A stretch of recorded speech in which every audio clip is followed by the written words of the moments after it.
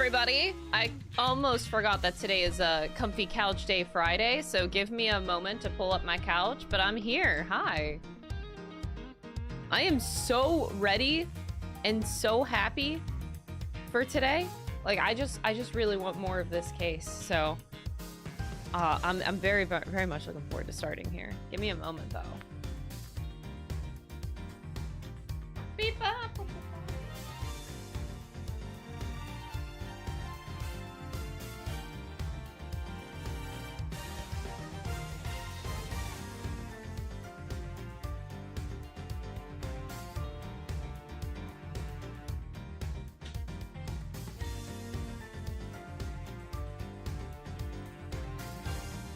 All right, I'm existing. We pulled up the couch.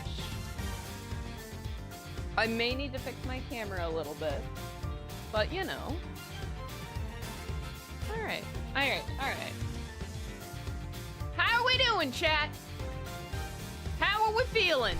Are we ready for more case 3? You think I like Edgeworth? I think I like Edgeworth too. He's you know, he's just a pretty cool guy. I think I like him. But he's just, you know, pretty cool.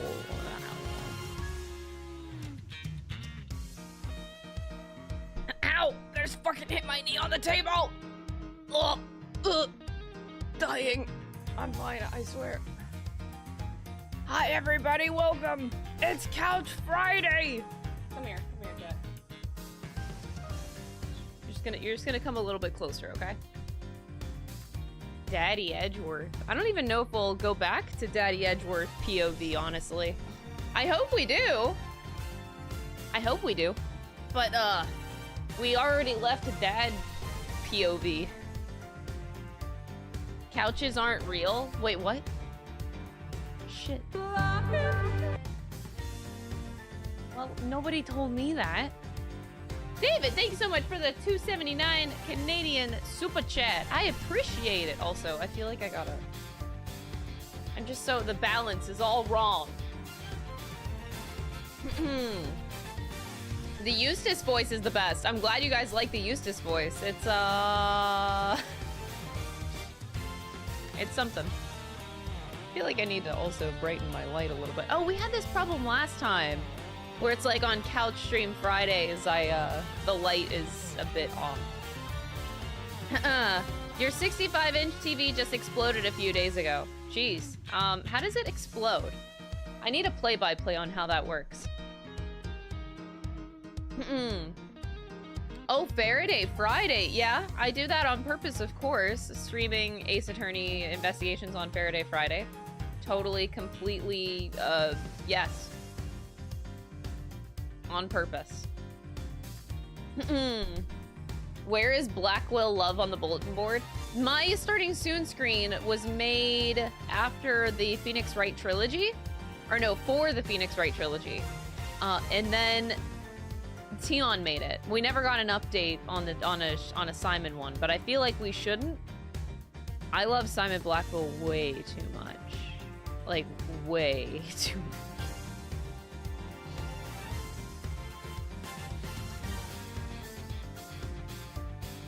Miles Monday, Wiener Wednesday, Fender Friday. Fender Friday? Faraday Friday. Wait. Which one is better? Fender. Fender. I like Fender better. Sorry, Kay.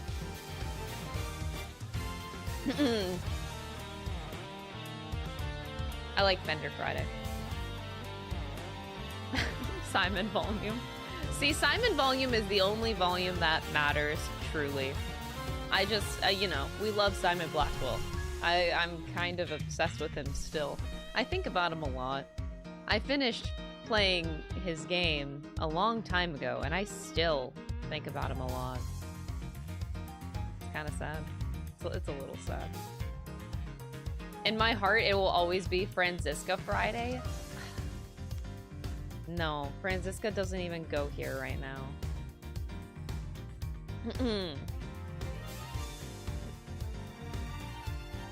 Simon Sunday or Simon Saturday. That could be a thing. Sure. Yeah, but I don't stream on Sundays and Saturdays, though. Maybe I should change that this weekend. Just, I don't know. Just stream one day. For some reason. Because I feel like it.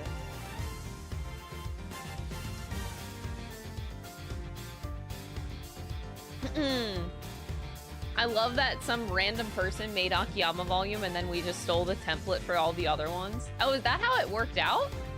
It all started with some random person with Akiyama and then you guys made the others. That's funny. I didn't realize that you all did that. Oh, well, Akiyama volume is... I miss Akiyama. You know what? I should tell the... You know, I now see the RGG producer like at least once a year now. It's been 3 years in a row. This year I've seen him twice. Wait, no. I've already seen him once in 2025. So I saw, yes, for the past 3 years I've seen him one time each year. I should ask him. Like, I should just be straight. I should just go up to him and ask. I need to figure out how to say that in Japanese.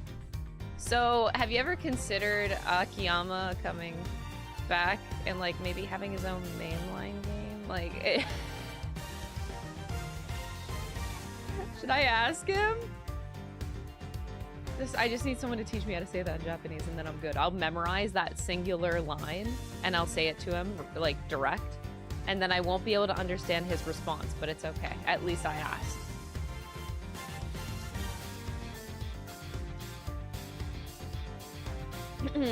I'll try. Next time I see him.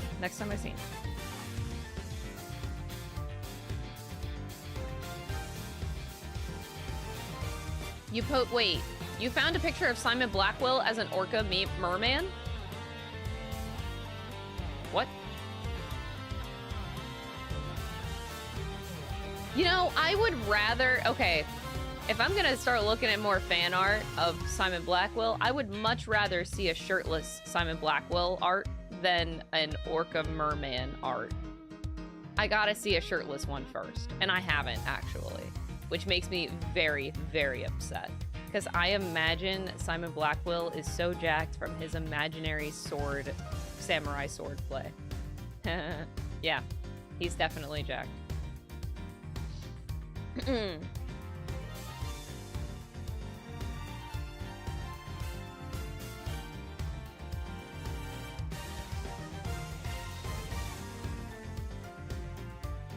Shirtless Simon almost definitely exists. Well, why haven't I seen him?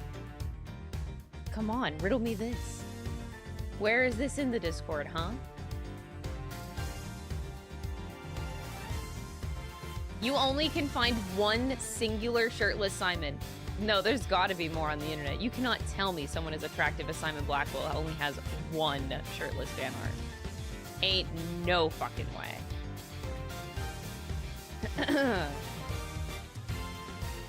How can we convince you to produce a whole Akiyama video game?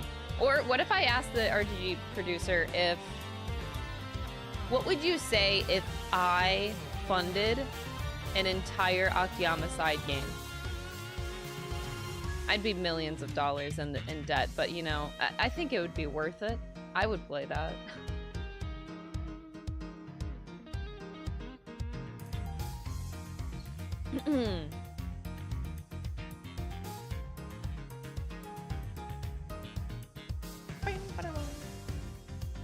Would he actually be filled with scars all around Simon's body?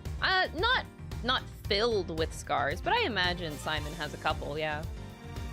He's gotta have a couple from prison. Shit probably gets rough, I imagine. Like, he has scars on his face already, so, like, ain't no way he doesn't have more.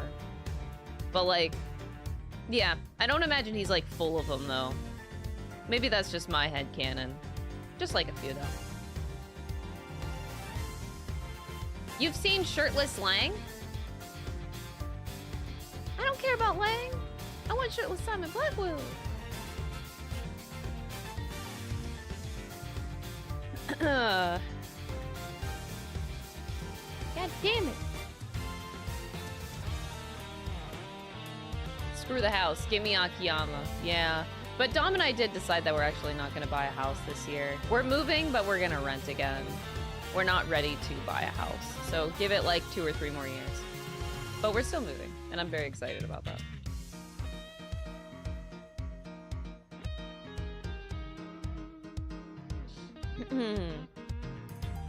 Excuse me, what? You've seen a shirtless means?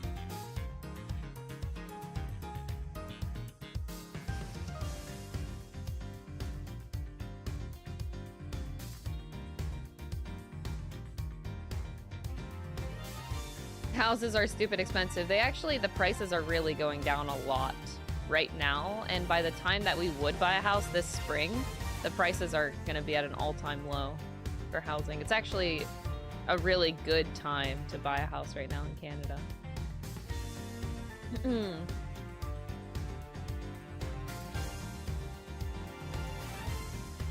I'm sorry that you went through that, Michael. Yeah, I'm sorry you had to see a shirtless means before seeing a shirtless Simon Blackwell. Seriously, though, where is this fan art? It has to exist. I cannot be the only person obsessed with Simon Blackwell this much. Like, come on.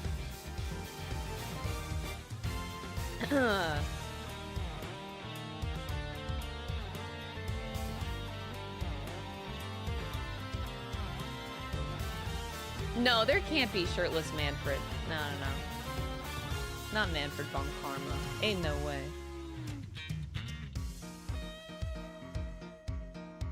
No.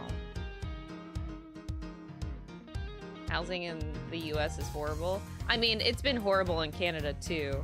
There's just finally a now, I don't want to say a market crash, but there's finally a light at the end of the tunnel where the housing prices the past few months have been really dropping, and they're going to continue to drop for several more months. It's actually going down. Same with rent, actually. Rent is going down, even in Vancouver and Toronto, which everyone has been complaining about. I think even the past 2 months, I saw like your pretty expensive apartments in Vancouver and Toronto dropping by $100 in rent in a span of a few months, which doesn't sound like a lot, but it's going down, and it'll keep going down.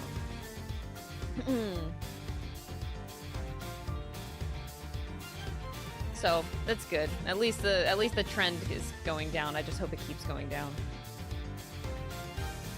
I never thought Montreal was that expensive, actually, so I don't think it's affected as much. But I don't find Montreal to be that expensive of a place to live in the first place.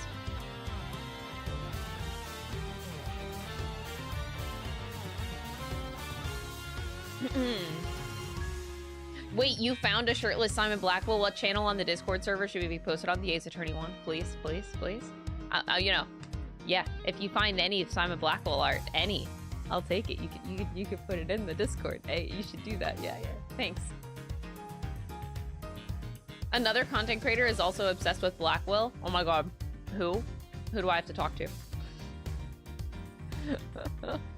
Give me the name.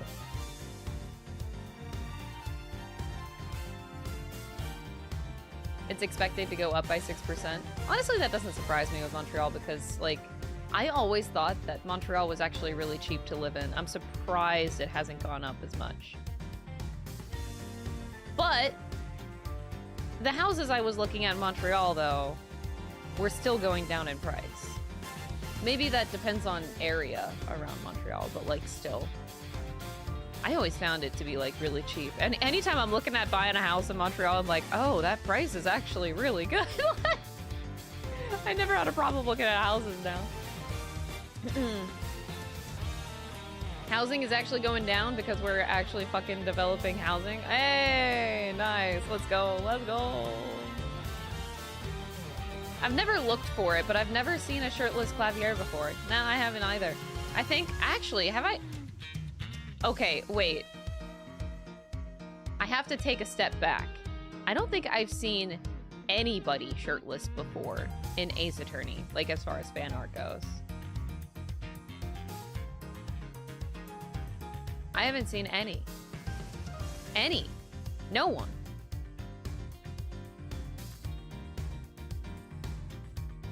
I'm in the wrong corner of the internet. There's a lot of Phoenix. Why haven't I seen it? I haven't seen shit. I am missing out, y'all. I haven't even seen shirtless Edgeworth. Wow. Yeah, I actually didn't realize until just now I haven't seen anyone shirtless. Where's all this fan art? What the hell?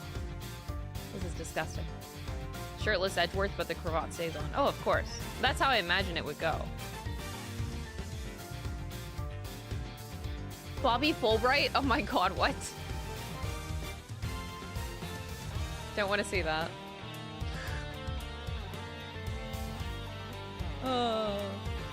Wait, what do you mean there's official art of Phoenix and Edgeworth shirtless? Huh? Wait, whoa, whoa, whoa, whoa, whoa, whoa, whoa, whoa, whoa, whoa. I need you to back up there. Are you, kidding? Just back up. Official. And I haven't seen this.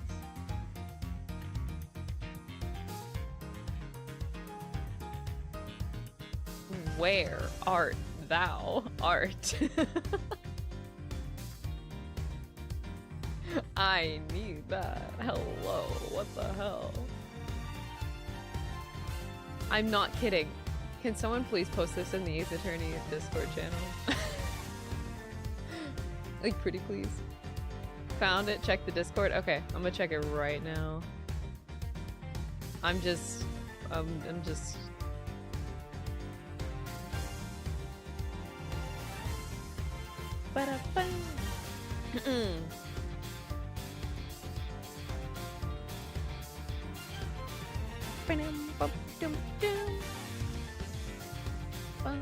Alright, in the Overlord mod chat.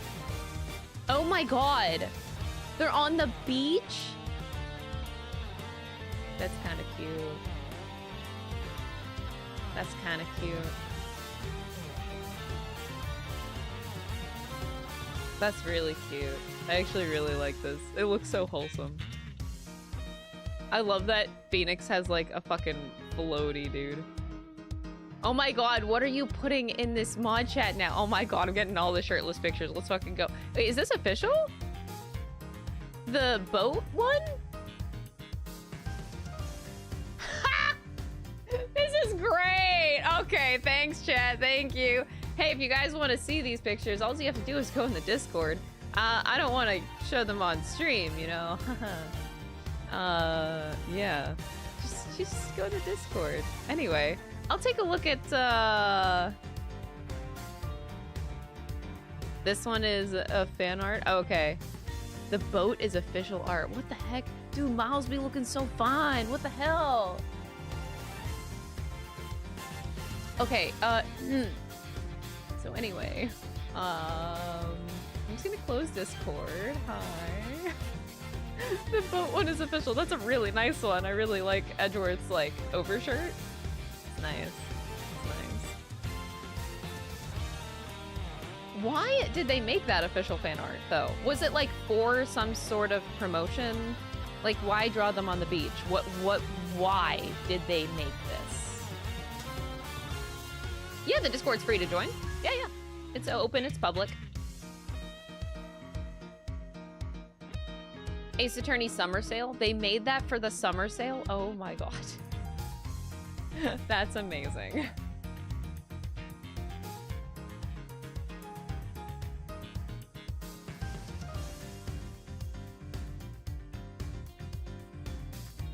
Best Discord server promo. Hey, I mean, it wasn't intended to be that way. I just don't want to... You know, I just don't want to show them on the stream. Not that they're, like, not suitable for work. I just don't even want to go there, you know?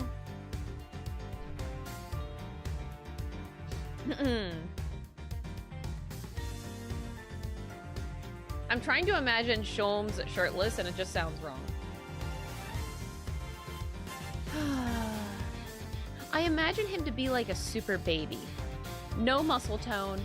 Okay, maybe like a mild amount of muscle tone. He's not like a limp noodle, but like a mild amount of muscle tone. But like largely just kind of like basic white boy, you know? And like super, super white. Like never goes outside, never sees the sun. He's like ghostly white in complexion. Kind of like me.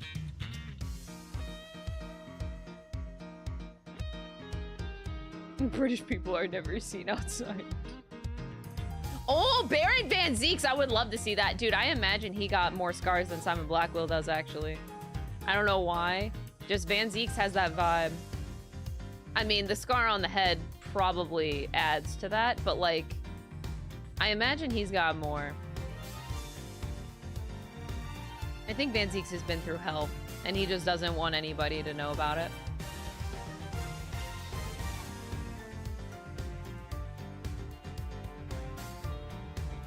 What if shirtless Sholmes does not exist? His shirt is part of his body. Maybe.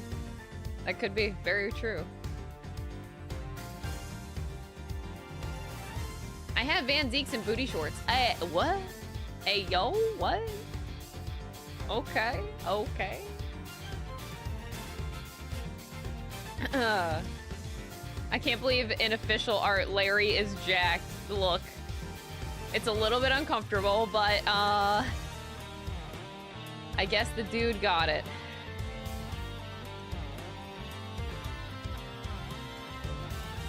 Why is Van Zeek so hot? That's a great question. I don't know.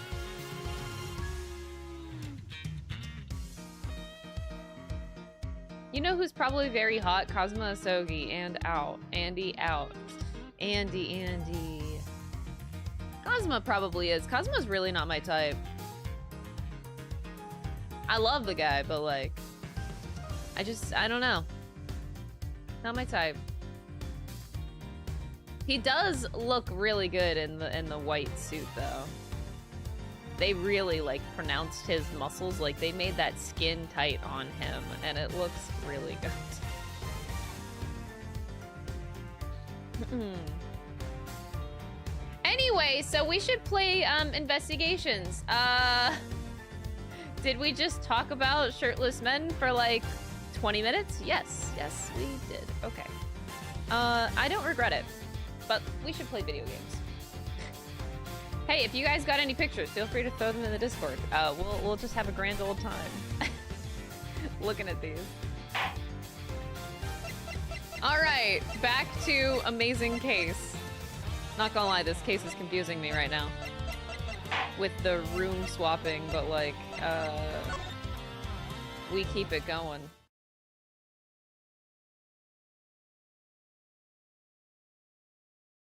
All right, 12 p.m. in the Autumn Hall. These sure are taking their time. I thought this was supposed to be a 10-minute recess. Sorry to keep you losers waiting. But wait no longer. I won the race to find Alicia Scone, and here she is. Hello, dears. This lovely young man said you wanted to speak to me. Alicia Stone, purveyor of the most wondrous wares a pharmacist can offer at your service. Delicia to my pals, and even Miss Delicious to some. You can call me the winner, and I'll call you whatever I want. All right, Winnie Pooh. Whatever you say. It's lovely to meet you, dearie. Scrolling through Reddit, I found a Miles shower pic. Excuse me, put that link in the Discord now. What? Apparently I need to go on the Ace Attorney subreddit, yesterday. So much for Call Me the Wiener. Oh, have we met before, young man? Get a load of this, Alicia. That's Miles Edgeworth, Gregory's son. Well, I never! It's a pleasure to meet you, Milesy Smiles. Oh. Ugh, if you must address me by my given name, just Miles will do. Oh, Greggy Peglegs boy! And all grown up too! Make me feel my age, why don't you? I wonder just how old she is. Ah, the same father-son. He's very Gregory coded, yes.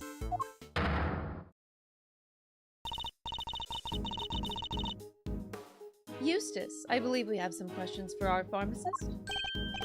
Oh yeah! What brings you to the gallery today, Miss Scone? Why, I came to see her dear old Moody Judy, of course. She's been fast friends for 18 long years, and no one's gonna stop me visiting her now. I understand that you helped look after Mr. Gusto in the immediate aftermath of the attack. Oh, I didn't do much, really. Just whipped up a quick antidote for the dear old doctor. Wow, you can make an antidote just like that? Oh, yes, dear. As long as I have the right ingredients, I can throw together just about any medicine you like. It certainly helped that the medicine room was well equipped, though. We were much better off treating him here than losing vital minutes taking him to the hospital. Anyway, we did what we could. The rest, well, that's up to him. And do you know the victim, Miss Delicious? Oh, yes, well, sort of. It's been 18 years since I last saw him. Apparently, he's famous these days. One of the best confectioners in the world, or so they say. Interesting. So, he's a well-known public figure. Oh, yes, dear. He was on the news and everything. A confectionery crafting king of the world, they said. Wow, so the old dog really went to Zangfa and upped his game just like he said he would.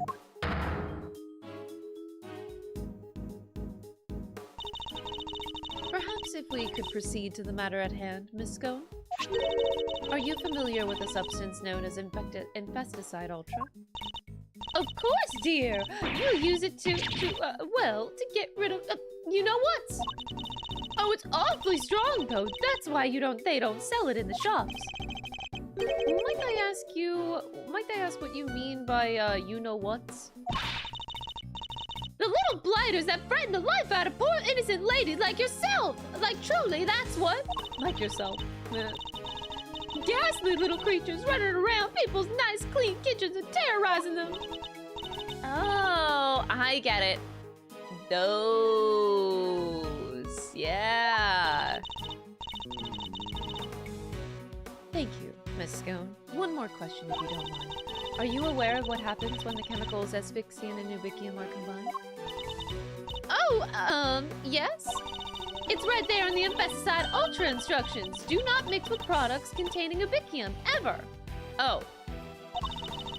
Because if you do, they react with each other and make a horrible poisonous gas. What was it again? Effects of inhalation include respiratory complications and, well, death.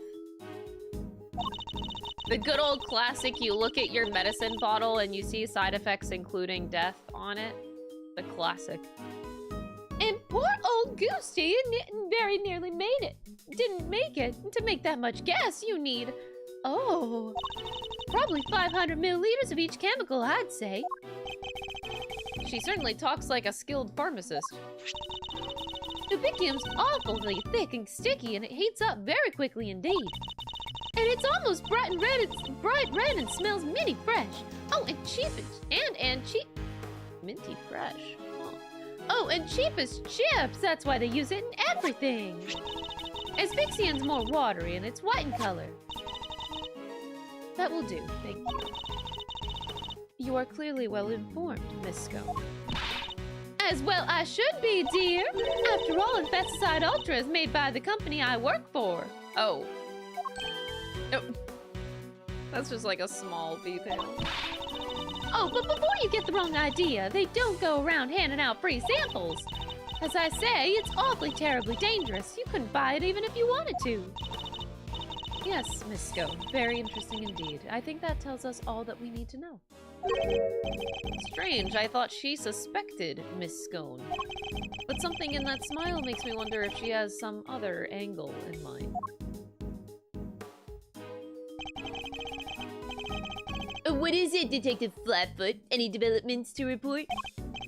Yes, sir. It turns out the sculpture's glass displays case is open from the top.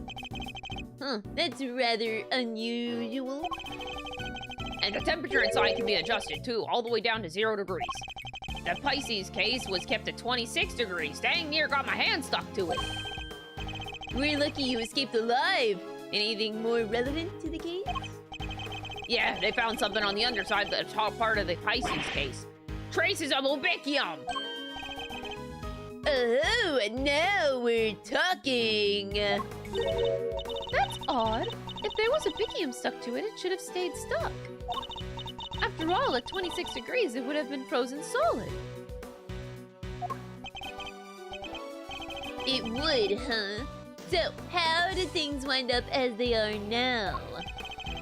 I think Kay might be able to help us figure out just that. Or at least Mr. Thief might. You guys are that desperate to get on my good side, huh? Fine! I don't know what the heck you're talking about, but take it away. Can't believe I'm taking orders from this guy, but whatever, anything for the truth! Overruled.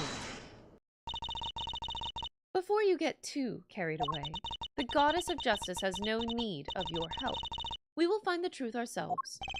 Youch! Why so frosty, Judge G? Your baby prosecutor just gave us the big thumbs up. What's the issue?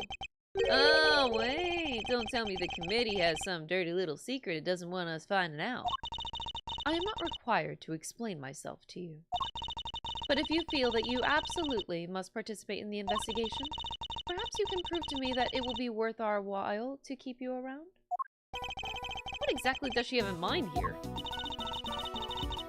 Who triggered the release of the poison gas? If you can answer this question, I will consent to your participation in the investigation. You heard the lady, Smiles. Somebody opened up the Pisces case and let out the gas. Considering what we've learned so far, there's only one person it could be, no? Yes, the answer is indisputable. In that case, please kindly provide it now. Who released the poison gas, Larry Butts? Take that! This is who released the gas. I'm certain of it. Fuck that guy. Overruled. And I have never been more certain of my decision to overrule somebody. I knew you were unworthy of... Whoa, whoa, whoa, whoa! Hold up, G. Miles was just pulling your leg. All right, Smiles. Think about the situation one more time. The answer's crystal clear. There's only one person who was in this room when the gas was released, am I right? Yes, you're right. Now then, I ask you again, who released the poison gas? Take that! The victim, Carmelo Gusto, is the only person to have entered the Autumn Wing. Thus, only he could have opened the case. Correct. That appears to be the only logical answer. Very well, I will permit your participation in this investigation to continue. However, if at any point I feel you are contributing nothing of value, you will be removed immediately. Understood. Even if Mr. Gusto did open the case, we would still have no idea why. All right, Mr. Edgeworth, tell me what you want to see. Let's use the data we've collected to recreate the scene before the poison gas went off.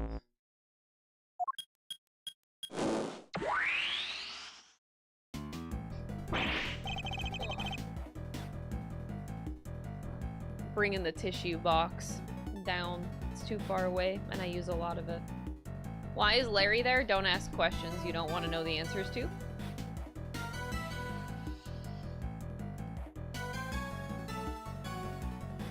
It's very dangerous for your health. Don't scare me like that! So, this is what you were talking about, your Mr. Thief. Let's begin by examining the Pisces sculpture. There's a generous amount of obicium frozen to the underside of the top part of the case. Yeah, which is what's keeping that lid on real tight. The actual gas lid is all cracked though, right? Somebody really went to town on your little house there, huh, Pisces? And do we have any idea how the glass lid might have come to be so cracked? Oh, well, it doesn't look like the outer-facing side of the glass suffered any damage. So, we have a cracked piece of glass that we know was ice-cold on its inner-facing side. And we also know that it wasn't damaged in any direct way or its outer-facing surface. Thoughts?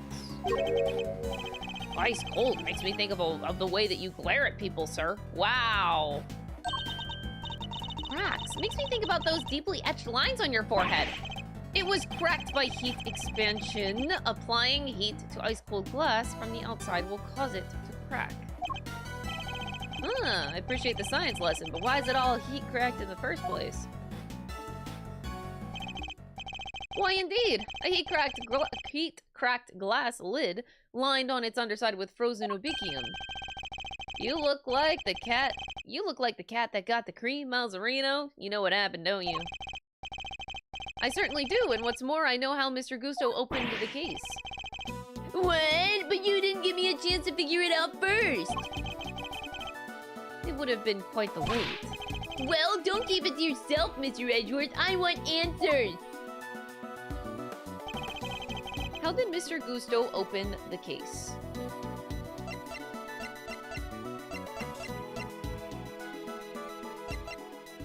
Take that! The blowtorch showed signs of being used recently when it was found here in the autumn wing. I think it's likely that it was used on the glass lid, causing it to crack. A blowtorch? Who uses a blowtorch to open a glass case? Oh, I get it! Mr. Gusto was trying to melt the frozen Ubicium so he could open the lid! Indeed. You beat me to the answer by a second, but we'll see who wins in the end. Don't try and tell us that you nearly had it. You didn't have a clue. Nuh-uh, it was Mr. Edgeworth making things hard to understand. Kate, would you mind updating the recreation so that Mr. Wiener can follow along? Sure, just for him. All right, here goes. Miles' acting sometimes reminds you of Snape from Harry Potter. Oh, shit. I'll take that as a compliment. I'll take it. Mr. Gusto was alone in the autumn wing. And while he was in here, he used this blowtorch to melt the frozen Ubicium on the underside of the lid. Uh-huh, and... As the Ubicium melted, it mixed with the asphyxiant that was already present inside the glass case, thereby producing our poisonous gas. When Mr. Gusto had finally managed to open the lid, he would have released the gas and poisoned himself. He made it as far as the fountain room where he collapsed.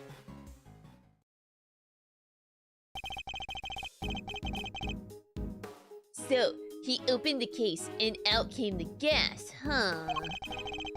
Seems we got there in the end.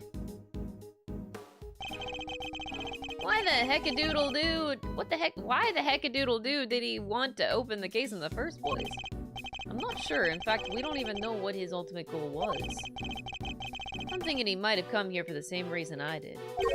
To check out not the autumn wing, but the winter wing. You remember, right? I thought this was where the winter wing was when we first got here. Caught you out too, did it, Mr. My Little Eddie Lumpkin? I was ever so confused, what with it being where Chili Wink's room was all those years ago.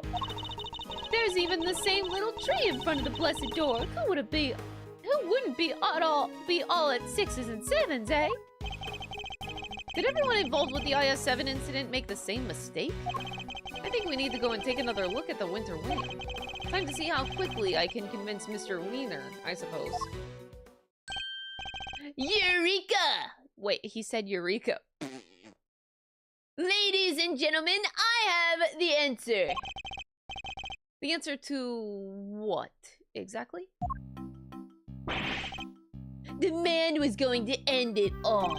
A dramatic exit stage left, sort of artsy-fartsy farewell.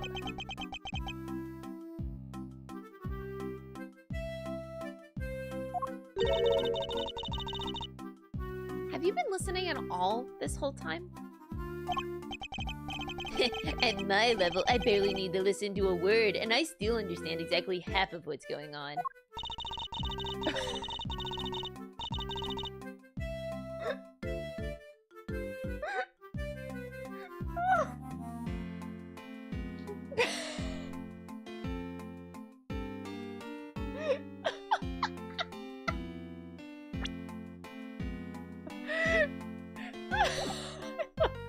That's such a good line! That's such a good line! Oh, Jesus.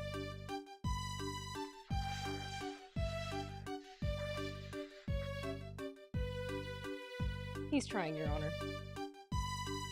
Perhaps I can explain a few of the finer details to you later, Eustace. Winner's prerogative. Wieners? Sure, thanks, Gavel. Thank you indeed. I find it always best to leave things like child wrangling to a professional. Yeah. In the meantime, don't you have something to tell me, Tell Mr. Edgeworth and his friends? Oh yeah, I totally forgot. What is it now? I took the liberty of investigating our friendly pink pharmacist here. Or rather, I had one of my underlings do it for me. That's nothing to brag about, you know. Shut up! Can't you see I'm talking? Anyway, let's put a pin in my suicide theory for now. Yeah. I have something more important to tell you. It was Miss Delicious who set up the poison gas trap. How could you say that? I was greatly saddened to learn of this, Miss Scone. Your profession is one dedicated to saving lives, and yet you used your expertise to try to take one. I beg your pardon! How dare you! I did no such thing! Perhaps you could explain, Mr. Wiener? You bet I can. Get a load of this. This is Miss Delicious's pharmacist license. And it says right here that she's authorized to handle Infesticide Ultra. A product that we have established contains asphyxiant, one of the ingredients of our poison gas. Exactly! It's almost impossible for ordinary people to get a hold of that stuff. But Miss Delicious is no ordinary person. She's a card-carrying pharmacist. I didn't do it! This is all just a terrible misunderstanding! Objection! And that's not all! There was a bottle of Infesticide Ultra in the victim's pocket. And what do you know? It's covered in your fingerprints! We know that you and Miss Bound took the victim to the medical room. What better moment to slip the bottle into his pocket? No! What is happening? There was only one person on the premises licensed to carry Infesticide Ultra, and that was you, Miss Scone. Furthermore, you are acquainted with Miss Bound, the owner of the gallery, meaning that you would have had access to the building and ample opportunity to prepare your trap. No, dear, listen, you don't understand. That Infesticide Ultra was stolen from me. Lying will only lengthen your sentence, Miss Scone. I'm not lying. Oh, it's in my bag somewhere. I'm sure of it. What is she looking for? That's not it. And that's not it. That cloth. Here we go. I knew it was in here somewhere. Look. And what is this? There's something written on it, I think. April 1st, complaint filed. Offense, theft. Item stolen, Infesticide Ultra, 1 bottle. But it was on April 1st, so that means it was an April Fool's joke, so she totally gets a pass. It's a crime report relating to a theft. A what? See, you silly billies. I told you somebody pinched it off of me a week ago, no less. By which you mean to say that it was not in your possession at any point today. That's exactly what I mean to say. I think the bottle you found might be the one I lost. I always have some in my medicine bag just in case, you know. And I'm supposed to keep my bag locked up tight, but well, I'd forget my head if it wasn't screwed on. And now, thanks to silly old me, someone's gone and mixed up a cloud of poison gas with the stuff. I see, and why on earth would you carry such a hazardous substance around with you? Like I said, just in case, you never know when one them might appear. You mean the ghastly little creatures that run around in people's nice, clean kitchens type of them? You could just roll up a newspaper and whack! One and done! Psst, Campbell, what do I do now? Of course. I think perhaps it might be wise to confirm the authenticity of the crime report, just to be safe. It can't hurt to verify Miss Scone's story. After all, she may be lying to us. Good idea! Alright, I'm gonna go give the precinct a call. Don't go anywhere! So, Miss Scone might not be guilty after all. Indeed, if she really were the one who set up the poison gas trap, then I highly doubt that she would have used a method that directly implicates her. Who do you think did it, Smiles? Someone with knowledge of the victim's likely behavior and the time and the means to prepare. 2 factors which point to one very specific person. Oh yeah, who might that be? Don't leave us hanging, big guy. Who had the means to steal the Infesticide Ultra and dress one room up to look like the other? Larry Butts. Take that! This person. Probably. Don't worry, champ. We all get a little sleepy on the job sometimes. Hey, I know what might wake you up. Embarrassing childhood story time. You were in, 2nd grade, I think, and you were all tired and groggy, just like, wait, no, keep going! Keep going, Eddie Fender! No! I want the story!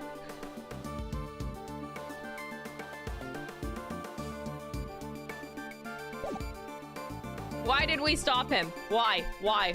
No. No, no, no, no, no. I wanted to know that full tea. I want every embarrassing childhood story that Miles Edgeworth has. What the fuck? Come on, I wanted to hear the rest. Who knew just how the victim was likely to behave and who had the means to prepare ahead of time?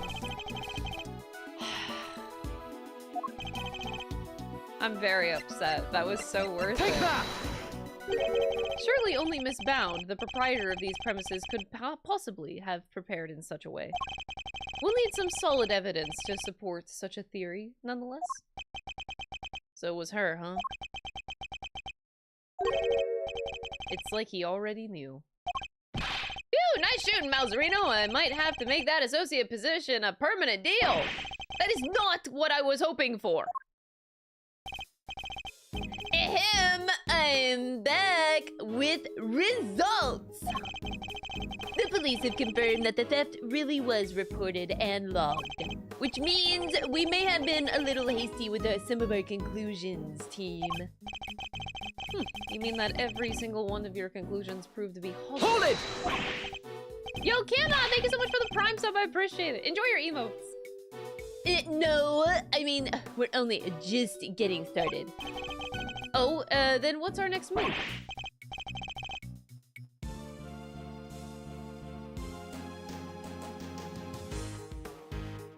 Well, first we need to go and talk to Miss Bound. And then? I'll think about what to do after that. Eustace. Mr. Gusto's real destination appears to have been the Winter Wing. Perhaps it would be worth having someone investigate that room more thoroughly? Oh yeah, we should totally do that. Flatfoot, go investigate the Winter Wing. Yes, sir. Gavel, we're going to talk to Miss Bound. Very good, Eustace. We'll join you if you don't mind.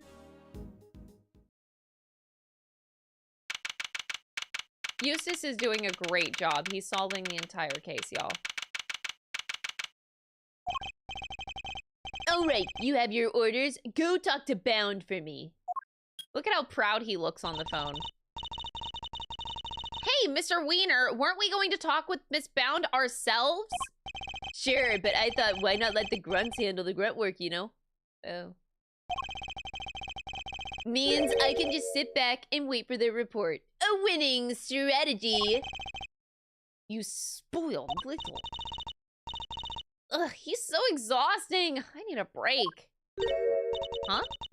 There's something in the fountain. A dead body.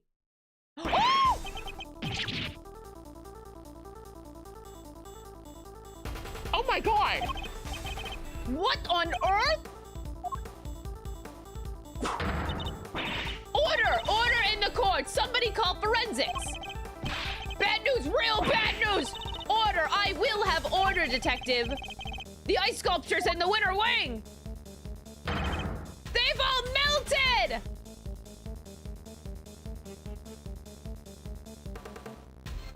This is going great. This is going really, really great. Wait, we have Larry Butts. No, we don't have a Larry Butts. No, we do have a Larry Butts. Which room is which?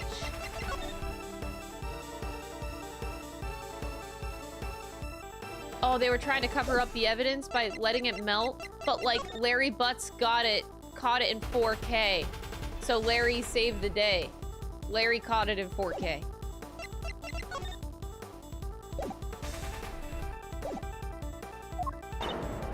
What did... Huh? Say?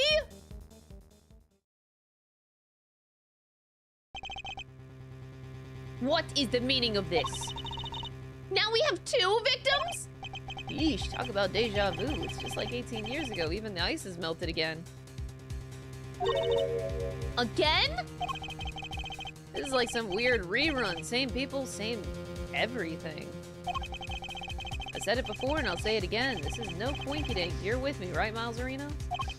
I am. And I think the answers lie in this IS-7 incident itself.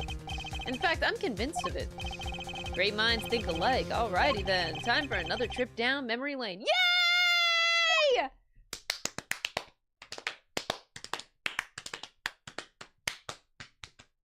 Yeah! Let's go.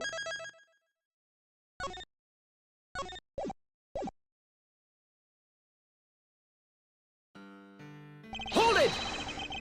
Mr. Cafecito, thank you so much for the membership. I appreciate it. Hold on, I want to go check. I think I got a package delivered.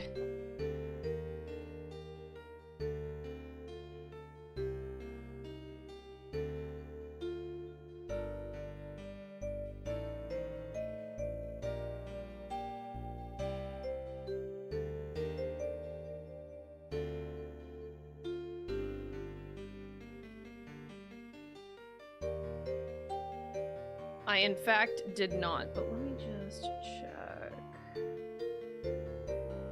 Okay. Okay.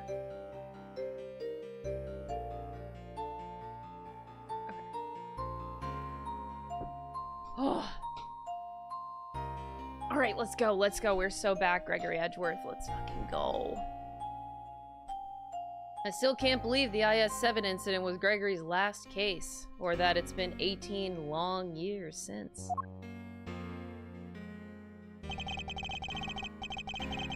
How is it the same body, though? Like, that's fucking crazy.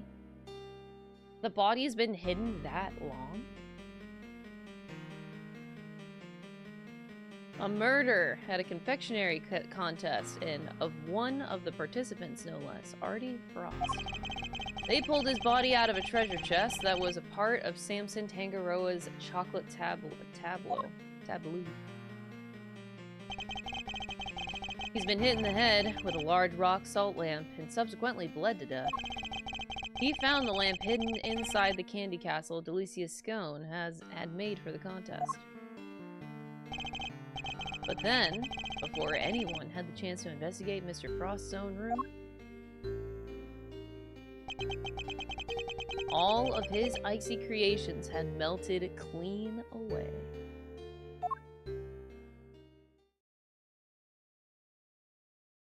Oh, I love it. I love it. We're so back.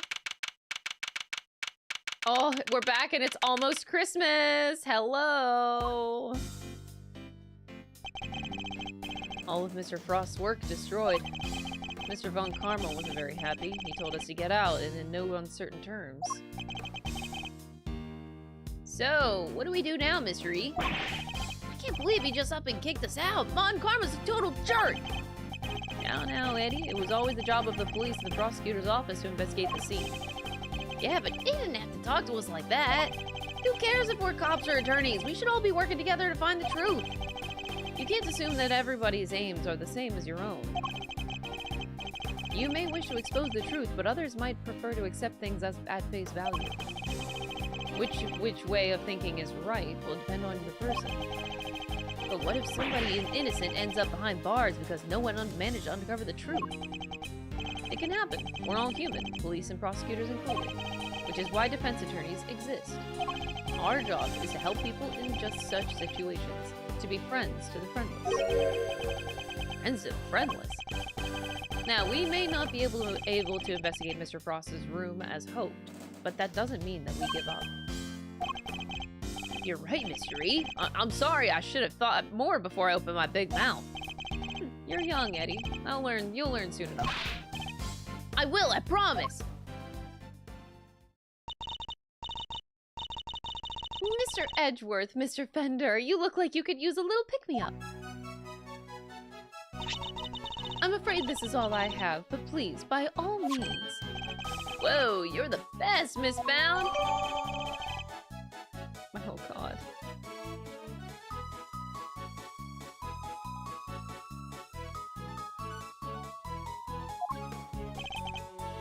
Thank you. A little sugar boost might actually help, although these are a little too sweet for my liking. And a little uniquely shaped. I'm sorry if they're not to your taste. No way! They're great! They're so sweet! You're very kind. Imagine me of all people, a mediocre confectioner. What, you mean you made these yourself? Yes, Samson loves chocolate, so I had to learn. Keeping him supplied with his favorite treats is just one of my many duties. Although he does spend most of the time coaching me on how to improve my technique. And Mr. Tangroa sure is a lucky guy, getting to eat homemade sweets made by the one and only Judy Bound whenever he wants something. Sound amazing. I'm sorry, did you say something? Nope, nothing at all. Dear sweet Eddie, you really do still have a lot to learn. It seems you're quite committed to the work you do for Mr. Tangroa, Miss Bound. Of course, what right would I have to stay here otherwise? What do you mean by that? I was abandoned as a baby, and Mr. Tangaroa took me in. That's right, one snowy Christmas Eve many years ago, he found me on the steps of this very mansion. He saved my life and became the father I never had. I can never repay him. So my work for him is the least I can do, and I'll be here for him for as long as he needs me. That's the most beautiful thing I've ever heard! I must be getting older. I'm welling up at little myself. Aww. And to think today is Christmas Eve, and I can't even give him his present in person. I'd do anything to save him, anything! Please, if there's something that I can do to help, just say it. We're very grateful, Miss Bound. Perhaps you can help us by answering a question. Did you know the victim? Not very well, I'm afraid. Oh, but if you wanted to see some of his work, I have the pictures of the sculptures he made for the final.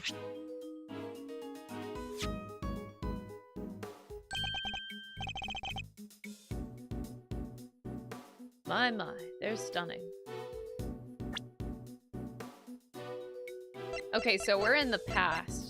We have the old evidence. Okay. Aren't they? I think they're masterpieces. Who would have thought that you could make such intricate statues out of flavored ice? Samson adored them too. Oh, hey, that's Taurus and Gemini, right? I didn't know you were keen on constellations and the zodiac, Eddie. It's funny because the only reason that I know these constellations and what they look like is literally because of Fairy Tale.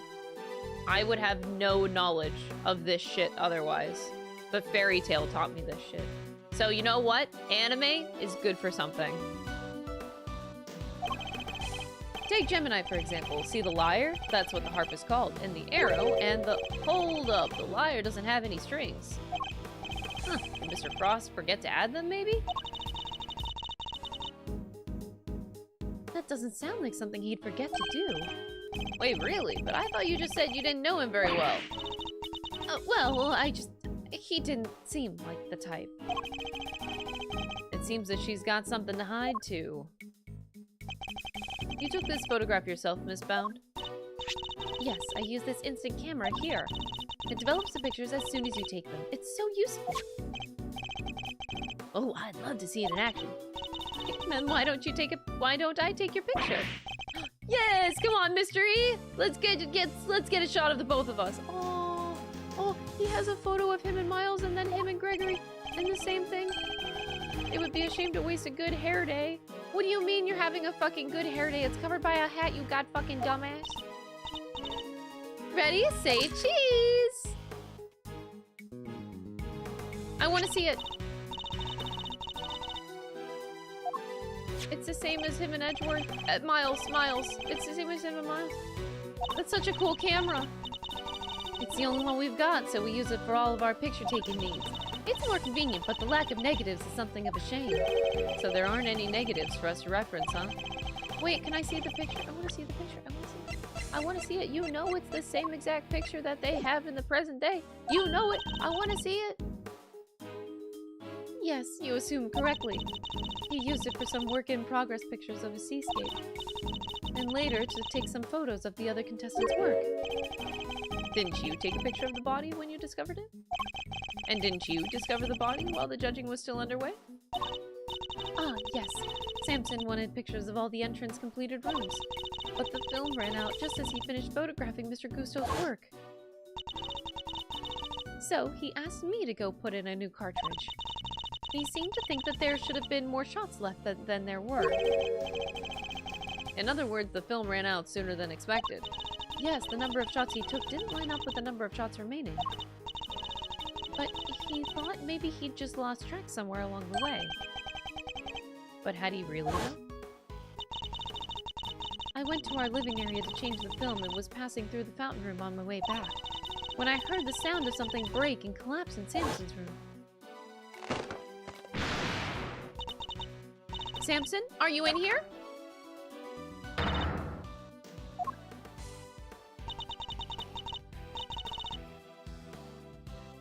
Mr. Frost's body was just lying there.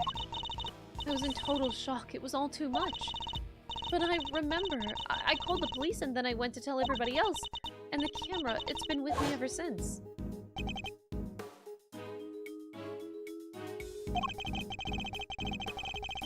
I'd be grateful if you could lend us the camera and this picture. Yes, please. Here you go. Thank you.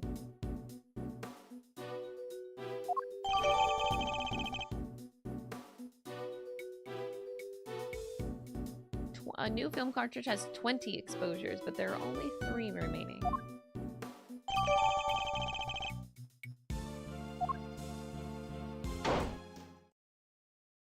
Hi, Detective Bad. Everybody say hi.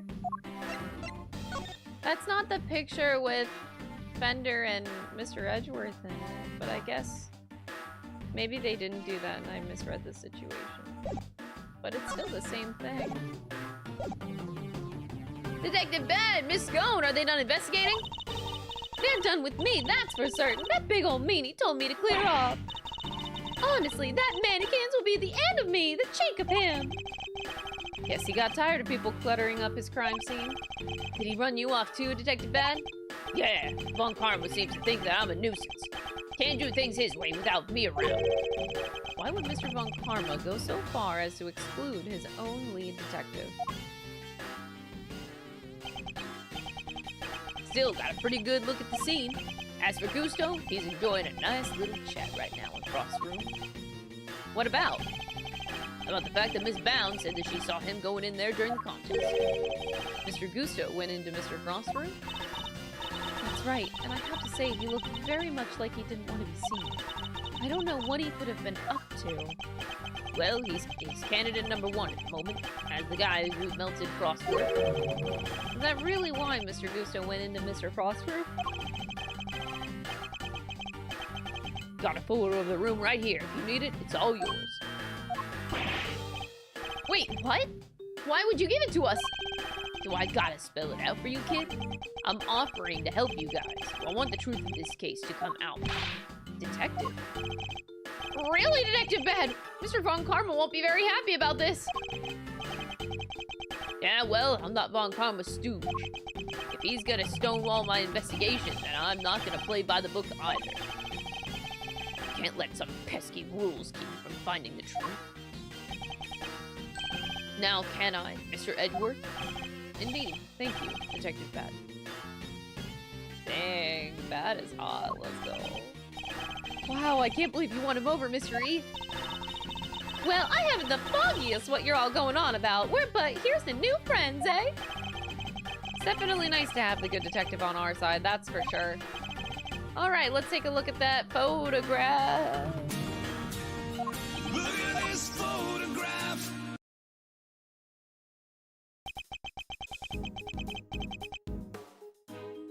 This is what Frost's room looks like right now. Yikes, there's nothing left of this flavored ice sculptures but puddles. The floor appears to be completely covered in a pale blue liquid. I should compare this with the photo I just borrowed from Miss Bell. I assume the unplugged power cord has something to do with all of this. Yeah, but once that was out of the socket, the display cases lost power, and up the temperature went. Looks like they were all connected to the same power strip. Do you have any idea when it was unplugged? Nope, still working on that. Those sculptures were beautiful. What a waste. You can say that again. I should have taken a few more bites out of them while I had the chance. So they tasted good? Did they ever? I've never tasted ice so scrumptious in all my life. Really? Man, I wish I could have had a bite. Well, scrumptious exempt for the salty bit, of course. That was unbearable. Oh, God.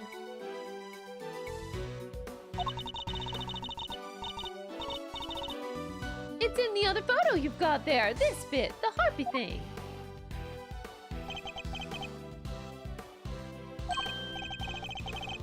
That's why it had no strings, because you ate them. I didn't eat that much, you cheeky little devil. I told you it was all horrible and salty. Oh, boy. It's interesting that only one particular part of this one particular sculpture tasted different from the rest. Could somebody other than Miss Scone really be responsible for eating the rest of the strings? Did you notice anything else, Miss Scone? Come to think of it, I did. There was a funny little mark on Chillywink's work. It was 2 little letters. Let me see if I can draw it for you. Oh, there we go. Yeah, it looked like just like that.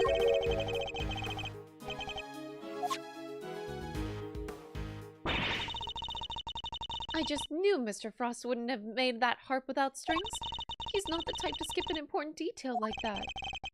I hope you don't mind me asking, Miss Bound, but are you certain that you didn't know Mr. Frost particularly well? What? No, I barely knew him, I swear. Is that so? You certainly have to have some strong opinions about his attitude toward his work.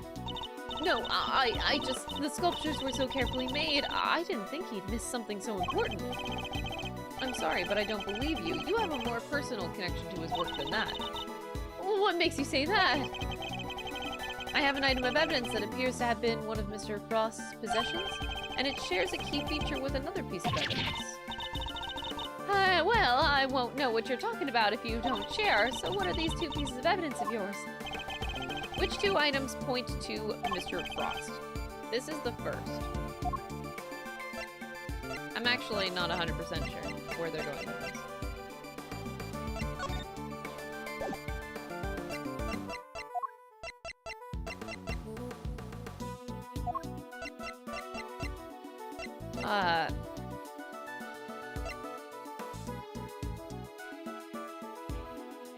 Take that! Take that!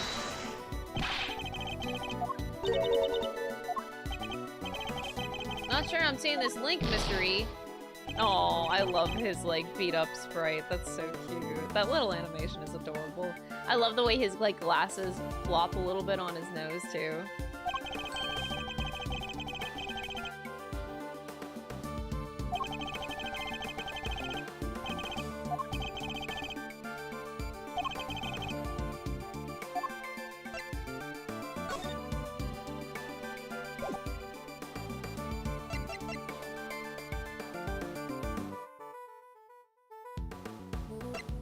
I can't really find any of this evidence, actually. Just this, which we did before.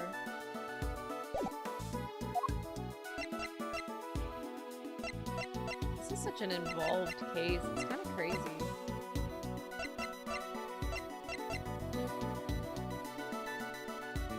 Huh.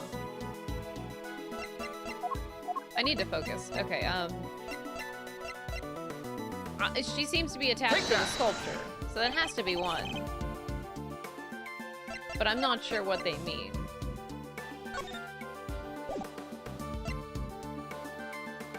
Like the things that were just said?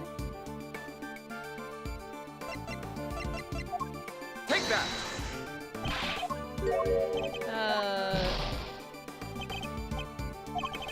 Miss Bound is fond of one of the pieces of evidence that we've gathered.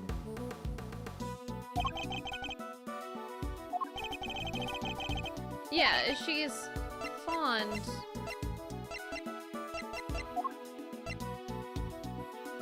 of the room. But what do you mean by connection? Like the blanket? Take that! Are they going with that? I'll try the blanket since it's in there. Take that! But that would have nothing to do with Bound, though. That doesn't make sense. Alright, chat. I just want to make sure I'm getting at least one piece of evidence right here. I'm supposed to be doing Mr. Frost's room picture. Yes or no? I'm like 95% sure this has to be one of them. No? Oh. Okay, never mind. I am so far off the mark then. I take it back. I'm a big dum-dum.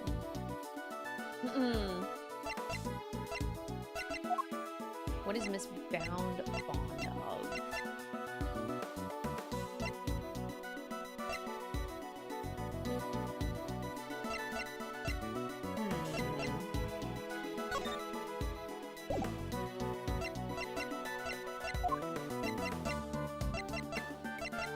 I guess the camera.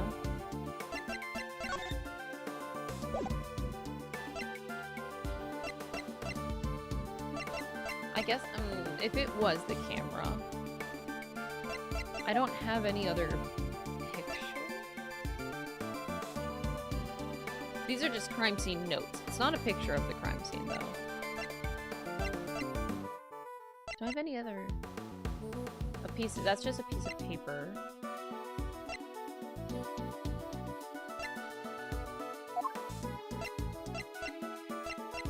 Alright, just yes or no, is the instant camera one of the items? No? What the fuck? Then it has to be one of the chocolates. Okay, so now I'll change my train of thought. If it's the chocolates, the second one might be... But how does that tie to Frost, though?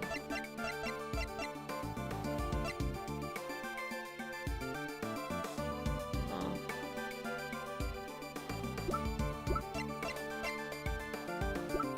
So... Okay, if it's chocolate, then it would...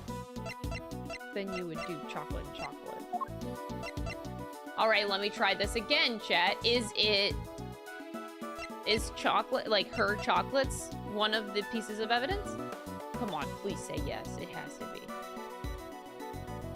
No. What do you mean, no? Chat, you're lying!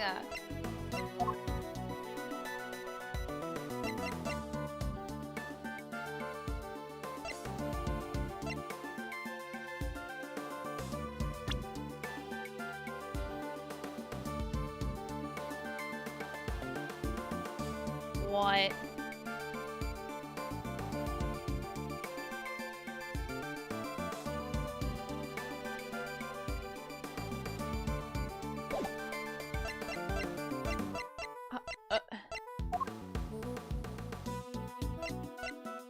Huh?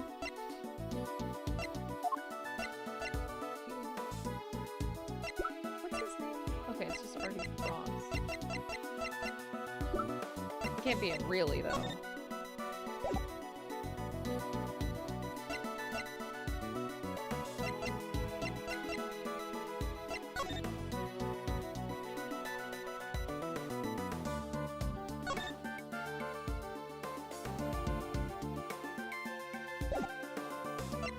Can you really say that was in his possession, though? I don't think so.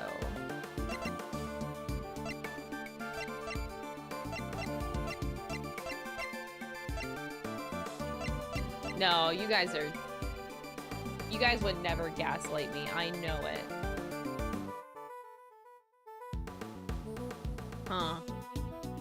Anywho.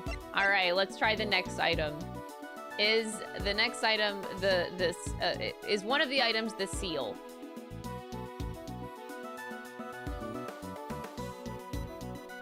Okay, then now we're cooking. Take that! So, I mean, that would have to be the... I mean, I guess there's a few things at this point, but since we know that it can't be... technically, it's not in our notes yet. We have none of our notes actually mention the pH that Miss Scone was actually just talking about. I guess we'll just have to remember that since they didn't write it in any court record or any note of it anywhere. But, okay, so this is the only other thing. Take that! And that didn't work. Okay, so... Take that! Okay, so we have the seal as 1. Oh, the bottom of the pot. Take that! Oh, I'm a dumbass. I'm a dumbass. I forgot about the bottom of the pot having the stamp. I should have known that. Miss Scone, we found 2 letters carved into Mr. Frost's ice sculptures. I think they were a signature of sorts. After all, it's not unusual for an artist to initial their work. I guess not. That's right, dear. It's just like you said. Chillywing statues had the letter PH carved into them, plain as day. PH, shouldn't it be AF? You'd think so, but take a look at this. It's the seal that we found at the crime scene. It seems reasonable to assume that it fell from Mr. Frost's pocket. And when pressed into the surface of an item, it would leave behind the letters PH. The same pottery mark we see imprinted on the bottom of the items in the tea set. The same pottery mark? We've established that the tea set is the work of the sculptor Paul Holic. From that, we can assume that these letters, same letters, would mark any item out as a piece of his work. A fact in which you are well aware of, correct, Miss Bound? Well, yes, I know that he always marks his work with his initials like that. He's never revealed his true identity in public, so it's the only way to know his works are truly his. You mean Paul Holic was... Artie Frost had another identity. He was no ordinary confectioner, at least, as far as Miss Bound was concerned. For you see, Mr. Frost was, in fact, a fan of sculptures. Girl is on He was an avid fan of contemporary sculptures. Calm down. Thank you so much, Needed Sands, for the 33-month resub. I appreciate it. Enjoy your emotes.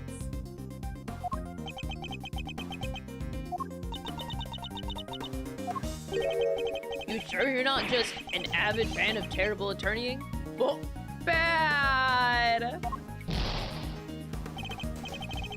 I'm the real deal, detective. Bad is not having it. He was not having it. A famed sculptor, an extraordinary confectioner. Totally, totally. Right, which means he could make tons of delicious candy creations, which doesn't really explain the seal at all, does it? He ate it. Stop, Eddie. Help, mystery, your answer's giving me heartburn. That's not our fault.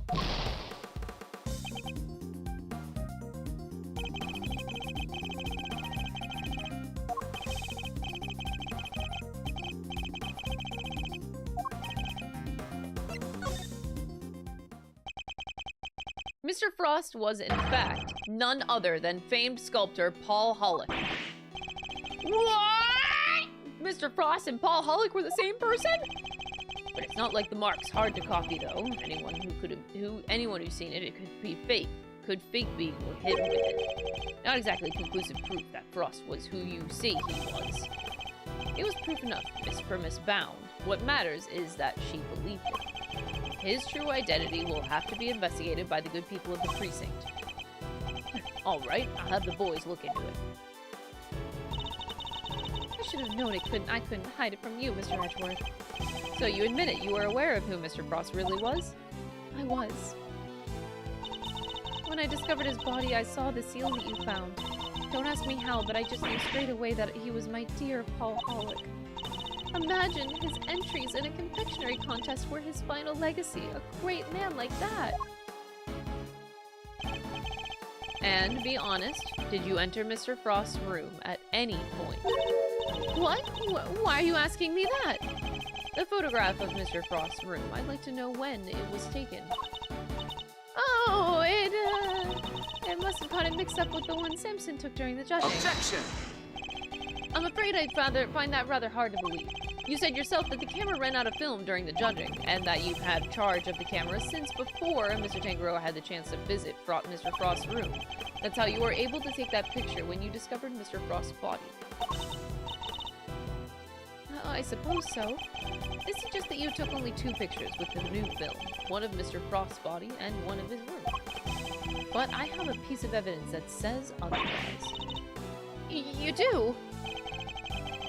Which piece of evidence contradicts the assumption that Miss Bound only took 2 pictures? I'm sorry, my brain is so off today.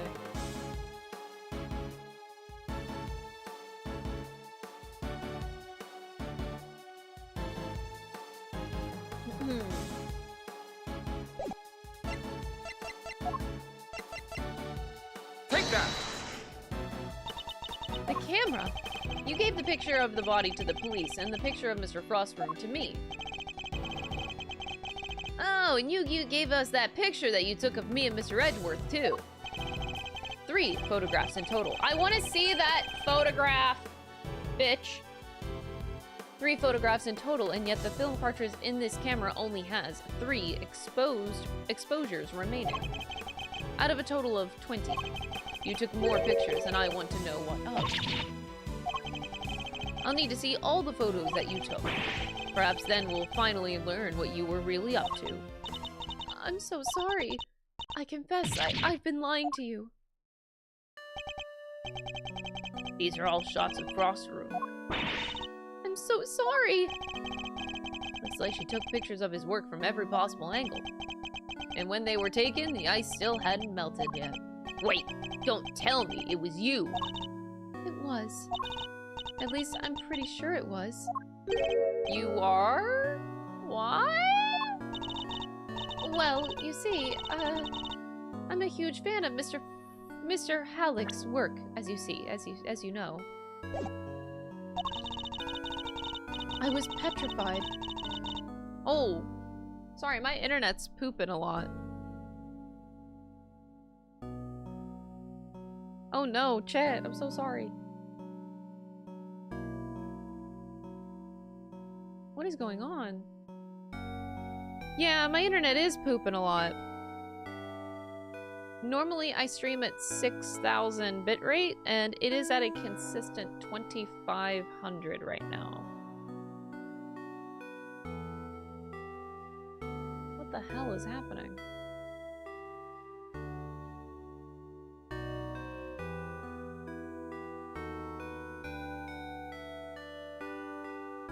As long as it's not too laggy, but this is not... Okay, my internet has been really pooping. Ah, fuck. I hope I fix it by Monday's stream, but at least it's working right now. It's just a really, really low bit rate. Let me at least check what my output is supposed to be real quick. Oh, okay. Just really weird.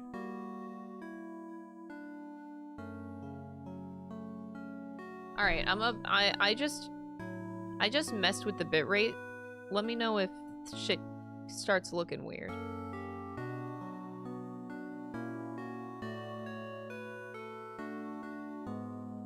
I'm now streaming at 5,000 bitrate. I'm just like adjusting it to see what happens. Okay, if you notice anything, just let me know, chat. I was petrified that they might be ruined, what with the investigation that was going on and everything. I thought I should at least capture the sculptures on films for posterity. And how did that make them melt? I think perhaps I was so intent on getting the perfect photographs that I I might have tripped over the power cord without noticing. By mistake, are you sure? I didn't notice it at the time, but well, how could I have been so careless as to cause the loss of his final masterpieces? That seems a little convenient to me. I'm not sure I believe it. But I'm not in a position to refute it either. I'm so sorry. I didn't mean to cause any trouble. Don't worry about it. The important thing is that you told us the truth. What he said! No hard feelings, Miss Bound! Thank you. Mr. Edgeworth, picture's yours. Hope it helps.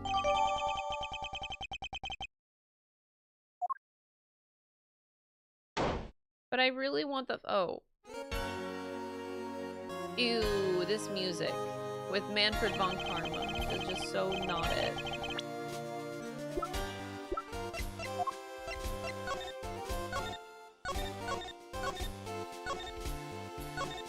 Huh? This is weird. What the hell?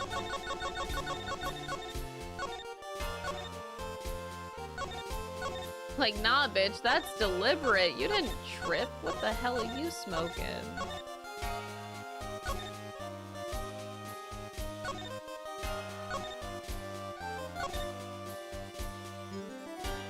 Ain't no way.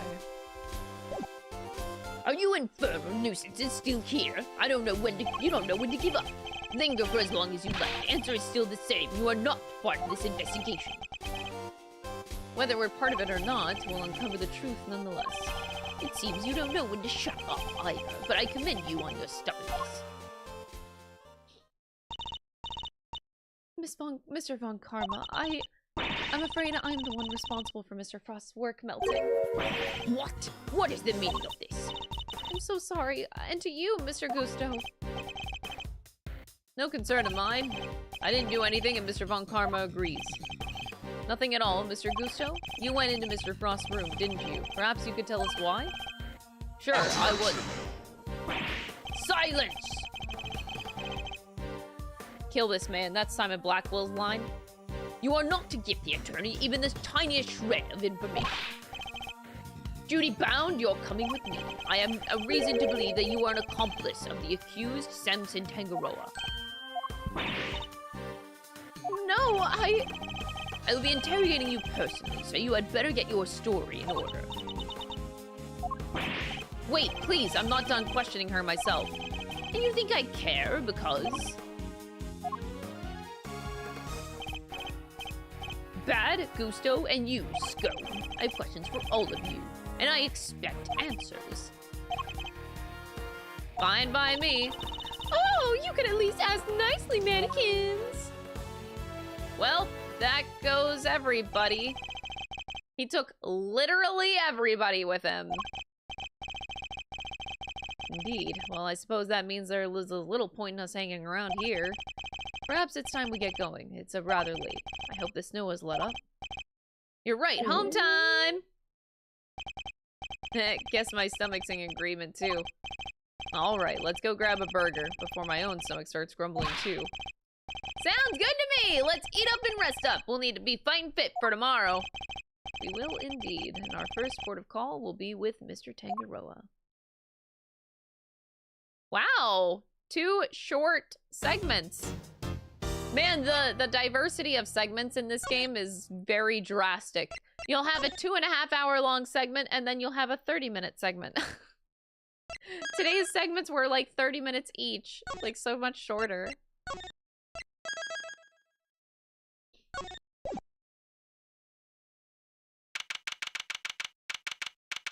Oh, Christmas Day! 10 a.m. on Christmas Day. And they're still working. Oh boy. Hey, it's Miss Bound! Oh, Mr. Fender. Mr. Edgeworth. I'm so sorry about what happened yesterday. She looks rather tired. Has Von Karma finished interrogating you? Yes, though he's really only it seemed interested in how I melted those sculptures. Are you here to see Mr. Tangaroa too? Yes, I'm terribly worried about him.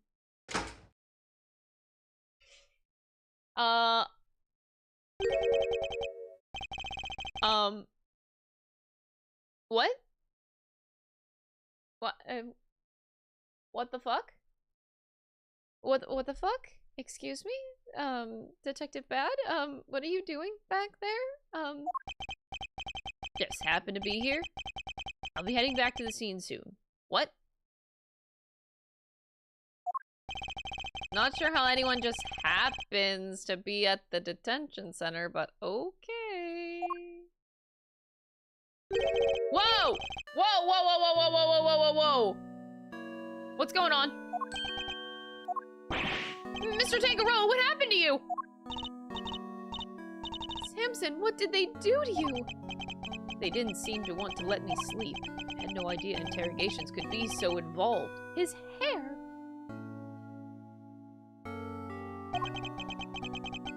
Sorry if I seem distracted. I think I'm a little tired. They're not letting you sleep. That's not police work. That's torture. What's going on here, Detective Bad? I'm not the one doing the interviewing. It's the guy they put on the case before me. I like Von Karma's methods about as much as you do, which is why I'm doing what I can to help. It was Detective Bad who got me out of there. I'd still be in that interrogation room right now if it weren't for him. Detective Bad really is trying to look out for Mr. Tangaroa in his own way, it seems. Alright, Eddie, let's share yesterday's findings with Mr. Tangaroa. You got it, Mr. E. My notepad is at the ready.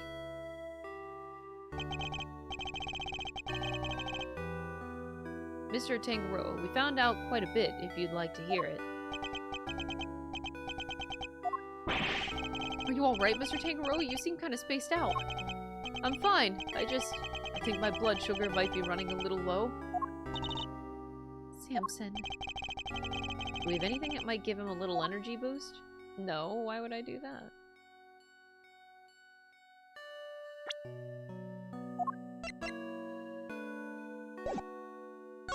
Did I not? Oh. Is that chocolate for me? Oh, those are the chocolates I wish I could just give them to you, Mr. Tangaroa, but the rules here don't exactly allow me to do so. Oh, that's a shame, but rules are rules, I suppose. Yeah, Detective Bad, what are you gonna do about it? You gonna help us out? There must be some way we can hand them to him. I hope Detective Bad is noting the meaningful looks in his direction.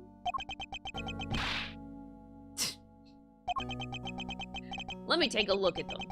If they seem legit, I might consider passing them on to the suspect. Thank you, Detective Bad. My hero!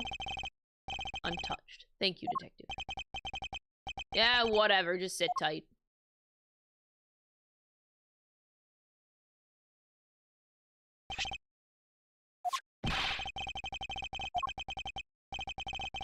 Yeah, keep it down, will you? For both our sakes.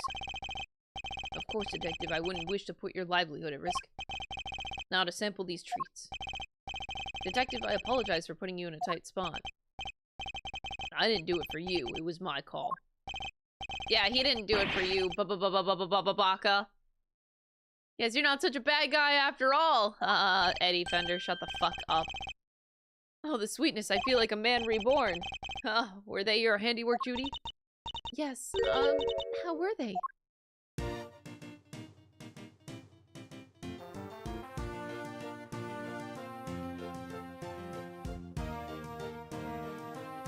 Soft and smooth chocolate that'll comfort and soothe, ear to ear, head to toe, smile and savor the taste as it flows. Beautiful, beautiful. Encore, encore. Delicious. That's not exactly beautiful, but they're sweet and oh so flavorful. Thank you, Judy. I'm so glad you like them. And I'm glad you're back to your old self.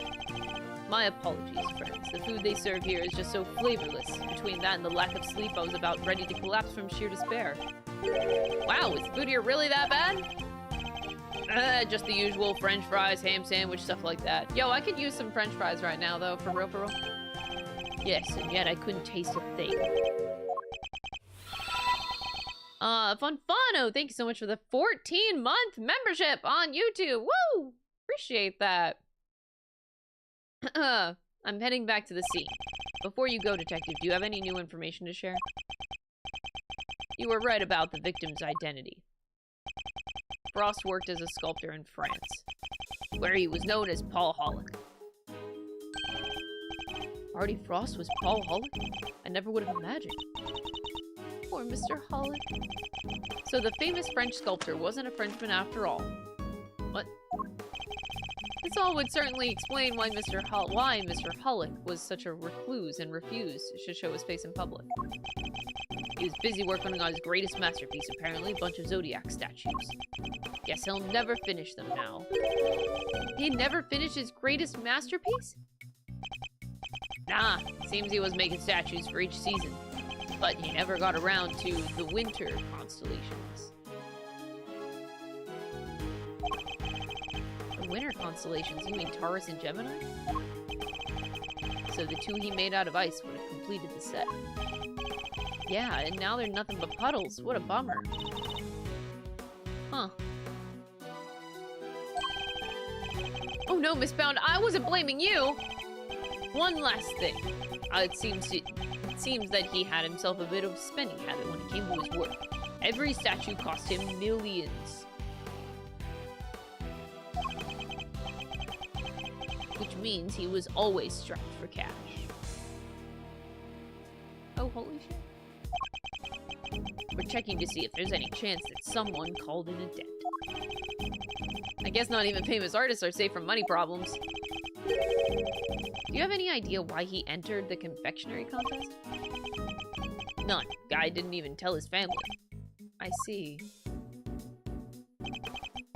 Alright, I really gotta get going. I'll go fetch another guard, but I can't be hanging around here any longer. Understood, Detective. We'll see you again shortly.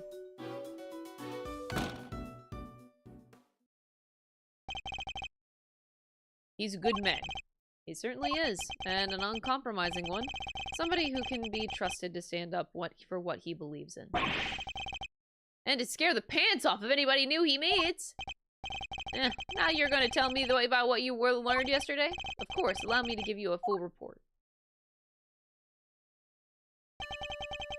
Thank you for that, and allow me to apologize on Judy's behalf. I'm so sorry. It's fine, Mr. Tangaroa. As I told you yesterday, the important thing is that we learn the truth in the end. Now, would you mind if I ask you a question or two? By all means, I'll gladly share what I can. What can you tell me about the contestants who took part in the final round of the contest? Let's see, there was Miss Scone. I loved her design concept. Unfortunately, her entry was in violation of the rules, and so I had to disqualify her. Mr. Gusso's creations were a perfect balance of flavor and design, at least up through the semi-final. But disappointingly, his entry for the final was subpar on both counts. And there was actually something a little unusual about his entry for the semi-final. It tasted identical to Mr. Frost's. Oh! They may have looked different, but I could have sworn I was eating the same thing. What exactly did his work look like? There should be a photograph back at my mansion. I'll show it to you later, Mr. Edgeworth. But Mr. Frost's entry for the finals, that was truly sublime. So you were able to finish judging it, even though his body had been discovered in the meantime? Yes, I wasn't aware of what had happened until after I had completed my assessment.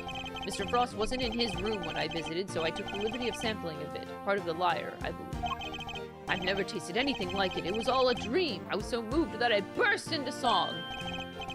Dude is like licking the lyre strings. Why, for one, and two, he just starts singing out of nowhere as a result of it. Because yes, I too will sometimes break into song and dance when I have the greatest of chocolate. You know what, actually, do I? You know what, I take it back. I think I've done that after eating ice cream sometimes. I love ice cream way too much. You know what? That's based. You're quite sure it was a lyre you tasted when you sampled Mr. Frost's work? I'm certain of it. It was part of the Gemini sculpture, which was one of the only sculptures in that display case. Mr. Tangaroa, would you mind taking a look at this photograph? Look at this photograph!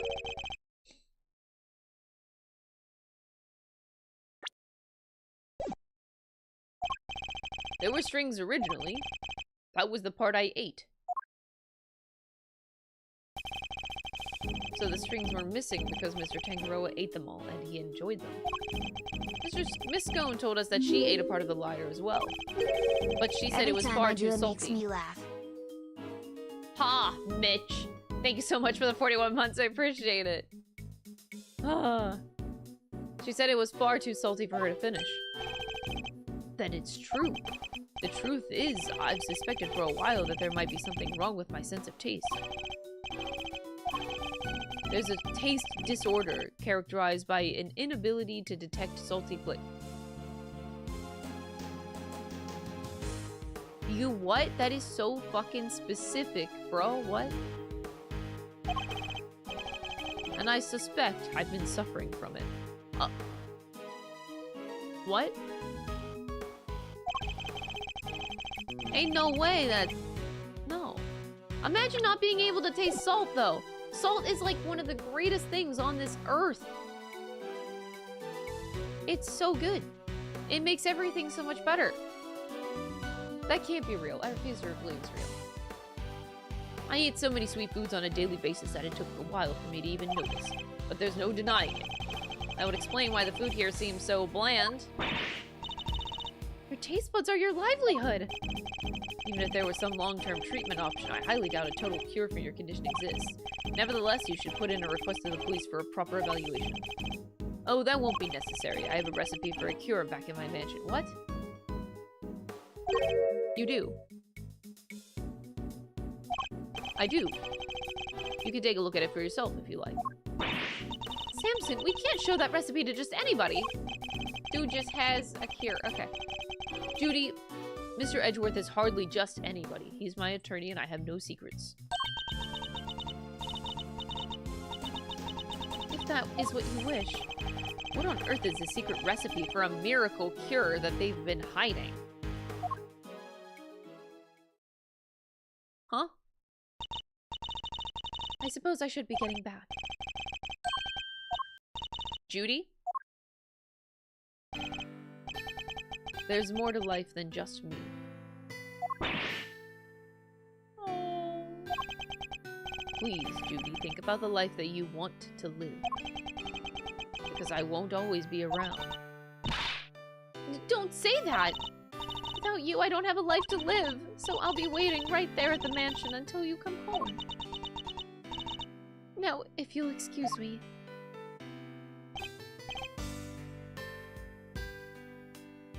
Is Samson gonna die?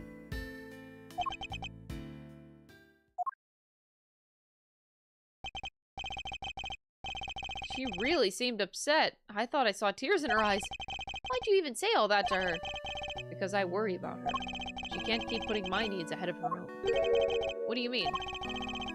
The Holic collection, the candy making, it's all because she thinks that these things will make me happy. She never thinks about what she wants, what she likes. I just want her to be her own person and to choose her own destiny. The last thing I want is for her to miss out on all that life has to offer because of me.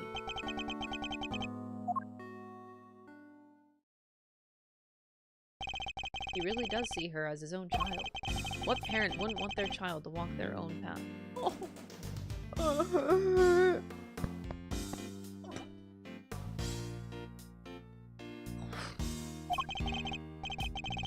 And what parent wouldn't do everything they could to protect them?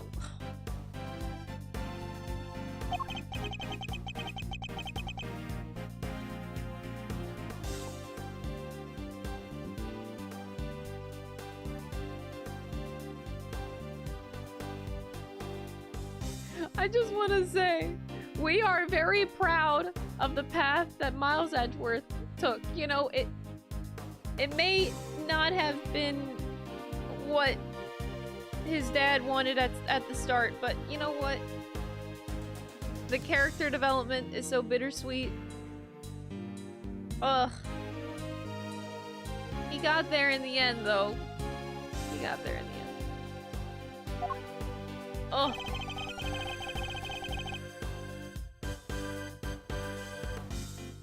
I think I've asked you of everything I can for now, Mr. Tangaroa. We should be getting back to the scene of the crime. Oh, you're leaving, I see. I suppose I'll be going back to the interrogation room for another session. Ah, yes, we'll have to do something about that. You'll speak to the police for me? That too, but I'll be putting something else in place as well. An ace up our sleeve for when the time comes. I look forward to learning more. I'm counting on you, Mr. Edgeworth. We'll be back to brief you, Mr. Tangaroa, every day. And Judy, too. Thank you, Eddie. I'll look forward to it. Mr. Tangaroa, your interrogator will do everything in his power to extract a confession from you. I hate to see an innocent man suffer like this. But please, you have to do everything you can to hold out. If you can't, Mr. Von Karma will use that confession against you for as long as this case lasts. And it will make it that much harder for me to save you. I understand, and I'll try. I won't give up until you're out there, Mr. Tangaroa. You have my word on that.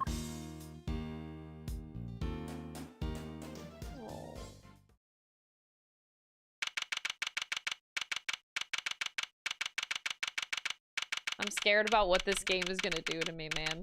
They have everything set up for me to bawl my eyes out. Like, I can just imagine where this is gonna go and, like, the rest of this game. And it genuinely scares me. Just seeing how... Like, I can just envision the development right now, and it's actually kind of... like, scary in a way.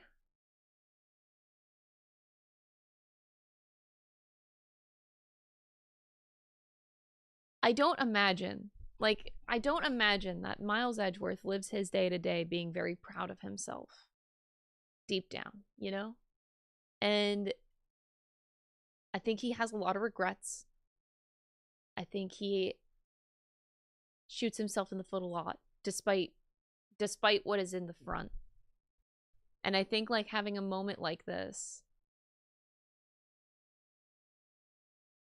and have this connection with his dad will finally make it so, like, he can be proud about who he is in the now and, like, who the person that he's become, because before he's just, like, sitting there questioning the whole time. He's just been questioning, like, would my dad be proud of me? He doesn't really know. And then whenever you finally get this sort of perspective, it really gives you that inkling that he never had before. So I can just, like...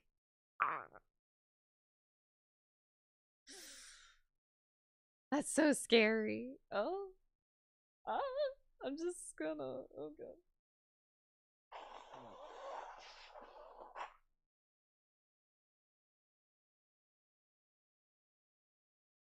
Miles Edgeworth is not a man to show much emotion on his face, but I fear that by the end of this game, he just might.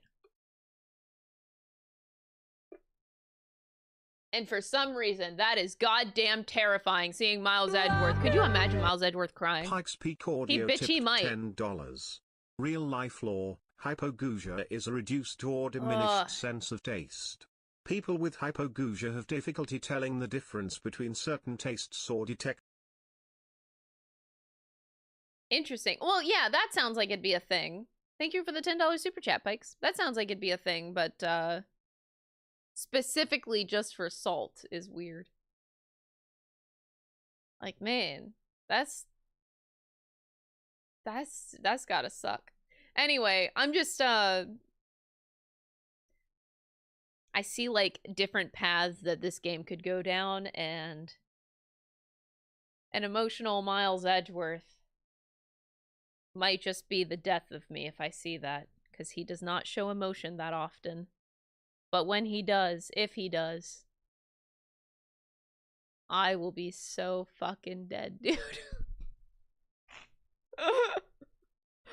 The most emotion we've ever gotten out of Miles Edgeworth is the DL6 case. And, like, I don't think I could ever see more than that.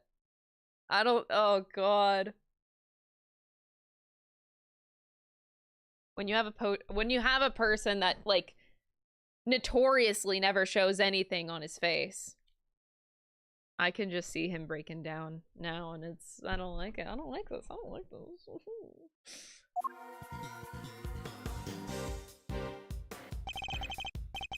Detective Bad, thank you again for what you did earlier.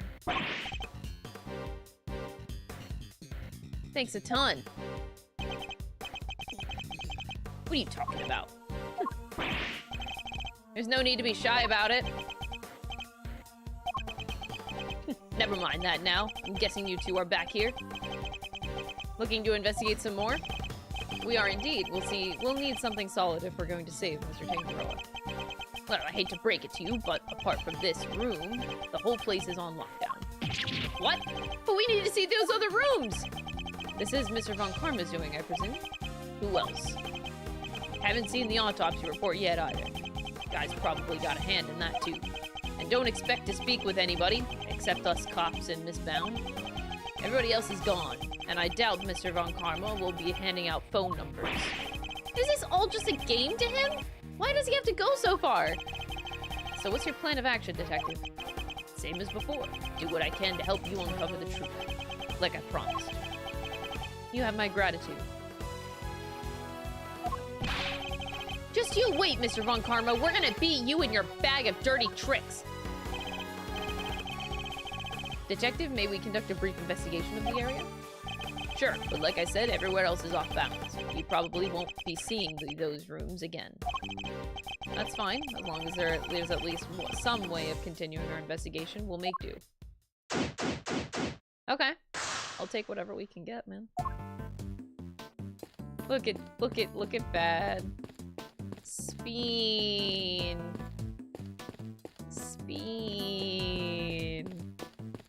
Whee! Alright, hi Eddie Fender.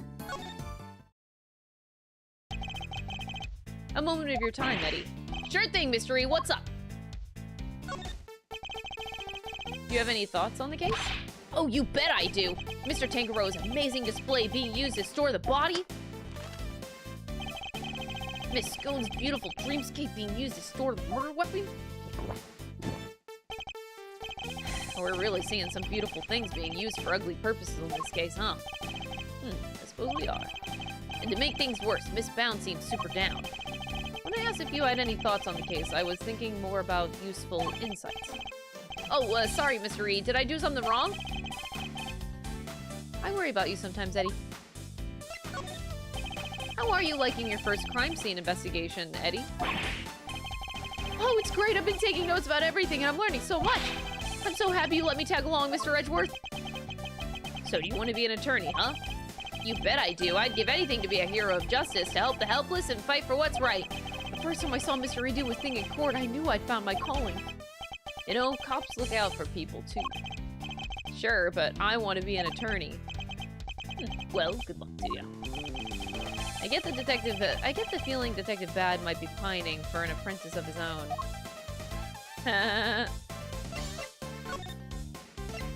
You'll get it one day, buddy. You'll get it one day.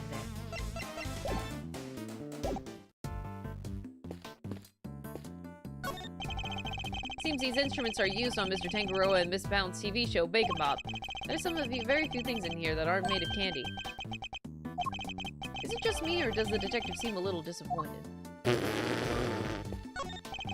There's a drum set here, decorated to look as if it were made out of cakes.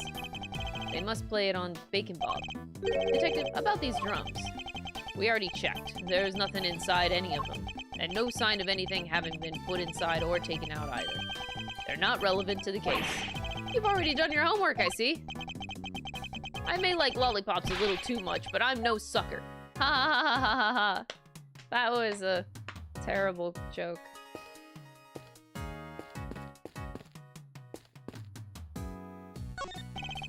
Authorized personnel only beyond this point, I'm afraid.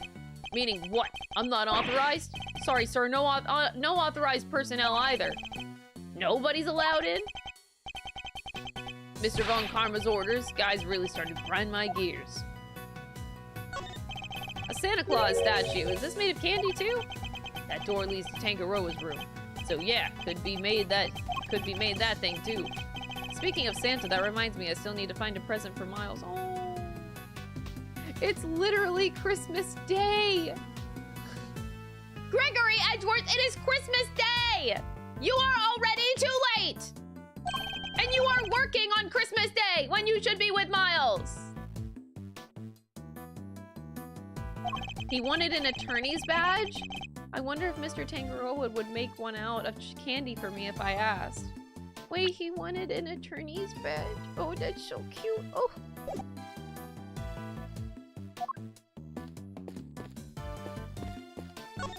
Oh. That's the door to Mr. Gusto's room. I guess the candy reindeer is meant to show the way. Big antlers like that must be a bull. I think not male reindeer shed their antlers in the winter. Therefore, this must be a female. Thanks, Mr. Trivia. Attorneys. They don't teach you about reindeer in law school, detective. This is quite the trophy. Awarded to Tangaroa, First Place International Confectioners Association Annual Spectacular. It's made of candy. I guess it wasn't meant to last forever. Makes sense. Prizes, fame, none of it lasts forever, right? I doubt it's anything quite that deep. Where does this elevator go? The second floor. Tangaroa and Bound live up there. Sounds like they live a pretty charmed life. Tea parties, candy making, that kind of thing. They even have a garden. Must be nice on a sunny day. It does sound nice. Perhaps they'll invite us when all this is over. You'd come, wouldn't you, detective?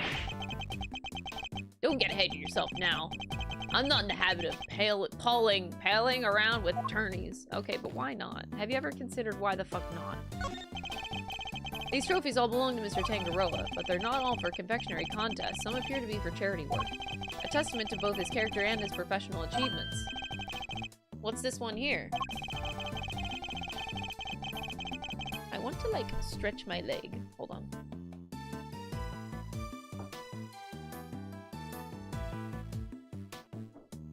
It's just gonna be, like, awkwardly put up leg. Okay. In recognition of Bacon Bop's long-standing achievement in making children's dreams come true. That's so sweet, it's got me wanting to watch it.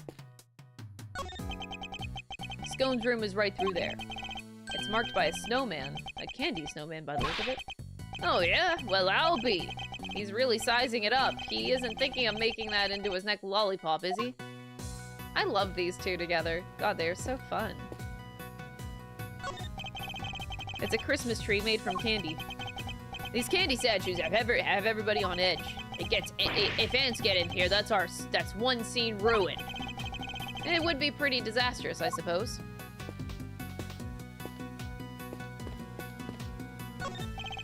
There's a lyre here and some maracas designed to look like ice cream cones. They're so well made that it's hard to tell what's candy and what's not just by looking at it. I'd reach out and touch them, but then I'd be disturbing the crime scene.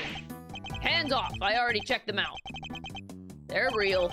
Check them out how exactly? Did you manhandle vital evidence, detective? I didn't touch them. Not with my hands, at least. Did he? Never mind. I don't want to picture it. Why not, coward? Why not? This sign shows which artist's work is on display in which room. From left to right, Mr. Tangaroa, Mr. Gusto, Miss Scone, and Mr. Frost. Incidentally, the sign is also made from candy. What were they going to do with all this candy? Was somebody going to eat it when the contest was over? No. Excuse me, may I ask what you're investigating? Sir, I'm analyzing the fountain water to see what might be in it. And? What did you find? Chocolate and what looks like the kind of flavorings and colorings used in frozen desserts, sir. The composition of the chocolate seems to be the same as that of Mr. Tangaroa's work. And the flavorings and colorings match the profile of those used in Mr. Frost's ice sculptures. Those little rivers flow from all four artists' rooms right here to this fountain. Guess that's how the stuff from the melted sculptures wound up in there. And that's not all, sir. We also found blood. Because, of course, that's where they dumped the chocolate piece. Why is there blood in the water? Think back to our investigation of the murder scene, detective.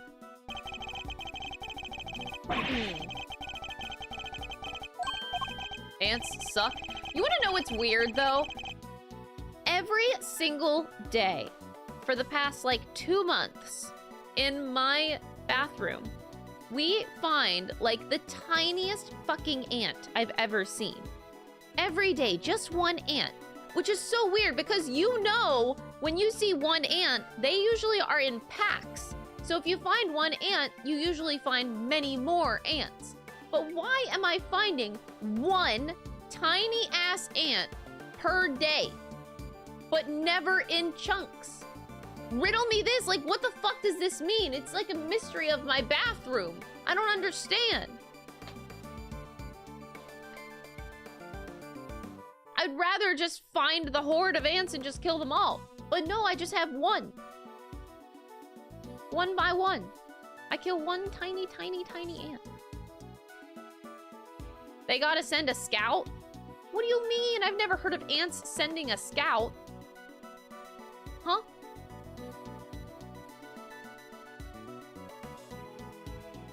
I don't... So every day I'm killing a new scout ant? Is that what's going on?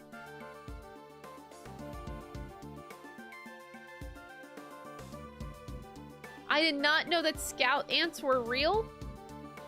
I'm so, like, I've never seen just one ant repeatedly. Usually it's always a bunch of ants. They always are grouped up. I'm just so confused. So I'm just, like, continuously killing a lot of scouts. Okay, cool. Now I'm glad I understand the mystery of my bathroom. Because it is fucking weird. It's been 2 months of this. 2 months! But never more than one. Never more than one.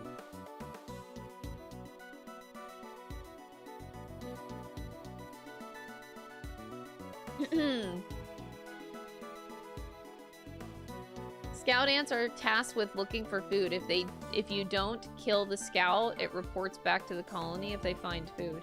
They're coming in my bathroom. They're not finding food. They're not even near food. Why do they keep scouting my fucking bathroom? Oh, so what you're saying is I should let the scout live. And then he reports back to the ants and he's like, dude, there's no fucking food in here. And then they fuck off. So I've been making a mistake of killing the ants, is what you're saying. Ah. So leave the survivors, have them report back, and then they fuck off. Nah, they'll travel to the kitchen and back. I've never seen an ant in my kitchen. I've only ever seen the ants in my bathroom, though. I have yet to find one in the kitchen. I'm just confused. I'm learning a lot about ants right now.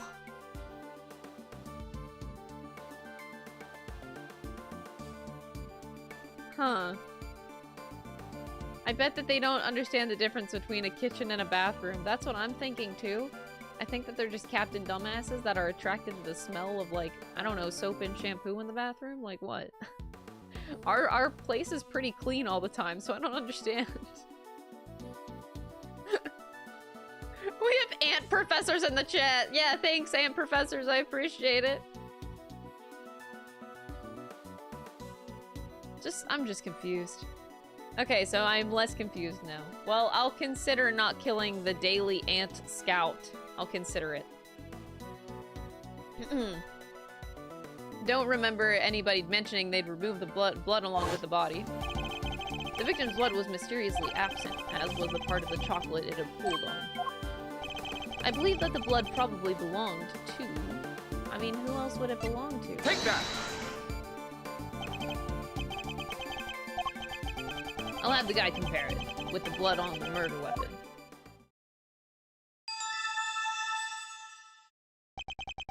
It's most likely the warmth that attracts them. Maybe like the humidity. Do ants like humidity?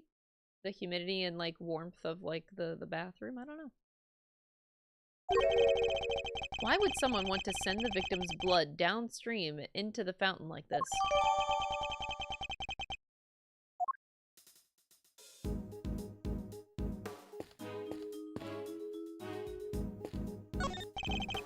The statues on the fountain depict cherubs enjoying some chocolate fondue. Holic's work, apparently. Gotta hand it to him. They look so real. Detective, are you saying that you have personally seen cherubs before? Attorneys, always poking holes in people's words. What? Did I do something wrong?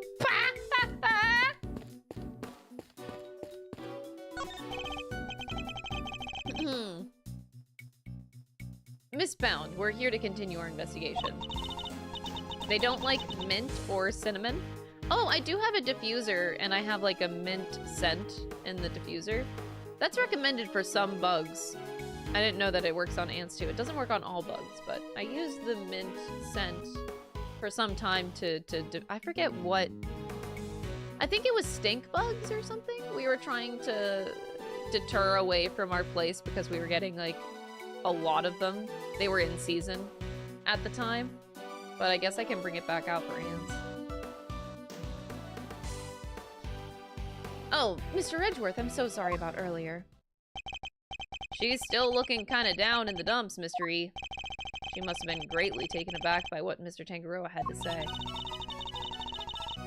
I found the photograph of the semi-final entries for you. Here, it's all yours. I want— oh my god! That's like a phoenix! Whoa. That's— okay, the unicorn is so pretty though. Wow. The phoenix and the unicorn are so pretty. Yes, Samson loved her design for that one. And he loved the designs and flavors of Mr. Gusto and Mr. Frost's entries, too. Only problem was, as Samson mentioned earlier, they tasted exactly the same. However, their respective entries for their final tasted nothing alike, it seems. Was there anything else of note that changed between the semi-final and the final? Nothing major, but I guess there was one thing. Mr. Gusto's son was always here with him throughout the contest, but he was nowhere to be seen during the final. Why would his son come and hang out at a contest venue of all places? You're sure that you're happy for us to keep hold of this? I hope it helps with your investigation.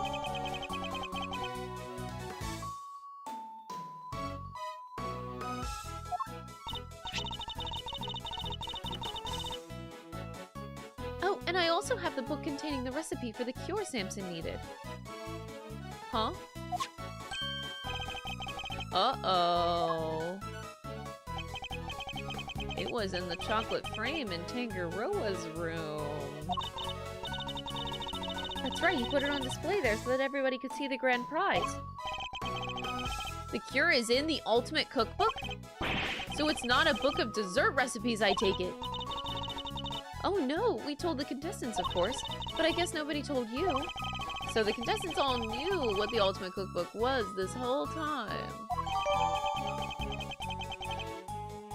Oh. I'd like to hear more about the cookbook, if you don't mind, Miss Bound. So if I understand correctly, the Ultimate Cookbook is actually a collection of recipes for different medicines? Exactly, or rather, totally new medication that haven't made it to the market yet, to be precise. To the right buyer, a pharmaceutical company, for example, it would be worth a fortune. Why make that the grand prize in a confectionery contest? Mr. Tangaroa is the sole heir of the Tangaroa family fortune. Perhaps you've heard of the Tangaroa Group? The Tangaroa Group? Yeah, I think I've heard of them somewhere before. It's a major pharmaceutical corporation. Sells all kinds of pills and poisons. What are these connections? Huh?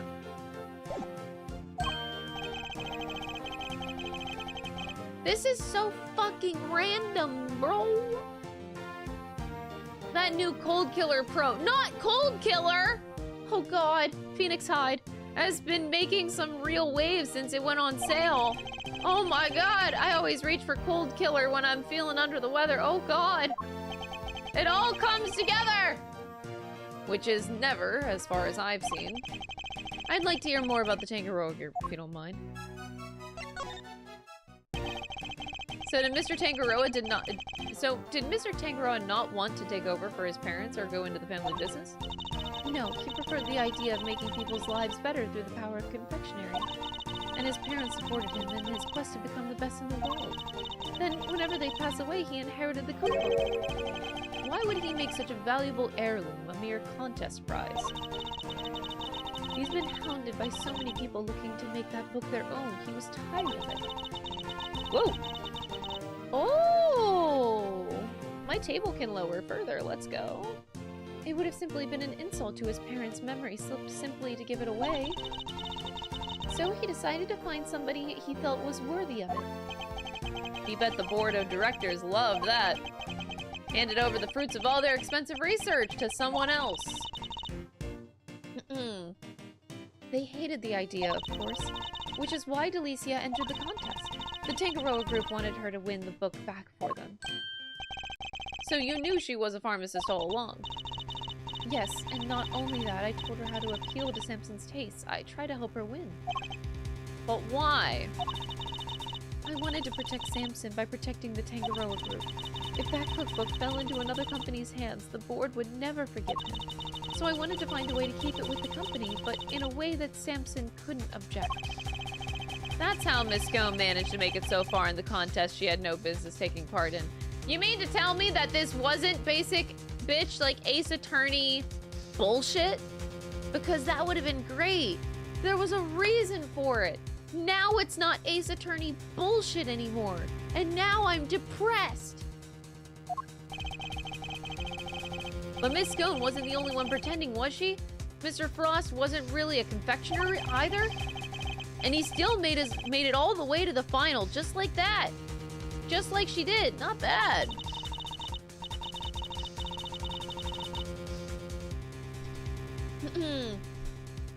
It's unbelievable, isn't it? Such a talented sculptor and a gifted crafter of desserts, too. Gifted indeed, judging by the standard of his work in the final. But how did one man manage to produce pieces of that size and quantity in such a short period of time? I'm not sure I have much to tell you, but if there's anything else I can help you with, I'd be happy to, of course. She's certainly very keen to ensure that she does all she can for Mr. Tangaroa. I could certainly use a cup of tea that you made us yesterday if you wouldn't mind. I think that might help move the investigation along nicely. Oh, I'll have some too. Your tea is to die for, Miss Bound. Well, how could I possibly refuse? I'll bring it out right now. You know, I think that cheered her up a little. Yay! We've learned a little more about the contest participants, but there's still one question involving Mr. Gusto for which we never got an answer. You went into Mr. Frost's room, didn't you? Perhaps you could tell us why? Attention!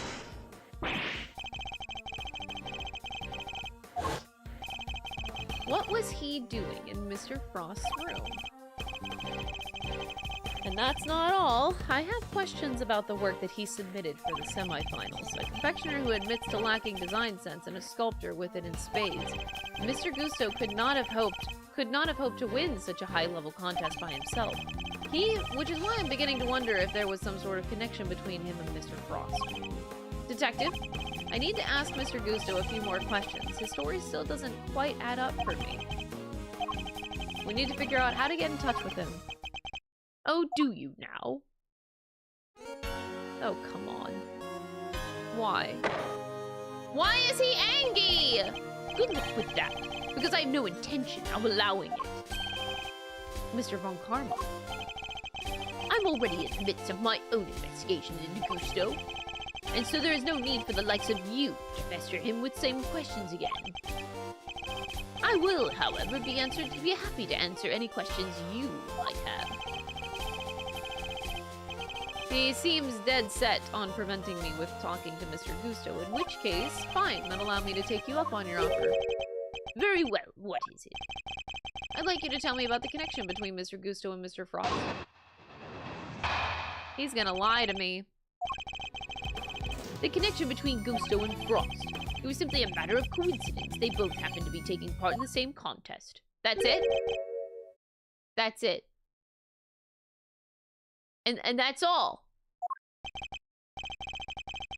That's all I have to say to you. But that doesn't help us at all. We'll have to confront him with evidence if we want to draw the truth out of him. And it's imperative that we do. He's clearly hiding something. The fuck kind of testimony is this? Literally 2 statements. 1, 2. Okay. Hold it!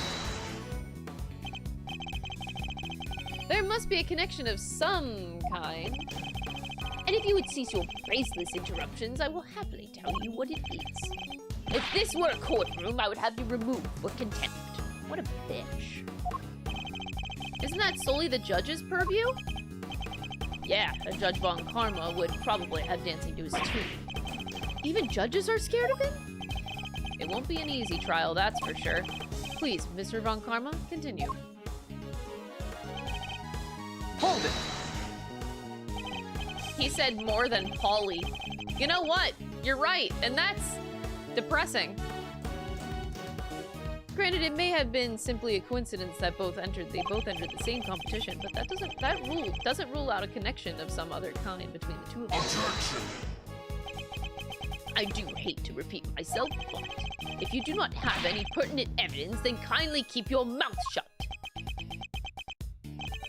Guess I'll just do as he says. Until I find the evidence that proves Mr. Gusto and Mr. Frost's connection. Still, the look in your eyes speaks volumes. Well, go on then. What are you trying to say? Make up your mind, will you? Should I keep my mouth shut or not? It seems Mr. Von Karma is keen to keeping us away from the truth. Which means the truth must be inconvenient to him somehow, right? Mr. Gusto and Mr. Frost had something in common. I just need to present the thing that they shared in common with Mr. Von Karma.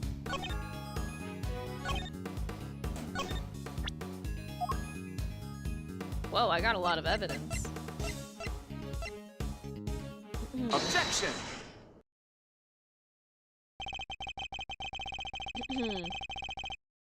I wonder if you could look at the 2 confections in the foreground for me, Mr. Von Karma? They were made for the contest semifinals. Both are quite exquisitely crafted, wouldn't you agree? Get to the point. As the nameplate suggests, these were Mr. Gusto and Mr. Frost's entries. Mr. Gusto told us that confectionery design was far from his strong suit. And yet his work in the picture is just as good as Mr. Frost's. Exactly as good, in fact. We learned from another witness that the 2 entries also tasted exactly the same. What are you suggesting? I am suggesting that they were helping out one another out. Let's take a closer look, shall we? While at first glance the 2 may appear to be superficially different, why was that hard? It soon becomes apparent that there are significant similarities in how they were put together. They are made of the same ingredients, taste the same, and share a similar design aesthetic. This picture is proof positive that the 2 were working together. If you figured out that much, I suppose there's little point in denying it. He knew all along they were cooperating. But I'll warn you, none of what you're about to hear will be to your advantage. Sure, okay. Gusto and Frost's real connection. Let me confirm what you seem so desperate to prove. Gusto and Frost were indeed working together. Gusto spelled out the details of his relationship to Frost during his questioning last night. It seems that they were helping one another right up until the day before the final. So, you knew that the 2 were cooperating. Mr. Von Karma, why are you trying to bury the truth? Please, enough with the petty slander. I merely wanted to avoid you poking your nose around before I could provide proper context in court. It simply slipped my mind to explain that to you. Doesn't explain why he's being so slippery with the facts. We need to figure out what it is he's hiding. I can't let things end like this.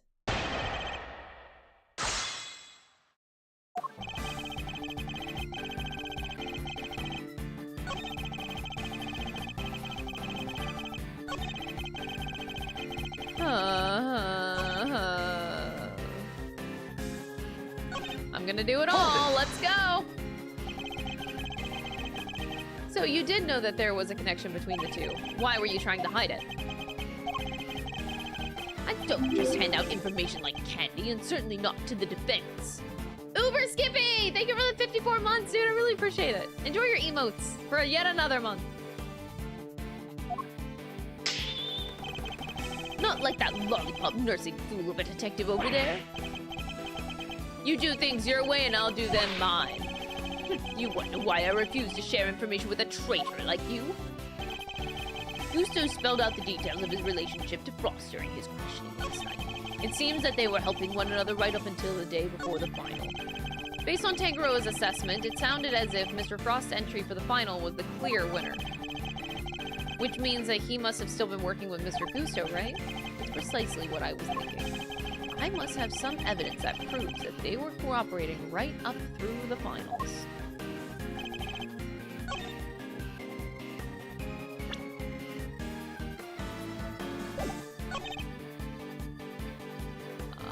Hold it! Why were they cooperating? Gusto's sense of design is subpar, and Frost was an amateur confectioner at best. Neither of them stood a chance at making it through the contest alone. So, what was their endgame? Why cooperate only until the day before the finals? Gusto claims to have ended the scheme. Allegedly, he wanted to win the final on his own merits. His one and only goal really was to be crowned the world's best confectioner, and his pride would not allow him to do so with the help of another. Cheaters can only ever win hollow victories, I guess. I was under the impression that their collaboration had only lasted through to the semifinals, but I'm starting to think that it might have lasted up through the finals itself. Mr. Von Karma, I'd like to ask you some more about how long they worked together for, if you don't mind. If you must.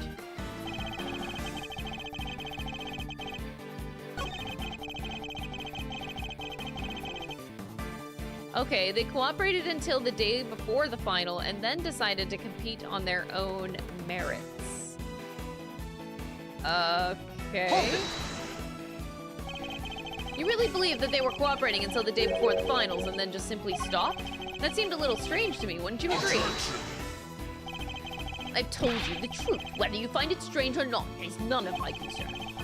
He was concerned enough to try to hide it from me only a few minutes ago, though. Which means that there must have been a reason for that. Based on Mr. Tangaroa's assessment, it sounded as if Mr. Frost's entry for the final... Okay. Sorry, I needed to remind my brain about that. It helped a little bit. Okay, so I think... Hold it! What do you have to say about this? Before you ask, I'm not objecting to your characterization of Mr. Gusto's design sense. Yeah, he admitted himself he isn't all that great. He made what he alleged to be a likeness of me. Just thinking of the abomination he came out with turns my stomach. Yeah, I kind of like the guy's work. I like that the lollipop is almost perfectly right over Gregory's eyeball. Gregory has lollipop eye. An artistically rich amateur and an artistically impoverished professional. In a way, it was inevitable that they would wound up working together. Okay. So they cooperated until the day before the final and then decided to compete on their own merits. So we need to prove that they were competing together until the last day. Until the finals.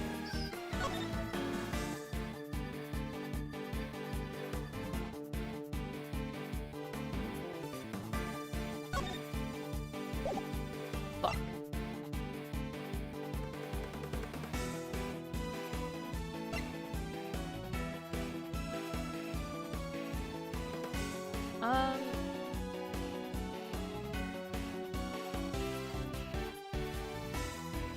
Now I want to lick Gregory Edgeworth's eyeball. Don't do that. That's okay. That's gross.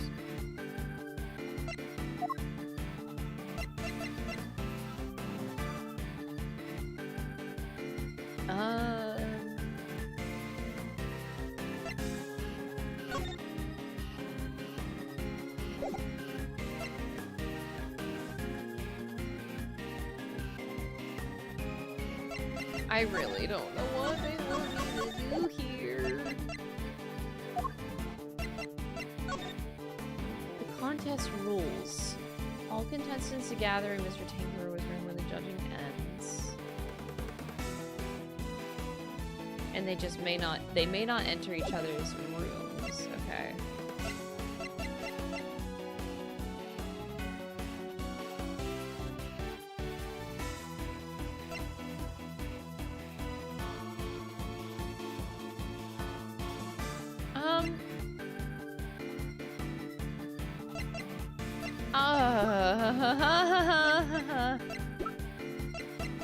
Lolly eyeball. Actually, if you lose your eyeball, could you do that? No, that would probably be really bad for your eyeball. Don't do that, Jen. This is not medical advice.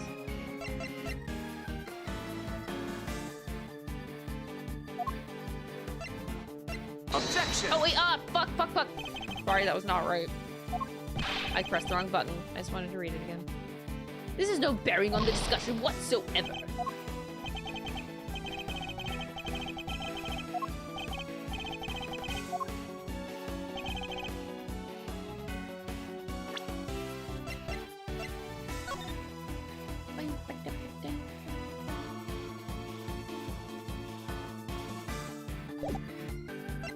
I'll try the seal. I don't think that that's gonna be it. Objection!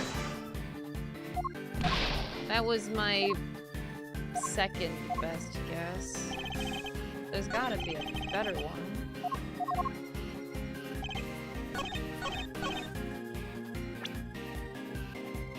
I know there's gotta be a better one.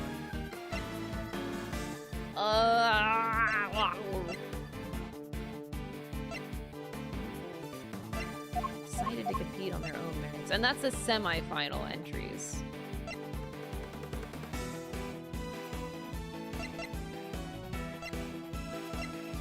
Good that they're working together.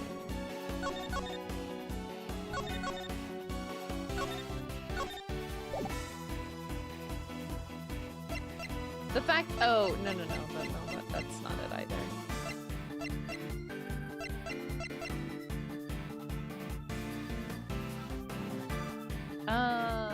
No, that can't be it either.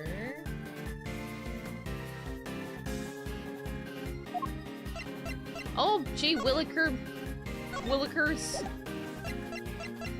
Okay, I mean, they're gonna go for the finger marks? No. Man, nothing seems right. Objection! Nothing's like jumping out to me as being right. What do you make of this evidence, Mr. Von Karma? Nothing. It isn't even worth considering. Is this all I can expect from you? How did you even earn your badge in the first place? And yet, here I stand proudly as a lawyer. Exactly the kind of feeble-minded response I expected. Pathetic. I'm lower than dirt to him.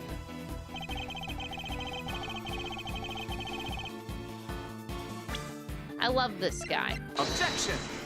Oh wait, those are the fingerprints of— oh, they are not hers. They're not Miss Scone's. We actually don't know whose those were.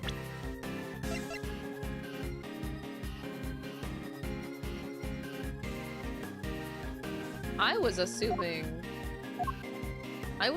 it was Mr. Gusto. But I suppose not.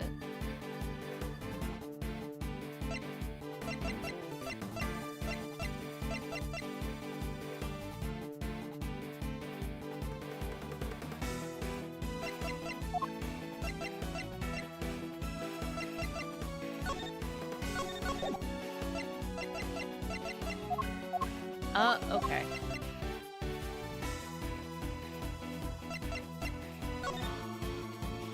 It can't be— ah! I feel like— am I missing something?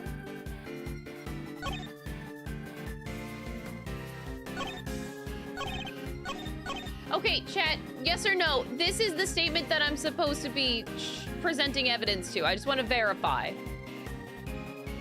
This, yes, it has to be this. Okay, so I'm at least on the right track. I'm like, there's no other statement it could possibly be. All right, and then I am not putting up what this game is putting down. Picking up what this game is putting down.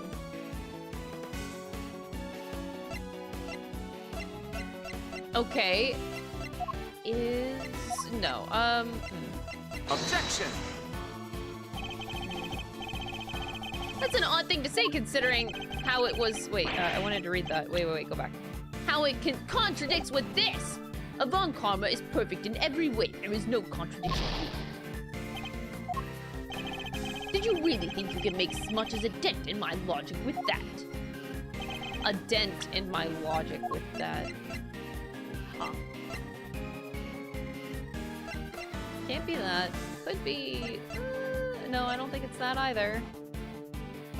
We could go for it, though. Objection! It was worth a try. It was worth a try.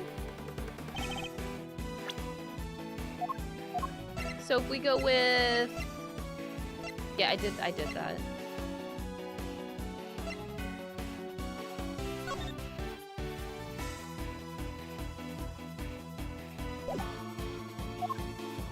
Working together.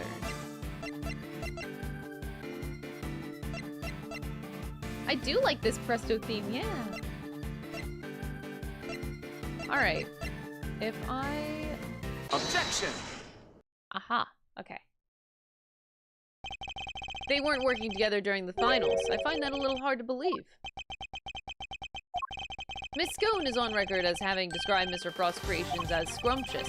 And while he was certainly skilled, I doubt even he could have become a world-class confectioner overnight. It seems far more likely to me that he and Mr. Gusto were still cooperating during the finals. How many times must I explain this to you? Assertions require proof, and one person's entirely subjective statement is not proof of anything. Besides, even amateurs can occasionally make delicious food. Perhaps Frost was simply lucky. My wife, for example, is an amateur whose cooking puts first-class chefs to shame. How is that not an entirely subjective statement? What? Okay. Consider me surprised. Furthermore, you are ignoring another crucial part of the pharmacist's testimony. Namely, that she also described some of Frost's work as having been unbearably salty. In other words, your evidence actually shows that Mr. Frost failed to produce the perfect confectionery. He has a wife? Well, yeah, he had to fuck, man. Franziska exists. And I don't think she's adopted. No more objections, I take it? There must be some way I can prove that Gusto and Frost were still collaborating. Mystery? There's something that's been on my mind. Yes, what is it, Eddie? Mr. Frost's entry for the finals, wouldn't it have taken a while to make? I would imagine so.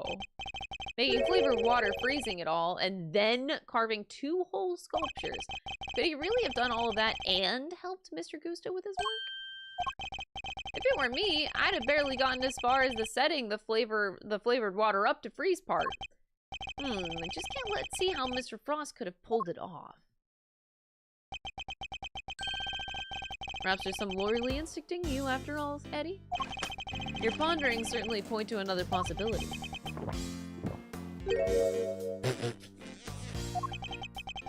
Yes, he did have a granddaughter. He mentioned that in... oh god, that was in the DL6 case. Didn't he mention that he had a granddaughter like twice? Oh boy. Eddie's right. Mr. Frost would have needed to freeze his own large blocks of flavored ice to create his art. And there wouldn't have been time to do that during the contest itself. So what must Mr. Frost have done?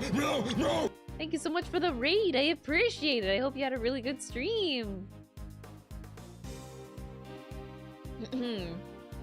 Yeah.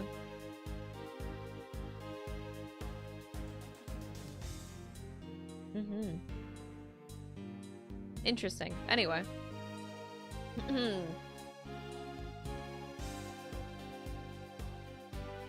So...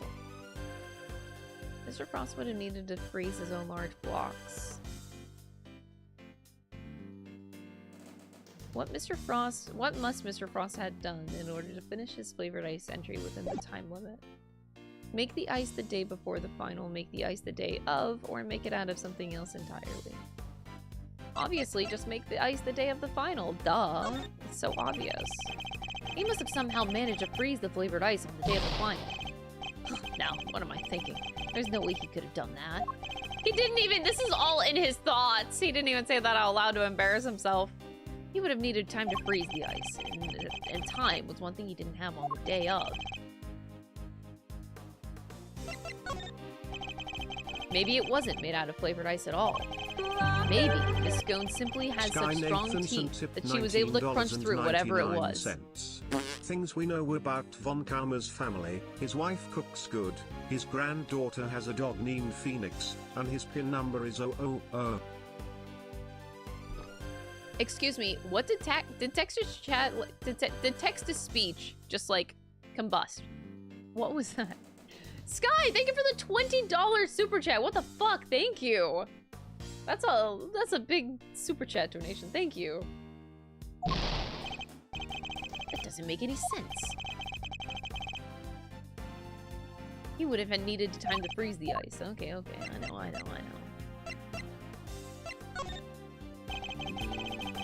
Didn't want to reveal the PIN number. Yeah, I guess text-to-speech didn't want to reveal it. That's like the security information, you know.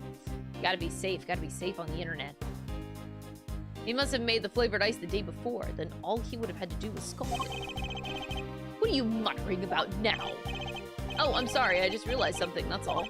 I realized that you're correct. Mystery? I hope you know what you're doing. Oh, accepting defeat at last, are we? The only thing I'm accepting is that perhaps one of the things you said was true. They were helping one another right up until the day before the final. Just as you said, the day before the final really did mark the end of their collaboration. Mr. Frost's entry was carved entirely from blocks of flavored ice. Ice which would have needed at least a day to freeze, and whose flavors would therefore have already been prepared by Mr. Gusto. Yes, which lines up perfectly with what Gusto told me, that he helped Frost until the day before the final. In that case, why didn't Mr. Frost reciprocate and help Mr. Gusto in return? I can hardly be expected to read the minds of the dead. Perhaps not, but I imagine Mr. Gusto could tell us, so why don't you let us speak with him? That is a strong point, Gregory Edgeworth. I'm so proud of you. Or do you still insist your interrogation was as thorough as you claim? How dare you call my methods into question? That's not my intention, I just don't understand why you would obstruct your perfectly valid line of inquiry. Give me one good reason as to why you're keeping Mr. Gusto from me. One good reason, certainly. The how and why of Frost and Gusto's collaboration have absolutely no bearing on this case. Objection! How can you possibly say that without any certainty? If their relationship had broken down for some reason, that could very well have been the motive behind this murder. Could it indeed? Then why did Gusto himself tell me all about it? Why did the man you seem so keen on accusing share the details of his collaboration with the prosecution? Please tell me you have some proof to back up your preposterous suspicions this time. Mr. Gusto only acted suspiciously one time that we know of. And I imagine Mr. Von Karma is aware of exactly what that suspicious action was. Which means this is probably a trap. Well, cat got your tongue? Even if this is a trap, I can't back down. Mr. Gusto snuck into Mr. Frost's room, and we still don't know why. The fact alone is reason enough to suspect him. If that's your only concern, then allow me to clear it up for you. It was a trap. I was saving this for the trial, but consider it a taste of things to come. Plus, I'd hate for the proceedings to drag on because of your needless introductions. Take a look at this photograph. Look at this photograph. Oh my god. Look at those idiots.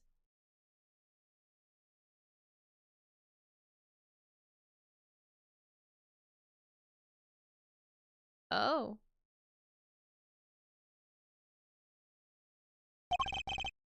Gusto and Frost and their sons.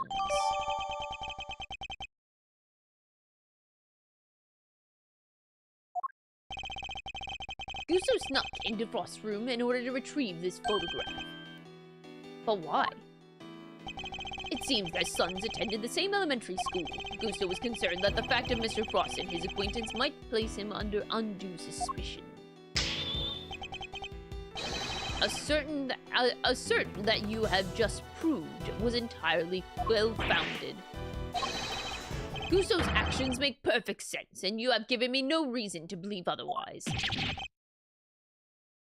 I love whenever Gregory Edgeworth takes a shot, actually. I love that little animation. He's never going to let me talk to Mr. Gusto. If you have quite done obstructing my investigation, I have things to be getting on with. Smug, self-righteous jerk. I'll give him something to be getting on with. What do we do, Mr. E? Mr. Tangaroa is finished if we can't figure something out. Things to be getting on with. What exactly could those things be? He has a body, a murder weapon, and a suspect in custody. If the prosecution means to pursue Mr. Tangaroa, surely they have all they need. So why is Mr. Von Karma still investigating the scene of the crime? Something on your mind, Mr. E? We're missing something. Something important. Mr. Von Karma has everything he needs to proceed with the prosecution of Mr. Tangaroa, and yet he still doesn't seem entirely confident of his case. If he was, why refuse to share information with Detective Bad?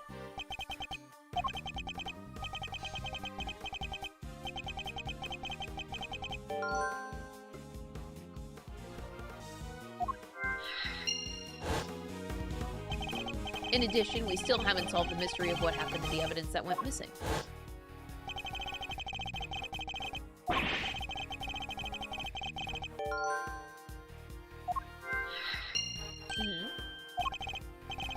Don't remember anybody mentioning that they removed the blood along with the body. Evidence then turned up not in Mr. Tangaroa's room, but in a most unusual place. Oh god.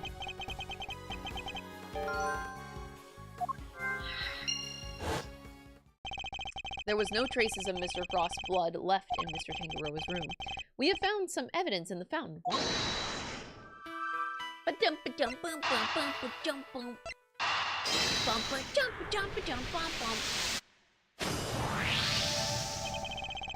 Mr. Frost's blood went missing from the crime scene, but traces of it showed up in the fountain. Why go to the trouble of removing the blood from the scene after the body had been discovered? And why only the blood?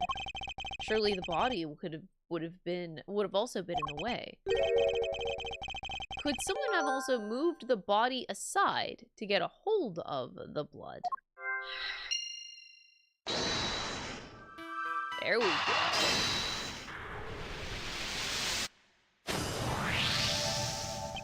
So the body might have been moved aside, or even removed from the scene of the crime entirely. After all, as far as we know, there's still no autopsy report. We've learned plenty about the murder weapon and the suspect, but very little about the body itself. Our assumption thus far has been that the body had been recovered by the forensics team. But what if the assumption is false? What if Mr. Von Karma wouldn't show Detective Bad the autopsy report out of something other than spite? What if we've been thinking about this the wrong way around all along? The question isn't why did Mr. Von Karma hold back information about the body, it's did Mr. Von Karma even have any information about the body in the first place? How do things look from that angle? Perhaps the body hadn't been removed by the police in order to carry out an autopsy. Perhaps it had already been removed and hidden away by the culprit before their arrival. We've both heard the rumors about Mr. Von Karma's questionable methods. Fabricated witness statements, shady deals, forged evidence even. Everybody's heard of that stuff, but what's that got to do with us right now? I would never judge a person on the basis of rumors alone. Even Mr. Von Karma. I've tried my best not to let my preconceptions color our interactions with him. Dang. I love you, Gregory Edgeworth. Nonetheless, it appears he may indeed be willing to twist the truth to his own ends. You mean he's playing dirty? I fear he might have been, and still is. And I'm not about to let him get away with it.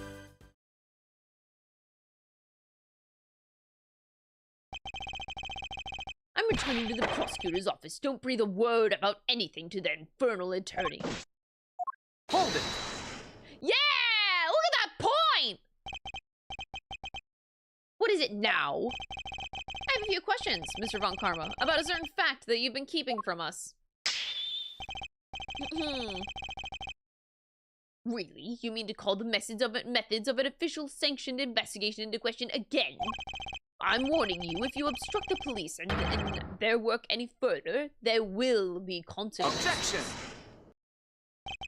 It's not the police I have an issue with, Mr. Von Karma. It's you. Oh, shit, get him! What? Isn't it on the prosecution to work out who the real culprit of a crime is? What foolishness is this? I have no intention of debating what the prosecution's role is or is not with the likes of you. But let me make one thing clear.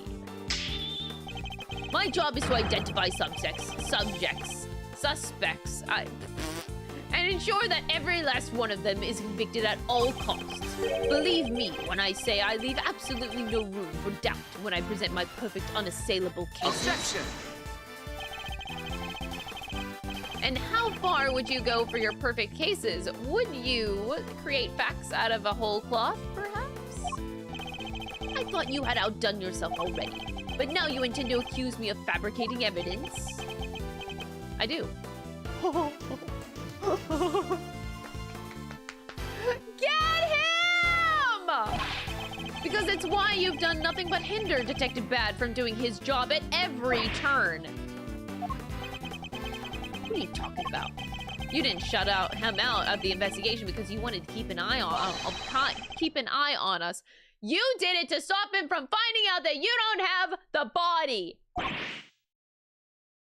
Damn. Clap it up for Gregory Edgeworth. God damn, dude. What a man. He doesn't have the body? Objection! Ridiculous, you're clutching at straws. I will tolerate no more of your preposterous slander. Then allow us to explain it. Oh, he's still going! Sweetie! Prove me wrong if you can. Tisk, tisk. I'm afraid you'll have to try a little harder than that. I am under no obligation whatsoever to prove your baseless accusations one way or another. Objection! As you must have seen for yourself, a piece of bloody chocolate is missing from the scene of the crime. Why did it disappear, and where did it go? What does it matter? Some blood went missing from the chest where the body was found, so what? So what indeed? That's precisely my question. If the body was still at the scene when the police got here, removing the blood would accomplish nothing. However, let us suppose for a moment that the body was not. If someone had wanted to erase any trace of what had happened in that room, then it all makes perfect sense.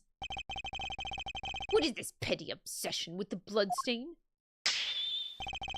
But since it's so important to you, why don't you tell me where you believe it went? After all, evidence is everything, as you never tire of telling us. This should back up my theory quite nicely. I have it in my evidence? Do I?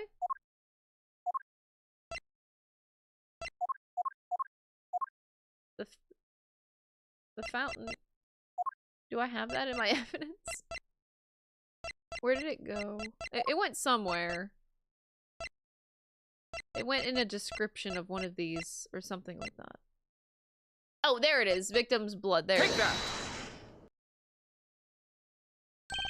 Traces of the victim's blood were found in the fountain, along with the traces of the chocolate from Mr. Tangaroa's room. I believe the missing piece of blood-stained chocolate was dumped into the stream that flows to the fountain, which strongly points toward one certain fact. Someone purposefully disposed of the body after the body had been removed from the chest. Chocolate, whatever. Mr. Von Karma, where did you find the body? You didn't find it, did you? Answer me! Where did you get your hands on that kind of evidence? You have neither the authority nor the means to carry out that kind of analysis on the fountain water. No, but I do. Oh, shit! Oh, course, you bad! You've been a thorn in my side, but the moment you were assigned.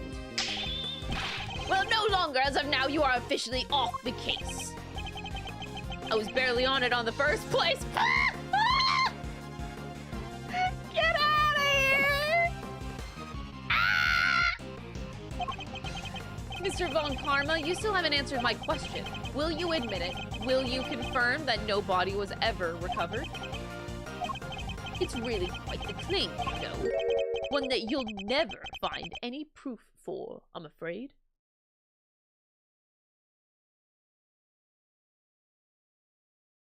"18 years later. 18 years later. That is fucked up, bro. That is fucked up. What?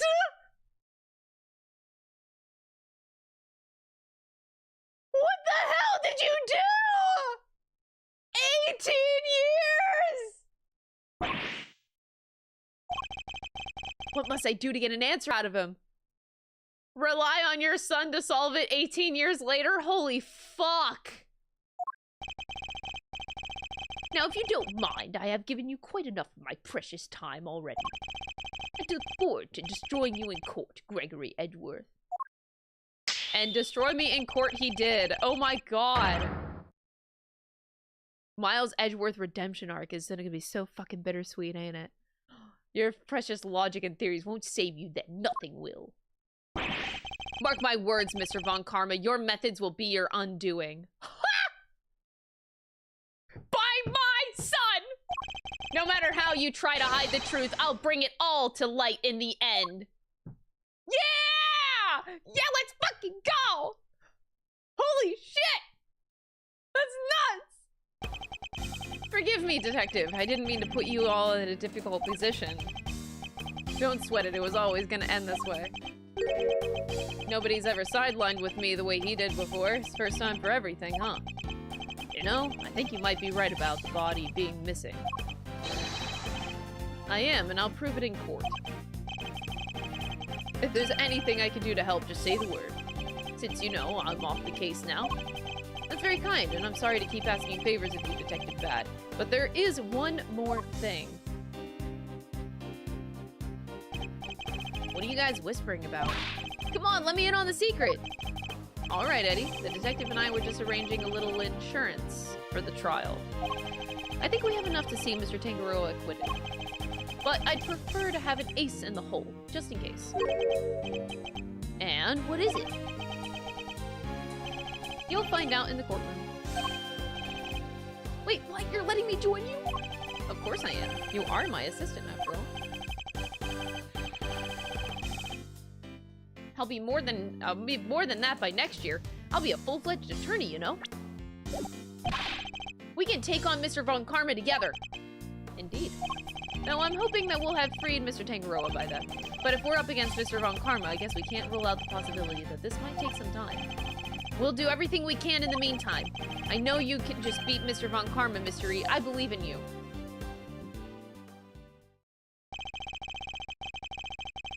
We can't allow Mr. Tangaroa to remain imprisoned for a crime he didn't commit. And we won't. I'll expose Mr. Von Karma's lies if it's the last thing that I do. Woo!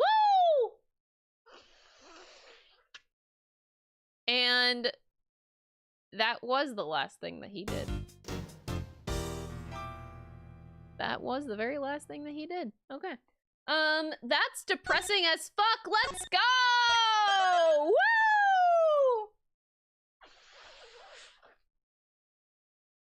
Yay!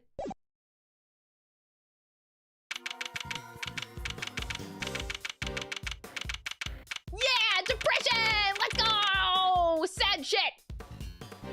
Alright, April 2nd, let's go.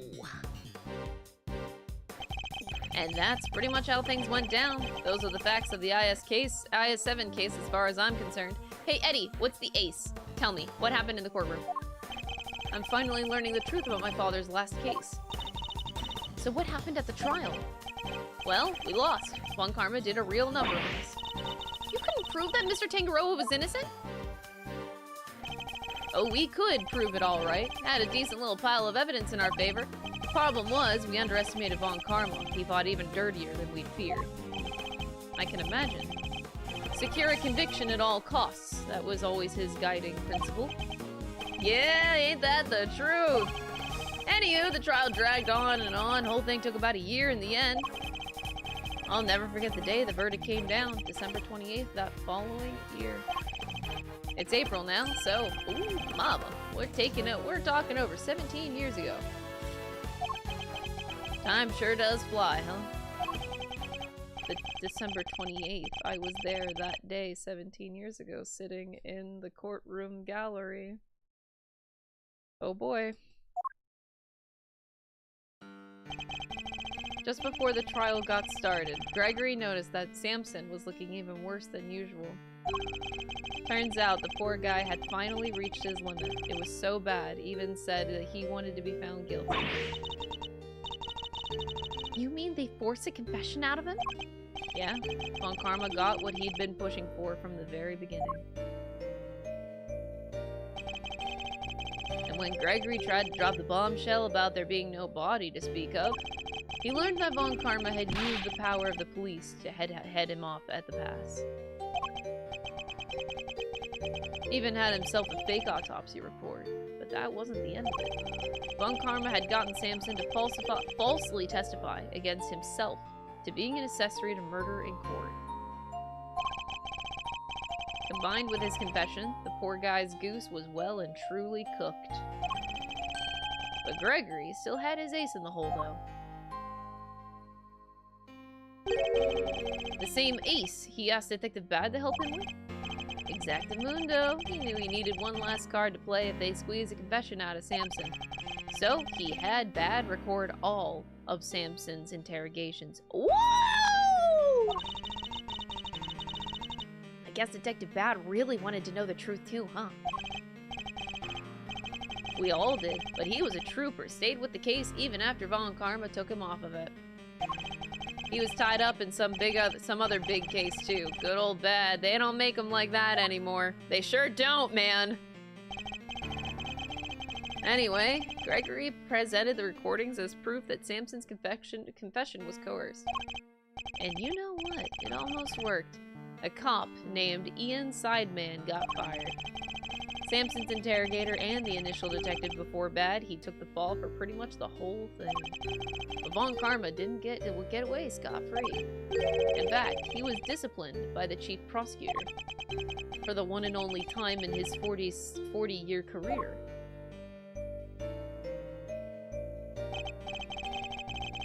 Still, Samson himself couldn't stomach another day in court. So when that guilty verdict came down, it didn't just signal the end of the day, but of the whole sad affair. I don't remember a lot myself, but my father's face when they declared Mr. Tangaroa's guilty. I was a young child at the time, but even I could tell how much he was hurting inside. Gregory wanted to appeal the ruling, of course. He would have done anything to clear Samson's name.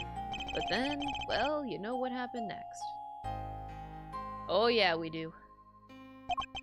Poor guy, he never got the chance. Miles Edgeworth. He knows what to do. Buddy, you know what to do. You gotta do it, man. I should have left with him that day. I always blame myself for not doing that. But I shoved that aside and obsessed over something else instead. Or rather, someone else. I hated what you did. Hated you for choosing to stick with Von Karma.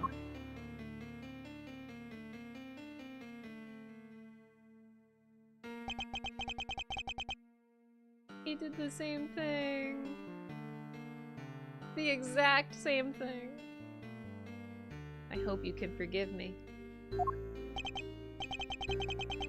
No, you had every right to hate me. I went on to become a prosecutor as planned, and that's when Mr. Von Karma showed me this case file. According to these records, Mr. Tangaroa was convicted as the main culprit in Mr. Frost's murder. No, that's not right.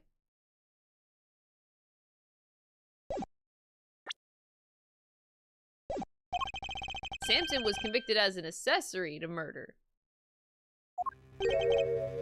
Strange. The file clearly states that he was the perpetrator. Plus, I'm fairly certain that all of Mr. Von Karma's cases were successfully solved. Mind if I take a peek at those? His file's been doctored. The part about the verdict has been changed. What? Here, feast your peepers on this.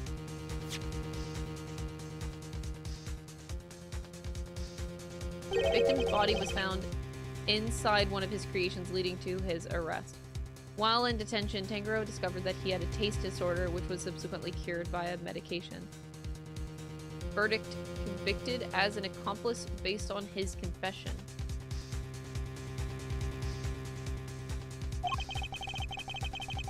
That's a copy of the file they have on record at the courthouse. Then why is my copy so different? Oh, you said it came from Von Karma, yeah? I guess as he didn't want Gregory's son thinking that there was a murderer out there still at large.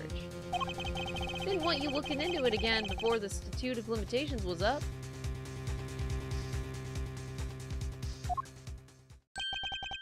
Everything I believed about the case was a lie.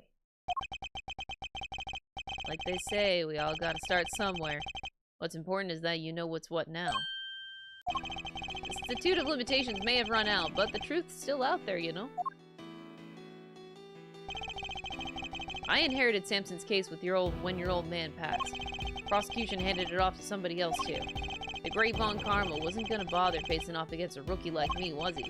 Anyway, long story short, the killer was never found. And Sampson was found guilty instead. It's terrible. Is there really nothing that we can do to help him? Not without the real perp, I'm afraid. Until then, his confession stands. Speaking of which, I didn't find out until after the verdict had been handed down, but Von Karma had threatened Sampson and made him a deal. Told him if he didn't confess, he'd make sure that Judy was convicted instead. How could he? Sampson knew that there was no way Judy could have done it, of course, but he wasn't going to take any chances, so he did what he was told and confessed to her to keep her safe. I love blackmail. Now, riddle me this, Mousy boy. Why do you think that your Uncle Eddie has happened to be in the prison the day that Bronco Knight died? Whoa, I didn't think about that. You were there to see Mr. Tangaroa. Bingo.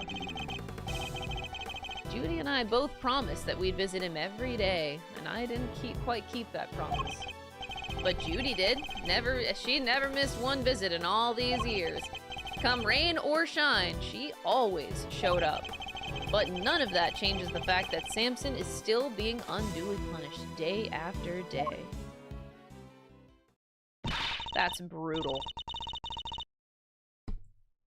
Sorry for hitting you, chat. Sorry. How heartbreaking. We've got to do something, Mr. Fender. Well, kiddo, that's actually why we came here. The ice sculptures are back on display just like they were all those years ago. And we're going to see what we can find out, right, Milesarino? I'm a prosecutor, Fender. I don't look at these things in the same way as you or my father. Miles? That doesn't matter right now, speaking not as a prosecutor, but as Miles Edgeworth. Oh.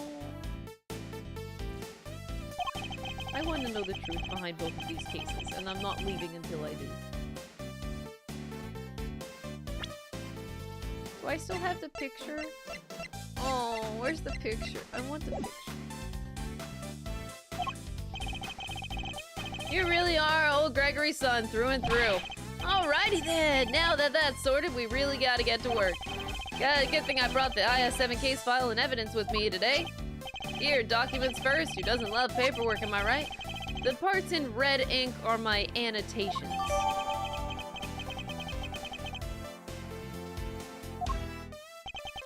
Thank you, Fender. And here's some evidence for you. There's quite a few, so I'd take a minute to scope them out if I were you. Small mountain of evidence. Thanks. Yes, I see. I'll take a look at them in a bit. Here's your mountain of evidence. You know, our current case is just full of loose threads too, come to think of it. Indeed.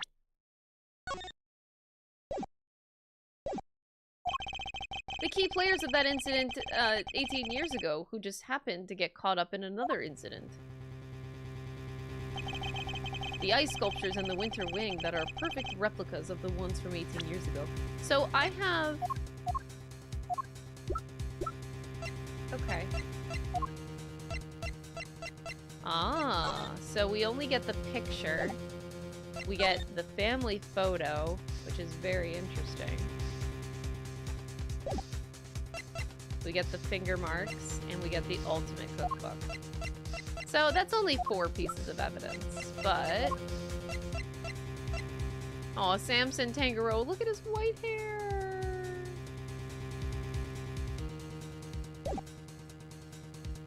Oh, no!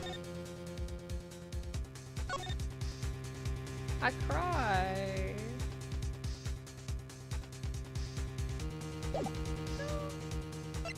I know. Statute of Limitations expired 3 years ago on December 24th. Oh. It's literally the same thing. Oh, that's crazy.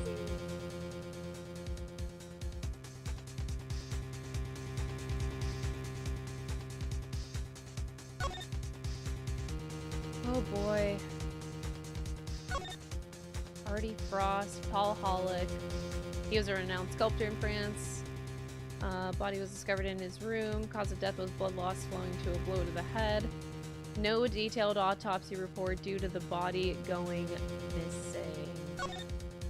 We could maybe do that now. Can you do an autopsy report if a body's been frozen for 18 years? I don't think you can.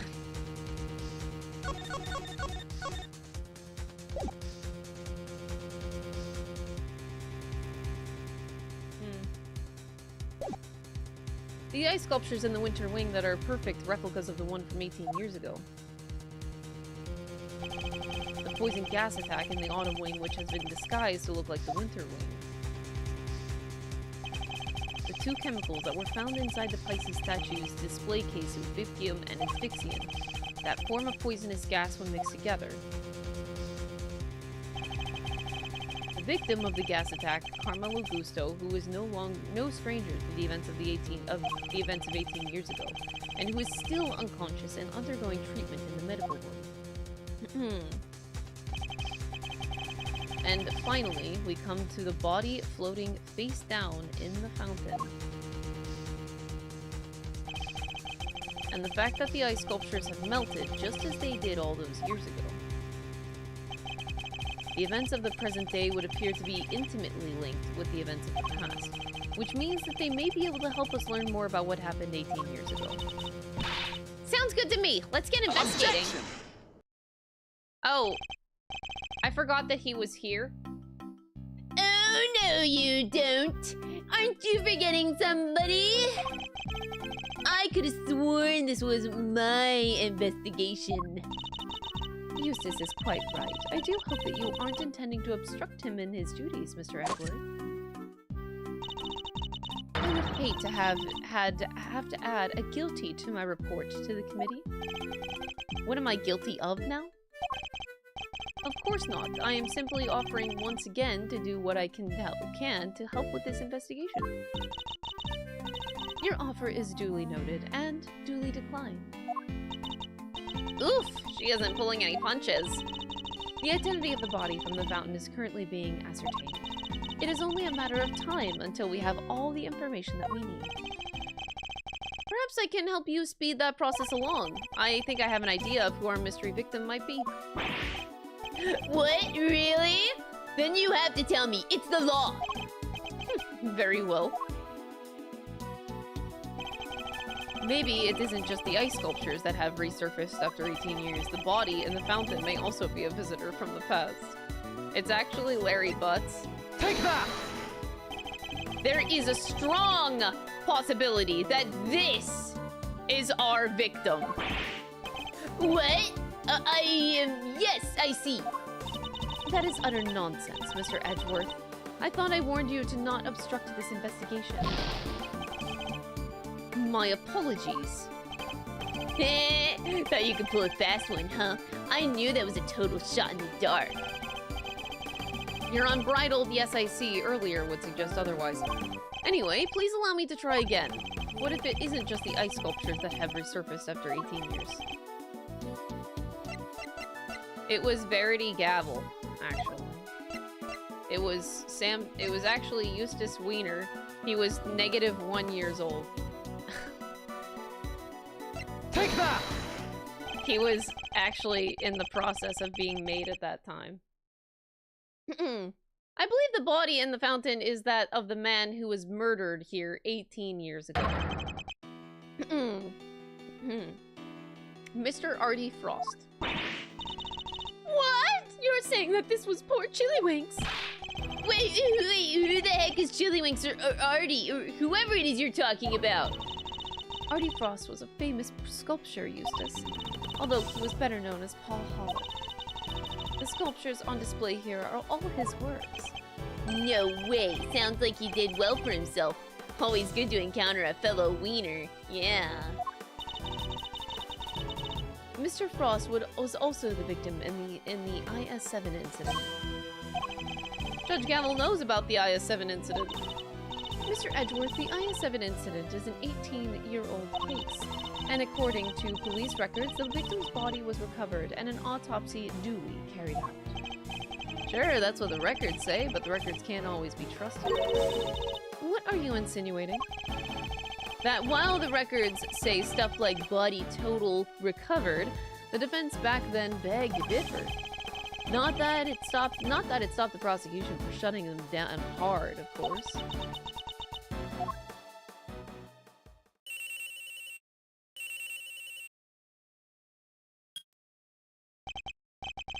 Yeah, this is Wiener. Huh? What? Really? What is it, Eustace? The body. We've got an ID. Some sculptor named Frost or something? I guess Edgeworth called it. Goddess of justice! So my father's deductions were right all along. Well, Judge Gavel, I'd say that this changes things, wouldn't you? Perhaps now you'll admit that I might be of use to this case, more than a certain junior prosecutor, anyway. No fair! You're trying to steal the ween! I'm done doing no such thing. All I want is to uncover the truth. And if we're going to get to the bottom of what happened here, we'll need to work together. We do not need to do anything, and you do not need to know the truth. This case is none of your concern. Objection! Whoa there, Judge G. I think you might be wrong about that. Another of your interruptions, Mr. Fender. See, I was on the defense team for IS-7, so this case is very much my concern. I was one of the pesky kids pushing the theory that the body had actually gone missing. The prosecutor at the time may have brushed us off, but you can't deny the testimony of your eyes. Or to put it a little more bluntly, the prosecution's case was rotten from the ground up. When there's been a miscarriage of justice caused by the prosecution, it's the committee's job to fix it. No? And who better to help you unpick the mess than someone who was there at the time? Unless you have an ulterior motive. Oh! Called out, bitch! Judge Gavel seems to know the facts of the IS-7 incident in some detail, in which case I suspect that she must be here on the committee's behalf. Your connection to the case is noted, Mr. Fender, but I fail to see how it concerns Mr. Edgeworth. He's the son of the original defense attorney, and the protege of the case's lead prosecutor. That's right, damn straight he is a bitch. His two dads were on the case. And if that's not enough for you, he was at the trial, too. I think it's just possible he might have a little something to bring to the table, don't you? Very well, you may both assist in the investigation, but only if you refrain from interfering with the work of others. The winter wing is off limits for now. This room, however, is all yours. Alrighty, great to hear we're on the same wavelength, G. Why don't we bring it in to show we're all on the same side of justice? Do not test me, Mr. Fender. Your permission to investigate can be revoked at any time. Duly noted, Your Honor. This is a turn up in the books, huh, Milesy? We get to do our thing after all. Thanks to your immeasurable help, as always. No sweat. Besides, I was doing it for me. Okay, I'll be investigating my own thing, so just holler if you find something interesting. I will. Well, Kay, shall we? Heck yeah! Let the investigation commence! We're still unclear on two key facts. How Mr. Frost's body came to be where we found it, and the source of the Ubicium. You're right, we need some more intel. Let's focus on the Ubicium first and foremost. It's used in stuff like dish soap and paint, right? Dish soap. It's also bright red in color and has a distinctive minty fragrance. Sounds like we know what we're looking for. Do we though? I don't know, dude. I don't know.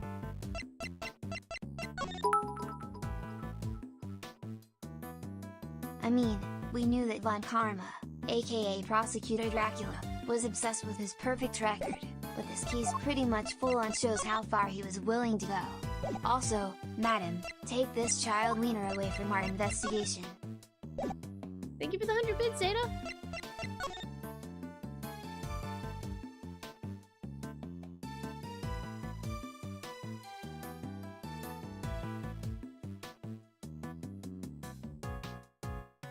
That can't be true, though.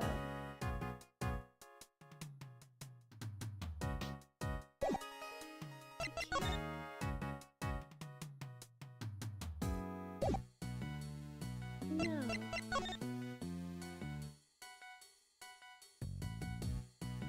That's impossible.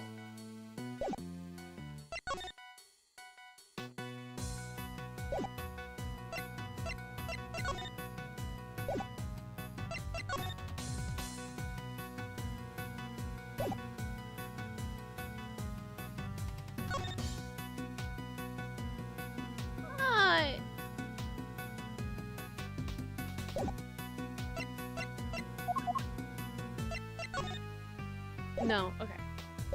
That'd have been dumb. No, that'd be... moving on.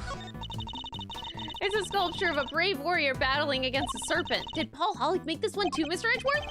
He did. It seems that he was fascinated by fantasy and mythology when he was a young man.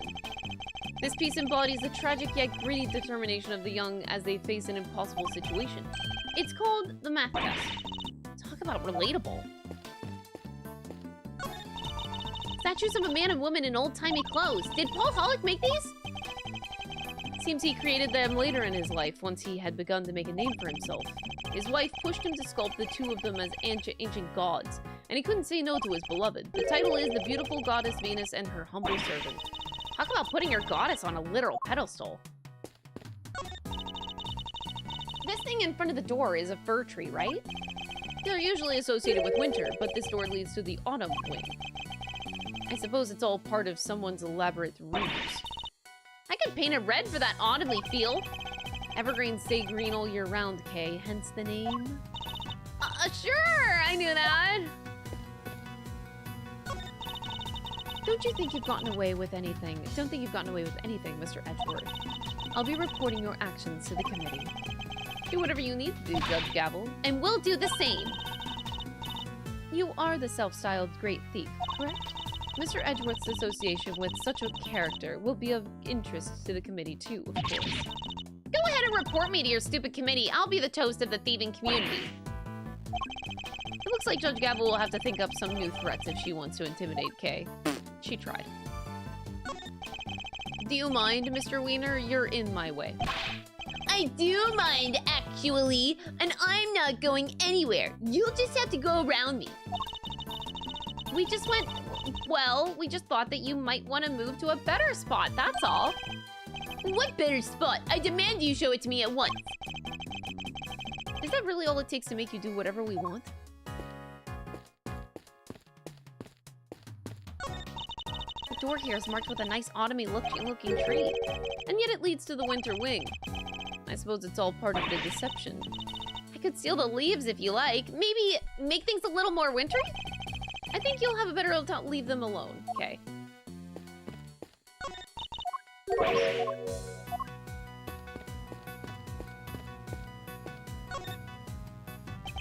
It seems the police have already removed the body.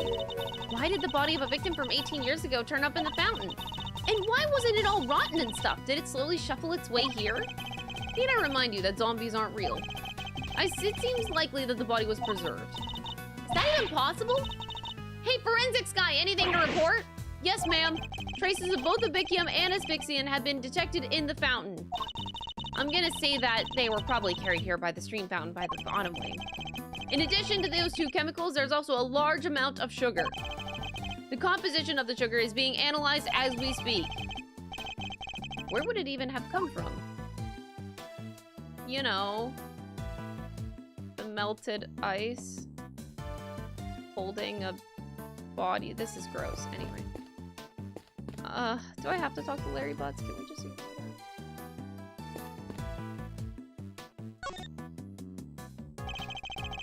Hey there, Malzarino. What's the situation? Things are progressing. I think a fuller picture of what happened is beginning to emerge. Guess I better step up my game too then. This case seems to have a lot in common with the incident from 18 years ago. And how? It's got a lot, melting statues in the winter wing and even the murder victim's body. How did nobody ever figure out that the body had gone missing? Ross had no family apart from his son. And, well, the kid kind of vanished. Nobody's seen him around since around the time of the incident. Gusto's son, too. Him and his best pal were from school, both just up and disappeared. Whew. Sorry? And they were never found? Gusto's boy wasn't, not as far as I heard anyhow. Guess Frost's kid turned up in the end, though. He collected his inheritance at some point. Oh.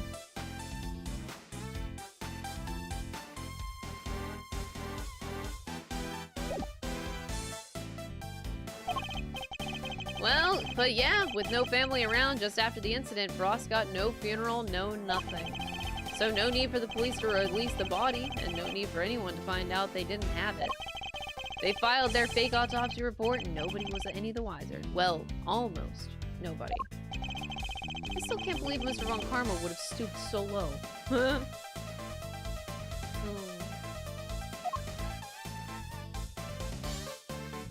Hey, Mr. Eddie Fender.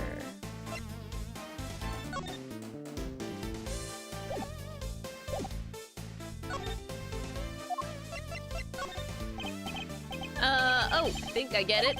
So this is it, huh? The key to unraveling this whole mystery. Great, you keep hold of it then, yeah? Quickly now, back in your pocket it goes. Okay.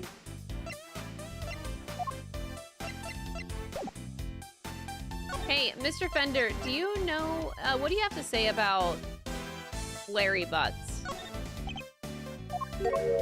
Okay, he has nothing to say about the drawing, as he should. It's a selection of trophies won by Mr. Holic, or rather Artie Frost. Evidently, he was a very well-respected artist. You've got one too, Mr. Edgeworth. It's about time I won one too. Guess I'll have to find some thieving contest to enter. Or you could set something up, something with a nice ceremony at the end and all that. Yes, followed by a swift round of arrests. Mr. Wiener was very clear that you're not allowed to investigate this room, so I'm afraid I can't let you pass. Sorry, sir. It wouldn't make much difference if you did, officer. You're standing in front of a wall. Oh, but we all know a few bricks won't stop you, Mr. Miles Edgeworth, sir. Wow, he actually sounds kind of scared of you. Just what kind of reputation do I have down at the precinct? He doesn't even know? He doesn't even fucking know, chat. What? Miles Edgeworth, you cannot be that fucking dense. The elevators are only accessible to select individuals. I wonder what's upstairs. Among other things, the medical room. That's where Mr. Gusto is being treated. I hope he's all right. We've got some questions that need answering as soon as he wakes up. There's no way of knowing when that might be. We should explore other avenues.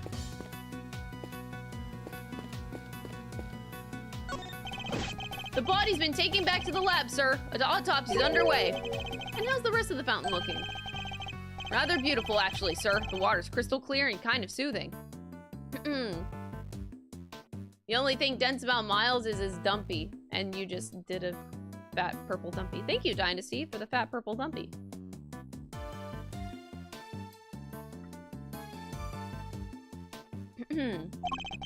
Almost as if there wasn't a body floating in it not so long ago.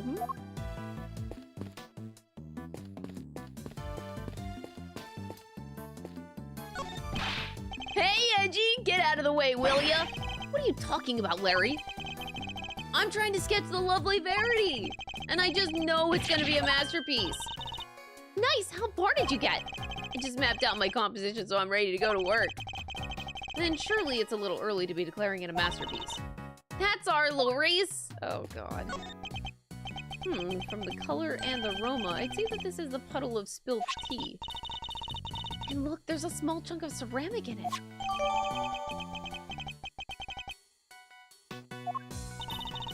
I guess somebody must have broke something?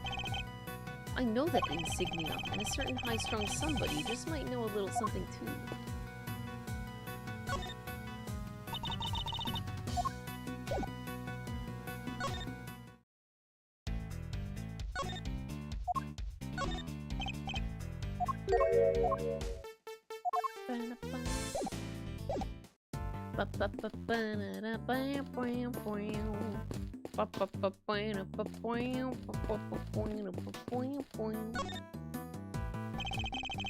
Miss Bound's tea set is laid out neatly on the serving card.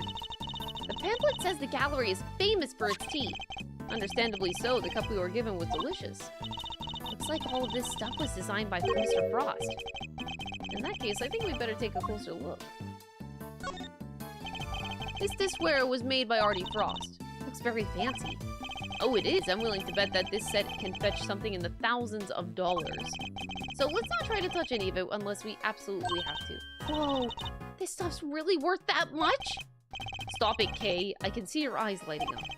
Miss Bound must really be a fan of Mr. Frost like this, like Fender said to still have this.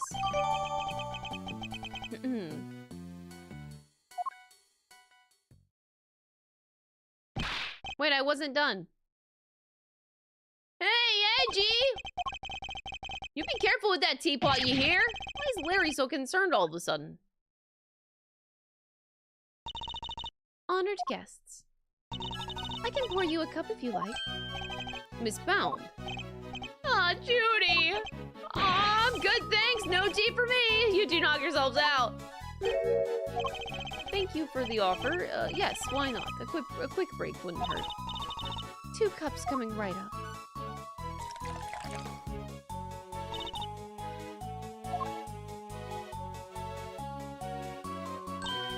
Wow! It tastes even better than it smells! What type of tea is this, Mr. Edgeworth?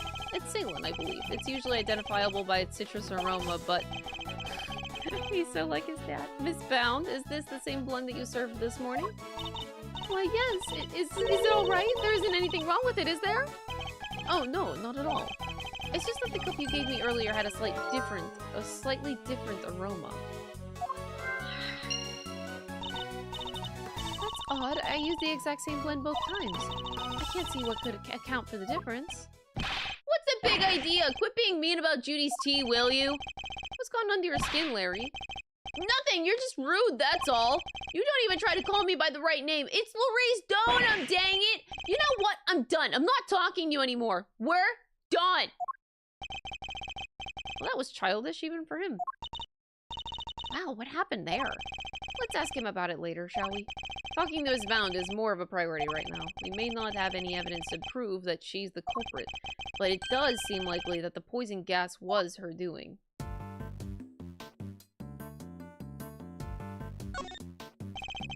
The tablecloth draped over the cards is pure white and simply spotless. Just waiting for me to grab it by the edge and clear my mind and whoosh! Okay, I cannot stress enough how bad of an idea that would be. Aw, come on! What's the worst that can happen? Even if it does all go sideways, we'll just wind up with a cool tea-colored tie-dye. Yes, well, I'd rather it remained white. Plus, I don't think Mistbound would appreciate us meddling with it. Really? But there are so many other colors that would totally work. Pink, sky blue, tea leaves brown. Okay. A caddy containing saline tea leaves. It's a well-crafted tin canister designed to prevent moisture and sunlight from damaging its contents.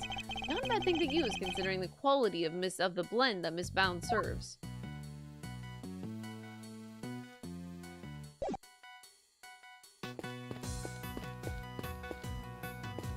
Oh god, Larry.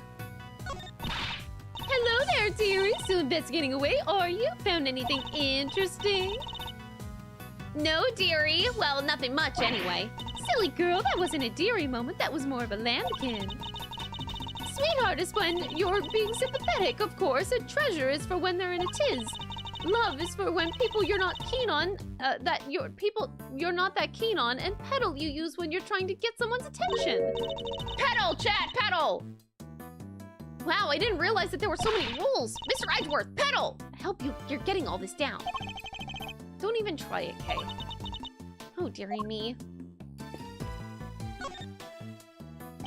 I'm going to keep this simple, Larry. You're hiding something, so just tell me what it is. This is a great conversation. This is going really well. Oh, quit it, will you? Quit it with the glare off, you two. It's weird. Oh, come on, Kay. You know me better than that. I wasn't staring. I was struck by an idea for a picture. Now, Edgy, he was glaring. Yes, and I'll keep glaring at you until you tell us what it is you're hiding. Wait, I already told you I'm not talking to you anymore. You're talking to me right now. I mean, from now on, I'm not talking to you ever.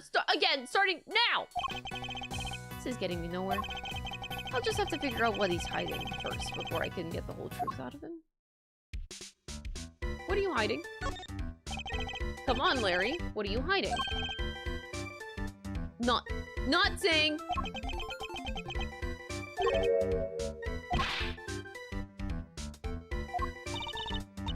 Look, you two, this is no time for kids games. Well, I certainly wasn't playing. Oh my god, speaking of kids games, you guys want to know what I started yesterday? I started rewatching Yu-Gi-Oh! And let me tell you, if you haven't watched the first episode of Yu-Gi-Oh!, you need to. It is legendary. I forgot how much of a legendary TV show that Yu-Gi-Oh! Is until I rewatched the first episode and I was like, God fucking damn. Now that's a really good episode 1 of Yu-Gi-Oh! It's legendary. Classic. Classic. Kaiba, old man, you got Yugi, you got dumbass Joey. Like, it was such a good first episode. No, not card games on motorcycles. What the fuck? No, I'm talking about Yu-Gi-Oh! Regular Yu-Gi-Oh! Ruining the moment. Yeah. It's the only episode I've ever seen. Honestly, if that's the only episode that you ever see of Yu-Gi-Oh!, then you're fine. As long as you just watch the first episode. It's just so legendary. It's so meme material. It's just the most bullshit crazy thing that you need to watch in your life. And the amount of rules to which they break. I never really realized how many rules they break in playing the card game until watching the first episode again, and I'm like, oh my god. This all cannot even happen. Like, they just make up their own shit, and it's great. I love it so much. I actually forgot that in the very first episode of Yu-Gi-Oh! They managed to summon Exodia. In the very first episode. Like, what a stuff, like, way to kick off your series, man. Way to kick off your series. Like, I was really happy to restart Yu-Gi-Oh! I'm only on episode 3. I'm gonna rewatch it because it's a legendary show. I love it so much.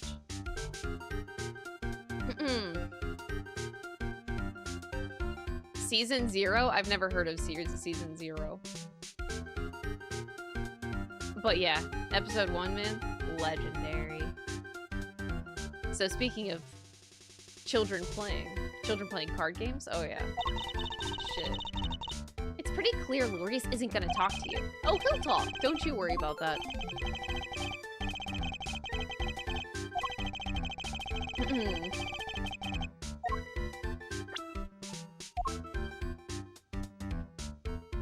Aw, season 0 was never translated. Well, that's bullshit.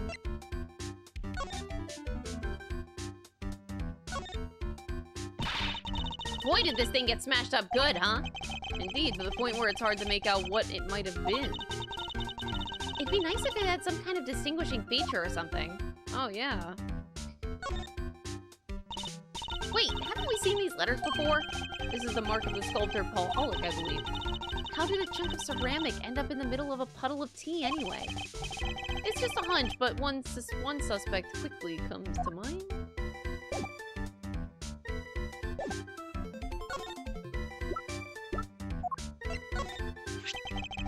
Would you mind taking a look at this for me, Larry?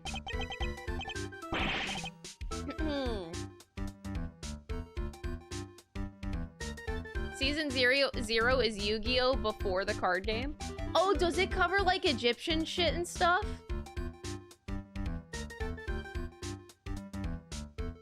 It's an adaptation of the first few chapters of the manga when the card game wasn't the focus. That is so cool. Oh, damn.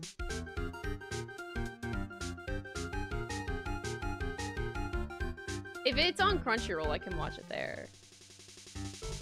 I got the Crunchyrolls. Oh, man. It's about shadow games? Oh my god, I gotta watch it. I never saw it. It has Kaiba with manga-accurate green hair. Get the fuck out. Ain't no way. Oh, hell yeah. Okay, I'll watch season 0. Thanks, Chad. I appreciate it. Why would you show me that? Tell me, what is it about Miss Bound's tea set that's got you so agitated?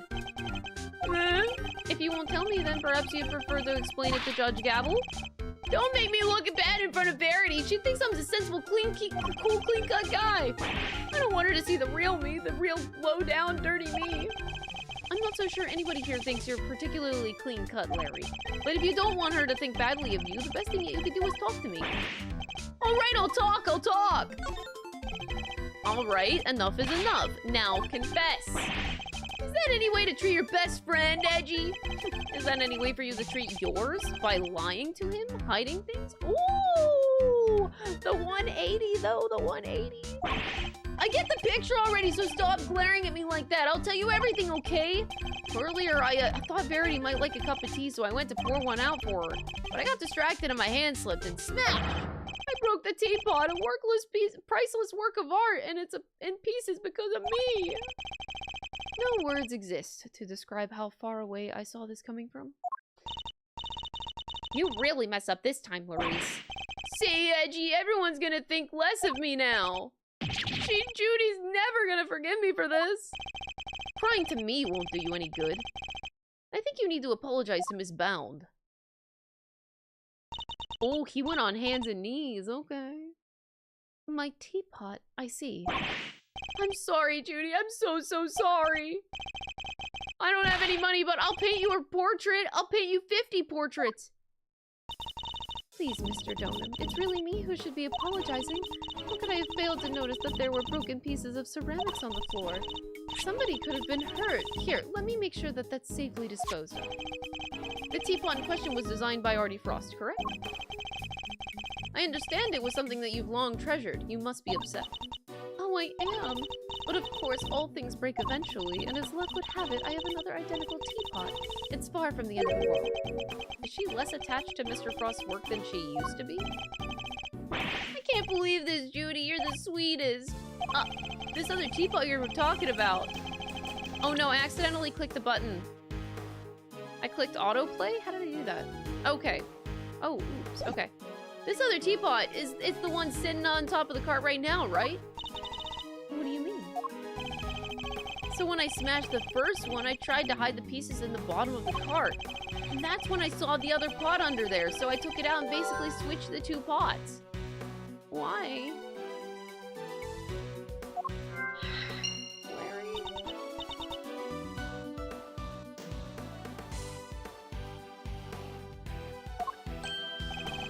And that's everything I have to tell you. I'll be extra careful not to break the other one, I promise. You have no shame whatsoever, do you? I'm sorry. It's really quite all right. Thank you for being so honest. See, Edgy, isn't Judy the absolute best? I trust you won't take advantage of her kindness and will make amends someday. I sure will. Once I make it as an artist, I'm gonna give her one of my paintings. She was one of my models after all. It's only fair. At this rate, I suspect that he's likely to make more trouble than amends. Don't you think it'd be better for you to keep out of her way for a long while? Oh, but I will be keeping out of her way because I sketched her and the others already. Oh. Her and the others. Keen to my work, huh? Yeah, I drew a few great sketches of some ravishing beauties. Want to see? Interested in Larissa's ravishing beauties, huh, Mr. Edgeworth? I'm afraid you've greatly misjudged, Kay. I simply wish to see if Larry has captured any unusual details this time. Nothing's unusual about these. They're my best work yet. Really? Now I want to see them too. Oh, you're a sweetheart, Kay. All right, let me dig them out for you. Give me a sec, okay? I suppose we might as well take a look. Am I gonna regret this? So, these sketches of yours. Seriously, Edgy, if you wanted to check out my art, you should have just said so from the get-go. Here, feast your eyes on this.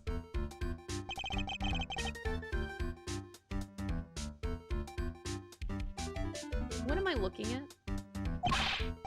I told you already! Ravishing beauties!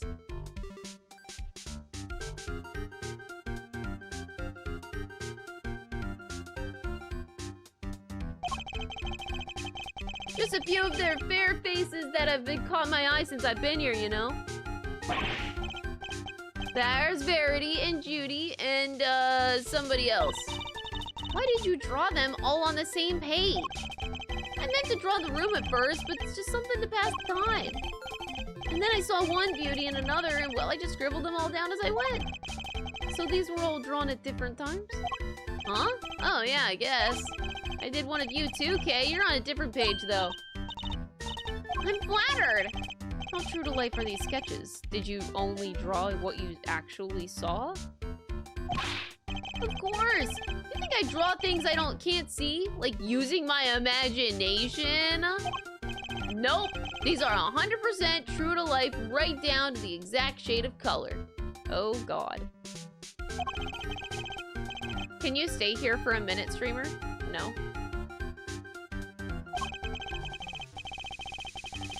Much as it pains me to admit it, Larry may have provided me with a very useful piece of evidence yet again. The serving cart in the sketch, for example, if I compare it to the one here in the room, there is a clear contradiction between the two. I think a little deduction is in order. Can I borrow this page for a while, Larry? Sure thing! You want me to sign it for you? Just the page, please. Alright, bye, chat.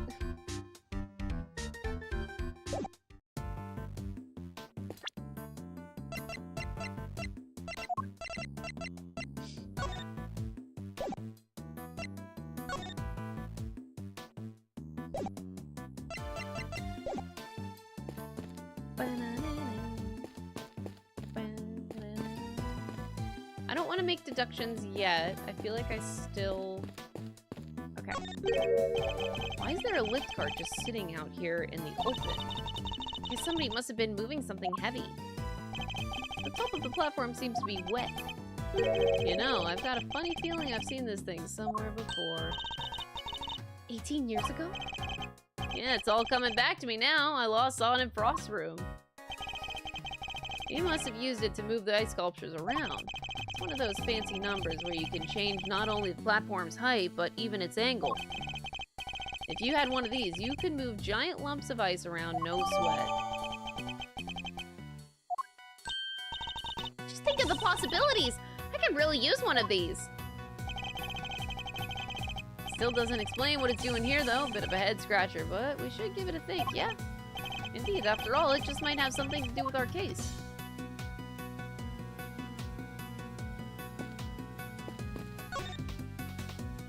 Where were you before you rejoined us here, Miss Pound? I had to go and tell our visitors that we're closed. Oh, and hand out a little something, an apology.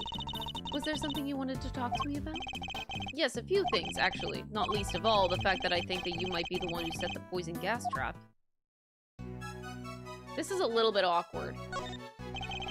The original ice sculptures melted 18 years ago, correct? How did you manage to recreate them? You know about what happened back then. In that case, you might also know that I took pictures of them during the contest. I commissioned the creation of a set of replicas based on those photographs from this current exhibit. Why go through the trouble of recreating replicas? Mr. Frost's Zodiac series was his great unfinished masterwork. I wanted to see it completed at last. Or rather, recompleted. It was my fault that the original set melted in the first place, after all. I see, and is there any in particular reason why the winter and autumn wings look so similar? Oh my, you really think they look alike? Perhaps I used some of the decorations from one and the other by accident? She's clearly lying. But I don't have evidence to prove it just yet. Okay, so let's get evidence then. It's a man with a moon-shaped head and a woman with a sun-shaped heart. The man's got a real pained look in his eyes, though. Is this another Paul Holic piece? From his younger years, when he was something of a dreamer, he depicted those closest to him by means of a motif taken from nature. The piece is titled My Parents.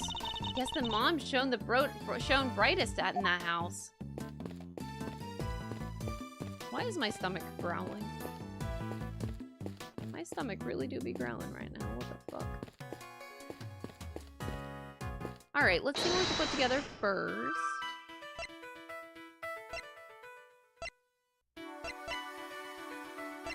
Oh, I actually don't think we can. Unless there's minty fragrance in the tea. But no, I think it has something to do with the cold, rather. I guess I'll do the deduction then.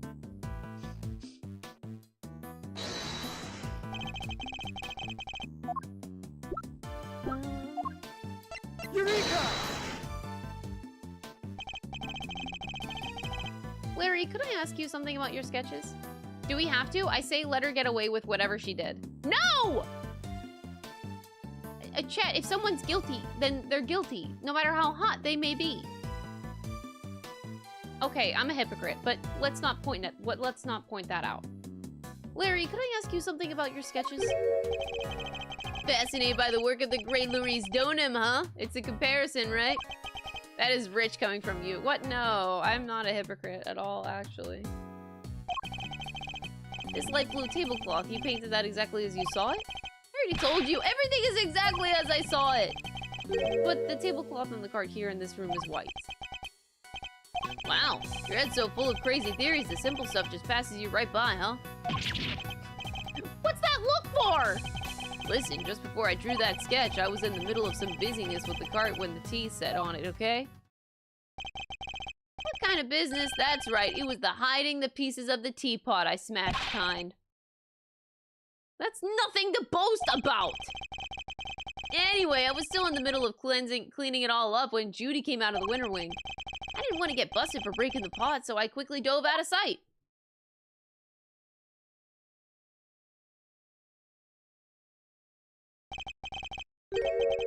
Wait, Miss Bound came out of the winter wing. Yeah, and she was pushing a cart, a different one. That's the one with the light blue tablecloth on it that I drew.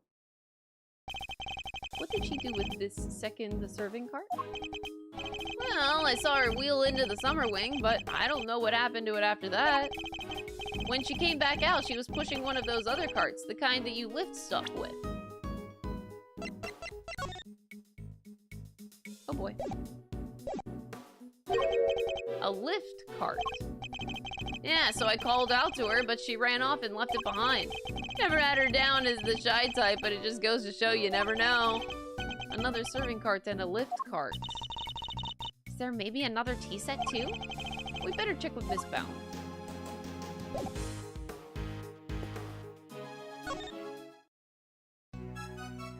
The two carts. Are there two serving carts here in the gallery, Miss Bound? Oh, yes. Why do you ask? A certain so-called artist showed us this sketch. I couldn't help but notice the color of the tablecloth. It's light blue. I'm afraid your friend must be mistaken. I only used white tablecloths, freshly laundered and starched. Like the perfect wrinkle-free one on the cart here in the fountain room, right? Exactly. If I saw so much as a blemish, I would replace it right away. Could the color of the tablecloth in the sketch simply be a mistake on Larry's part? Larry, unfortunately, never makes mistakes, and I kind of want to die. Okay. Do you have any idea of what you might have been doing when the sketch was drawn? Let me see. I appear to be carrying out my usual duties. I'd like to ask you a little bit more about these duties. What exactly were you doing with this sketch when drawn? Because from what I see, your cart doesn't have a tea set on it. I was delivering some chocolates to the investigating officers. Aw, now I'm jealous. I love chocolate. Well, there were a few a few left over, so here, for both of you. I made them myself. I hope you like them. Woohoo! Thanks, Miss Bound. Well, why not? They're a little melted, but I suppose that's because they've been sitting around in her pocket.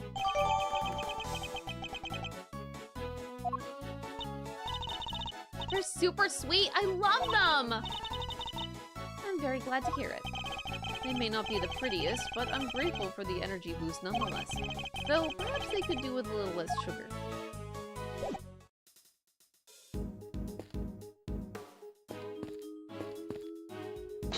Bump-a-da-bump-a-da-bump-a-da-bump-a-da-bum-bum. Bump-a-da-bump. Oh, wait, it's the... Oh, the switch teapots. I'm a dumbass.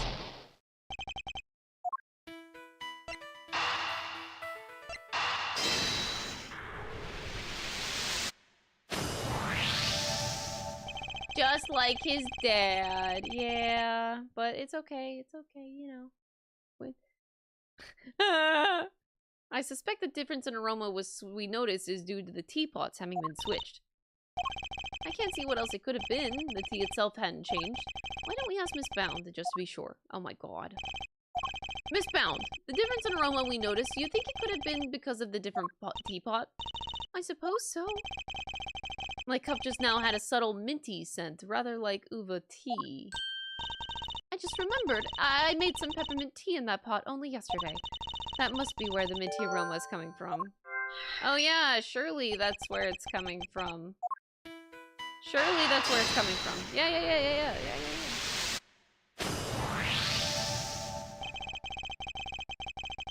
The tea from the teapot Larry switched in from under the cart smelled faintly of mint. Right, Miss Bound said that she used that pot to make peppermint tea yesterday. But there's something else that's been troubling me. Miss Bound seemed more taken aback by the switching of the teapots than the breaking of one. You're right. You'd expect it to be the other way around. She might have been deliberately hiding the teapot underneath that cart. But why? One of Ubiquium's key ingredients is its minty fragrance. So what if she had been hiding some in that teapot? What? In the teapot? Simply a possibility, but one worth investigating, I believe. Mr. Wiener, any luck finding that Ubiquium? Oh! My people are searching the entire gallery, but they haven't found anything yet. And what about you? Don't tell me you know where it came from. I may have an idea. Ha! I knew it! If I can't find it, then there's no chance of useless. What? You do know where it came from? Yes. Where? Miss Bound's teapot. Wow, nice piece. I like it. Yeah, this looks like a fitting prize for a natural-born wiener. It's not a prize. It's a vital piece of evidence. Oh, it's just evidence? Then I'll have one of the forensic people check it out.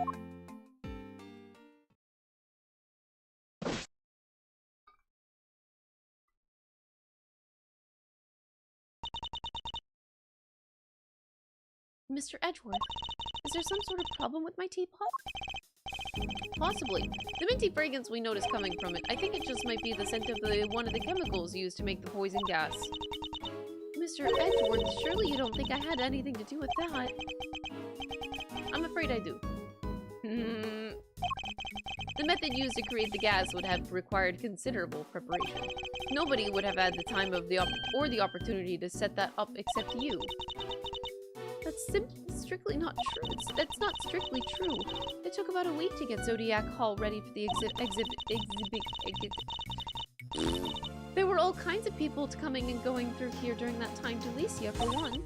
So you see, I'm not the only person who could have set it all up. Miss Scone is on our radar too, of course. You needn't worry about that. I wouldn't know the first thing about making poison gas, so even if you did find some Obicium in my teapot, I wouldn't have had any idea what to do with it. But I suppose we should see what the test results say first.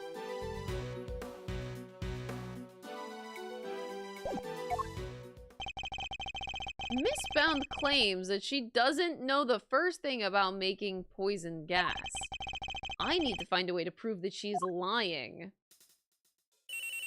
How do we do that? Edgeworth? Yes, sir! Is everything all right, Detective? Everybody's left the winter wing. It's just me in here now. I can tell you what we found.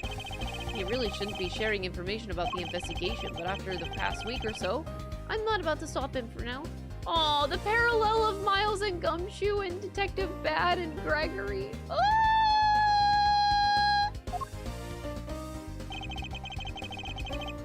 the exhibits in here have all completely melted, and all that's left is the display cases and some stuff at the bottom. More of it in the Taurus case than in the Gemini case, though. Describe this stuff for me if you can. It's like a pale blue liquid. I had the lab run some tests just now. The sample from the Taurus case just had a bunch of sugar in it. But the one from the Gemini case had 3 different substances in it. Sugar, salt, and blood. Oh, that's so lovely. What are salt and blood doing in the Gemini cases sample? Can't imagine whose blood it could possibly be, but I'll get it tested right away, sir.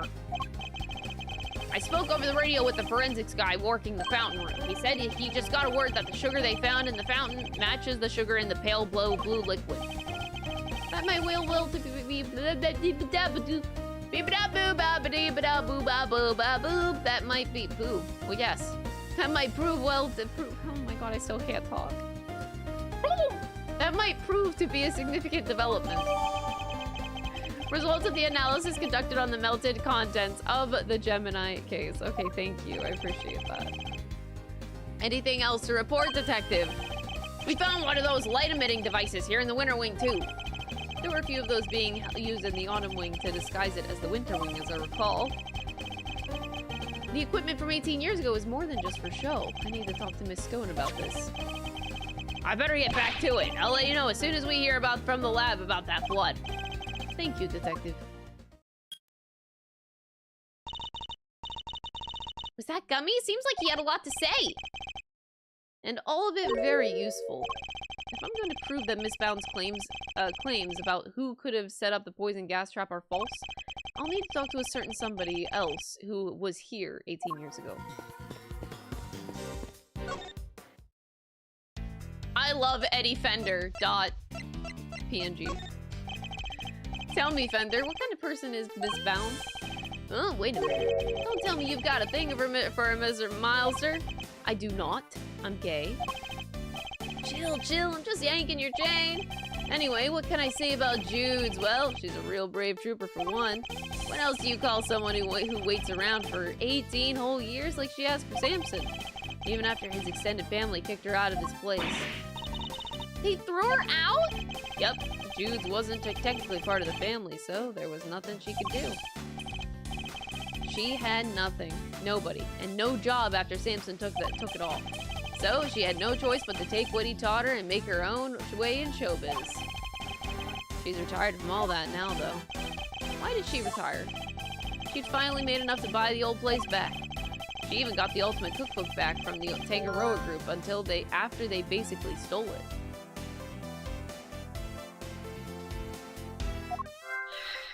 Guess this place and everything to do with it was all she ever cared about.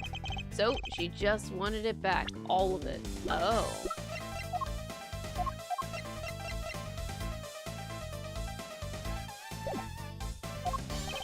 Fender seems very sympathetic to Miss Bound's plight, but from a less charitable perspective, she has, in a way, taken everything of Mr. Tangaroa's for herself.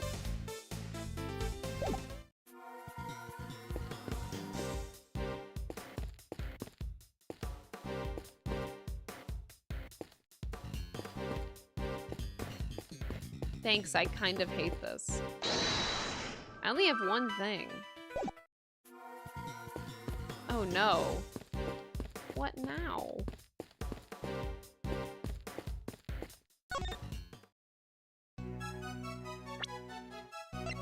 Yeah, I don't think presenting anything is gonna do me any good here. Let's read the Gemini case analysis results. Sugar composition matches that of the sugar found in the pale blue liquid in Crossroom 18 years ago, which is kind of fucking crazy. Sugar detected in the fountain water also seemed to be a match. Okay.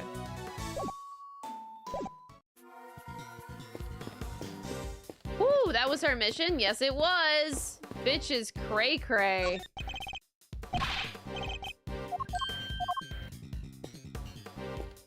Do I have more to get from Mr. Fender? Those are tulips. It leads to the spring wing. Housebreaking is a little beneath a great thief, wouldn't you say?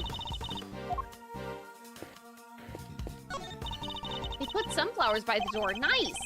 A fitting adornment for the entrance to the summer wing, I suppose. Every great thief knows that means tourists with bulging wallets.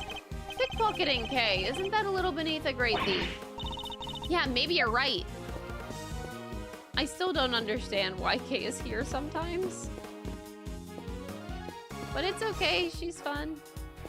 It's just something, something I wonder about. Okay. I need a lead. I don't have any leads. Besides, maybe presenting more evidence to Mr. Fender.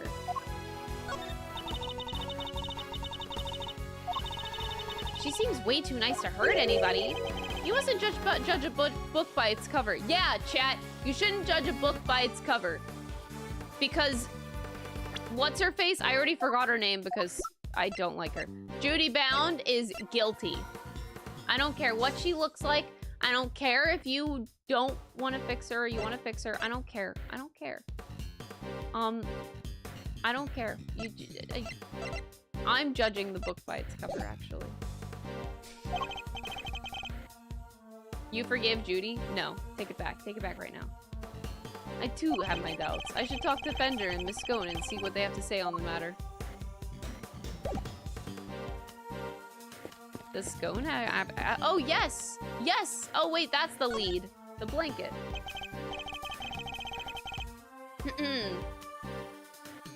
But the cover is hot and the book is a sweetheart. Okay, okay.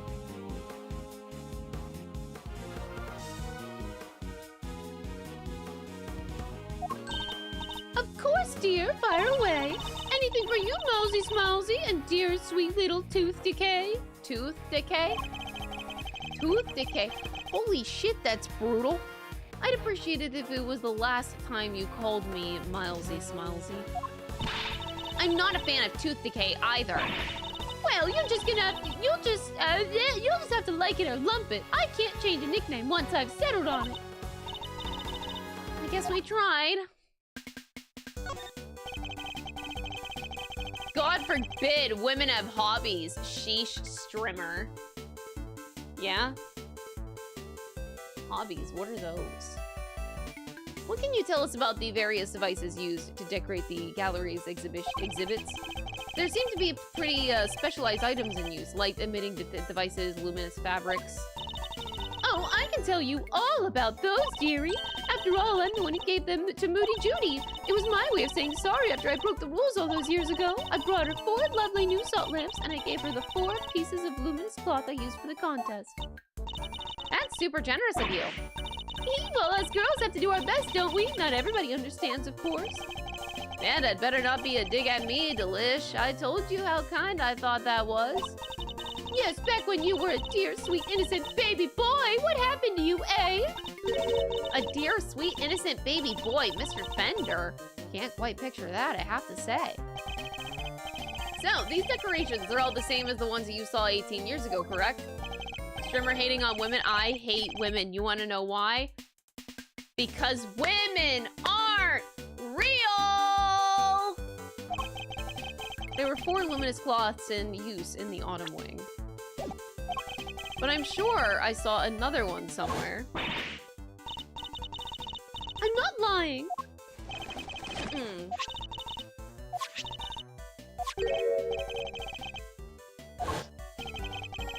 Maybe I should jog her memory. That's fine.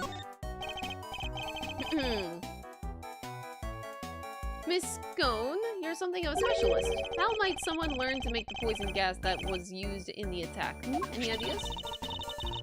Well, any pharmacist who's ever handled a pesticide ultra would know for a start. After all, it says it right here on the label. Do not mix with products containing Abicium, ever. What about a layperson? It's unlikely they know, wouldn't you say? I suppose so. Well, not unless they had a nose through the Ultimate Cookbook anyway. The prize from the contest 18 years ago. The recipe for making a pesticide ultra, along with that not mixing with Abicium bit, is in there, you know.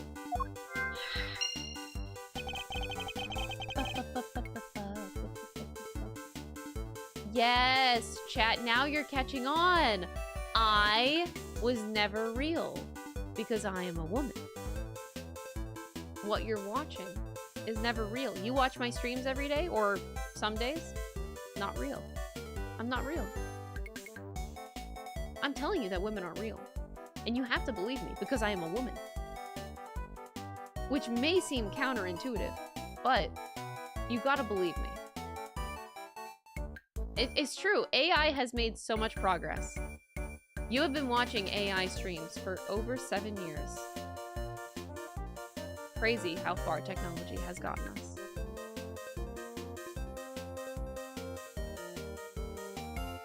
Oh, that's true. After all, I am the streamer and the rest of the mod team all at once. See, Alan just admitted to it. I said 8 years. Sorry, 8 years. 8 years. Oh, yes, dear. I knew it inside out. Because I worked for the Tangaroa group, you see. We're the company behind Cold Killer X. Oh, no. Are you sure we aren't AI? Oh, yeah, I'm sure chat's AI. Oh, yeah, I'm absolutely sure of it. Cold Killer X fights back sniffles and sneezes with ease, apparently. After Sammy Poopa was found guilty, the company took custody of the book. But they only grant their most trusted people access to it, of course. Miss Scone is one of these elites, I suppose. You had a piece of fabric like this in your bag, did you not, Miss Scone? Albeit a somewhat grimier one. Everything is AI except Alan. This is one big prank on Alan. Oh, wait, that's quite the turnaround. Dead internet theory? Yeah! Oh my god. Dead internet theory combined with simulation theory. Does that mean Alan created all of this? He's the mastermind? He's the mastermind behind all of it.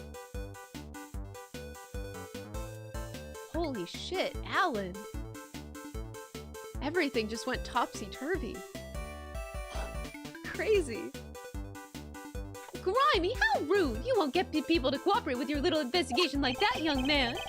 Shall I call it a dish towel? Perhaps you used it to wipe up some sort of spillage? A spillage, he says! The cheek! That's a piece of highly specialized luminous cloth. Oh, I probably shouldn't have told you that. I think I'd like to know a little bit more about this highly specialized luminous cloth. Wait, were Truman showing him? Oh, we're all in the Truman Show right now, is what you're saying. Alan is the mastermind outside of the bubble of the Truman Show. Oh. So we're trying to break out of the simulation right now. And Alan's the culprit. Whoa. Holy shit, the lore today. Crazy, we're figuring it out. Thanks, Ace Attorney. Why didn't you want me to know that you had a piece of luminous cloth in your bag? Well, I suppose there's no point in hiding it now, is there? You must know I fished it out of the fountain. It was right before they called me into the Autumn Wing. Larry's sketch of Miss Scone is of when she was trying to retrieve the cloth. At first I thought it was one of the ones I'd given Moody Judy. One of the 4 that you'd give into the gallery, correct? The crystal stream lore goes deep. It does. I'm surprised there isn't like a dark side of Reddit that has like all of this dark lore information. It deserves to be there, for sure. One of the 4 you'd given to the gallery, correct? Exactly, but all 4 were being used in the Autumn Wing, weren't they? So I realized it must be the one that went missing all those years ago. I'd already had my Insecticide Ultra pinched and used to make poison gas. If one of my cloths turned out to be used in some sort of dastardly deed too, well, I was going to look guilty as sin, wasn't I? So I kept it hidden in my bag and hoped for the best. Oh, Jesus. Hold on, give me 1 second, chat.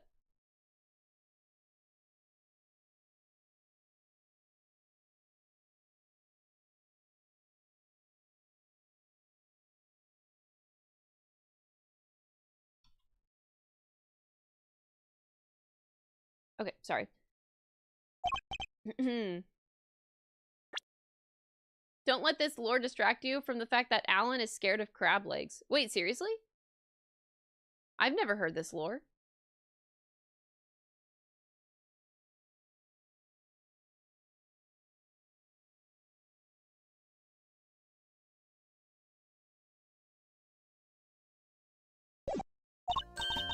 It does feel good to get it off my chest, though. Stress is no good for the complexion.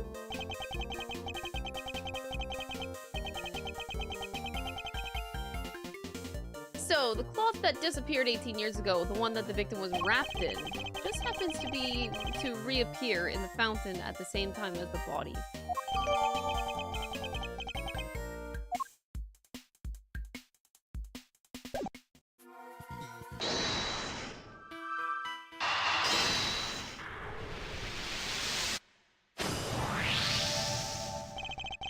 The Ultimate Cookbook contained instructions on how to create the poison gas, and the current owner of that book is none other than Miss Judy Bound. No way! You mean... I'm afraid I do. Miss Bound would have been perfectly capable of setting up the gas trap. Finally, we can prove that she's been lying. Woohoo! Is this true, Alan? This is an investigation of Mr. Alan Ray. Is this true that you are scared of crab legs? Please provide a testimony.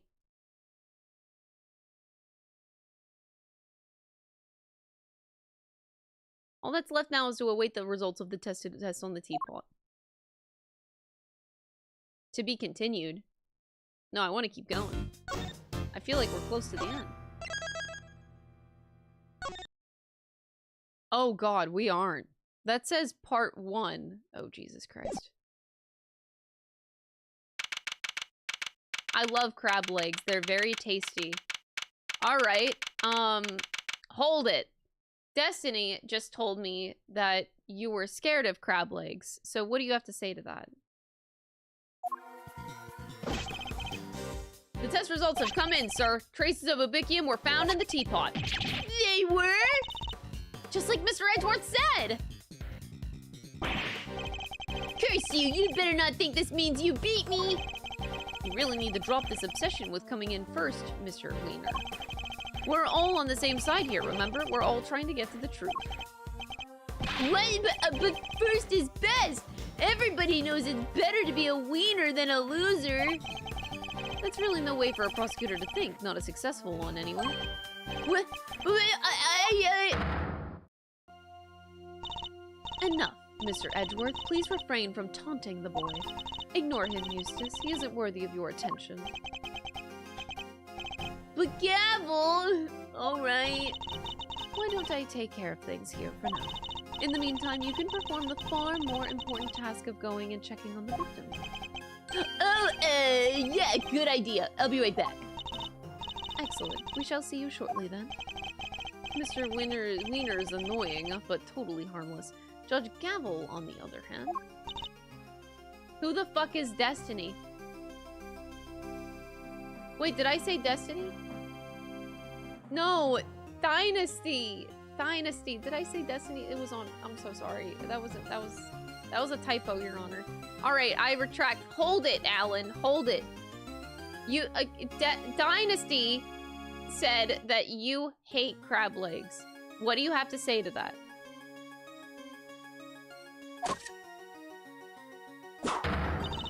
Glitch in the simulation. Missbound. Perhaps you could explain why traces of Abikium were found in your teapot? I had no idea there was anything like that in there. Perhaps it's one of the ingredients in the dishwashing soap that I use. So you're telling the court that you did not intentionally put Abikium in the teapot? Yes, exactly. Why would I? Until today, I had no idea that it could ever be used, even be used to make poison. Objection! You're a trained actress, are you not, Missbound? I'd have thought that you would be a more convincing liar. What do you mean? You have access to the Ultimate Cookbook, a book that just happens to contain instructions on how to create the poison gas used in the attack, meaning it's perfectly possible for you to know exactly how to make it. You're very well informed, Mr. Edgeworth. Missbound, is what Mr. Edgeworth said true?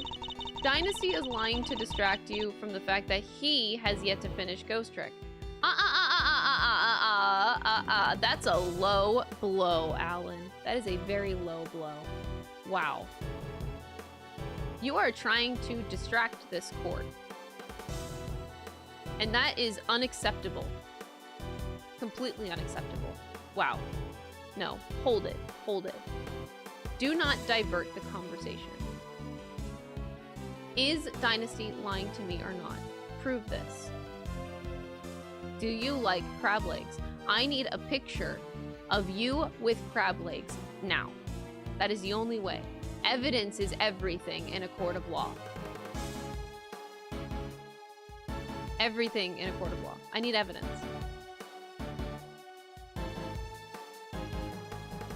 The book does contain information on how to make the poison gas, yes. But the fact that I have seen it doesn't make me guilty. Can I ask exactly how the gas was triggered? The victim used a blowtorch to heat the lid of one of the display cases, thereby melting the Ubiquium. I see. But he locked himself in the room too, didn't he? Surely that and the fact that he triggered it himself. Wouldn't it point to it being a suicide attempt? She's not willing to admit to anything. Furthermore, where would I have gotten hold of the Infesticide Ultra? Perhaps you stole it? You know, I did bump into Moody Judy a week or so ago, and that very evening I noticed my Infesticide Ultra had gone missing. Judy, surely you didn't. Alicia, you carry your bag of pharmaceuticals with you everywhere, don't you? There would have been any number of opportunities for someone other than myself to steal it from you. That's true, and I don't have any hard evidence that it definitely was Missbound who stole it. Dude, there's clearly something you're not telling us. Why don't you just come clean? We all know that you never hurt somebody for no reason, so... Not you too. You think I'm guilty as well, Mr. Fender? Could you blame me? We've got one wing disguised as another, a gas trap in one of the display cases, and you're the proprietor of the establishment. Looking a lot like you did it, kiddo. He is lying, and I am willing to fly over to Montreal and get crab legs in your very presence. Ooh, okay. Okay. That's a very strong statement to make, Alan. Okay, I will accept that statement into the court. So you do like crab legs, just to confirm.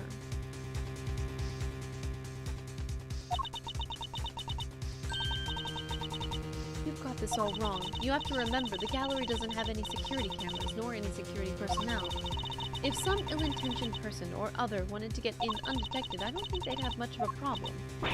You're practically asking to be burglarized. You need to be more careful. A great thief could have a field day in here. And I don't think she's joking. And actually, it seems that Mr. Gusto did in fact enter the gallery before it opened. Sheesh, Joe Judy's one tough cookie. She's not budging an inch. Maybe it's time to rock a little technique Gregory taught me back in the day. And what technique might that be? So, hear me out. Everything's connected to what happened 18 years back, yeah? And since we're not getting anywhere by focusing only on the here and now, maybe we ought to approach this from a different angle and look to the past for clues instead. A turnabout in thinking! So my father used this method as well. Ha ha ha ha ha. Objection! Alan wanted to consume the crab legs said that they no longer exist and can therefore cause him no more harm. Dynasty, that's a pretty poor argument because you can just get more crab legs. I'm on Alan's side here. Huh. You could just get more crab legs, bro. It's not like there's only one set of crab legs in the whole world. Your argument is full of holes. Alright, let's run this through the old Thinkatron. How was Jude's involved in what happened back then? According to Miss Bound, it was because of her that Mr. Frost's flavored ice sculptures melted. And yet his sculptures are here on display in this very gallery today. Is it possible that she... Thank you, Mr. Fender. I think I know what I need to ask Miss Bound now. Don't thank me, thank your pops. Now take it away, Mousy, I'll grab the popcorn. Miss Bound, you say that you were the one who caused Mr. Frost's creations to melt 18 years ago? I was young and foolish, and it was a terrible accident. What you did allowed you to open this exhibit, no? What do you mean? What do you mean, Mr. Edgeworth?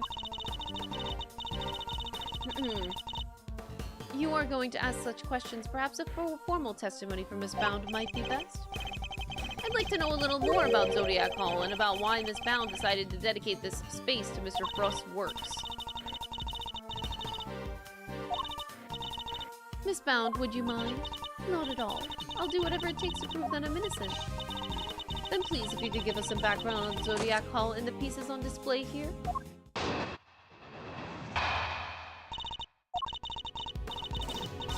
It took 18 years, but at long last, I was finally able to buy Samson's home back a little while ago.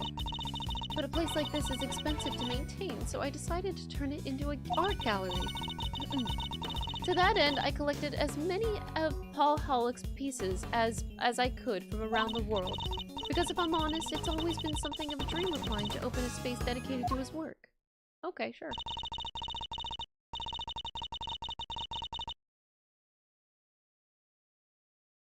Thank you for your testimony, Miss Bound. How wonderful it is that you were able to fulfill your dream. I don't think Alan should be taking judgments from someone who's admitted that she's not real. Oh! Damn!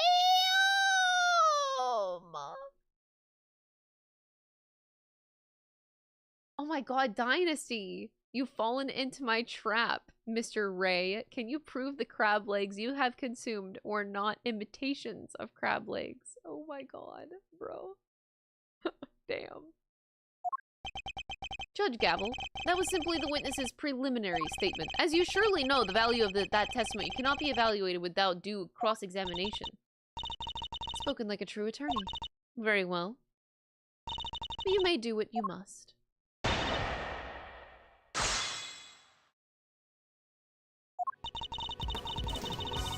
Okay. Where was the thing about the money? Oh, we didn't get information on that in my court record. Oh, it costs a lot of money, huh?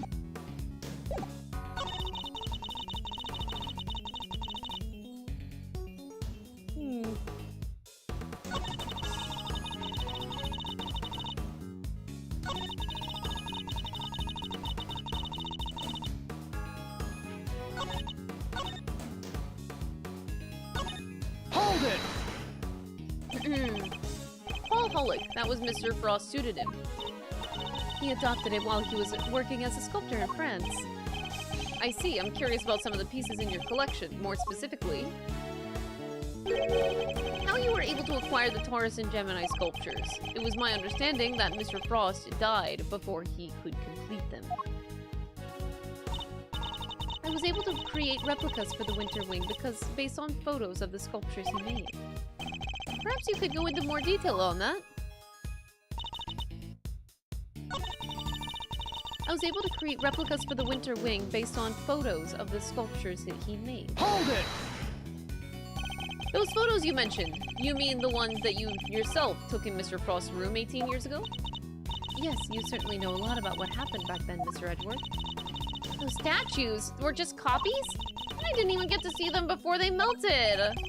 The sculptures in question were definitely not replicas. which means that Miss Bound is lying. I know, it's such an awful shame. And after we went through the trouble to recreate them too. They weren't replicas. They're all the very ones from 18 years ago. I need to show her I'm aware of that, or I'll never get to the truth.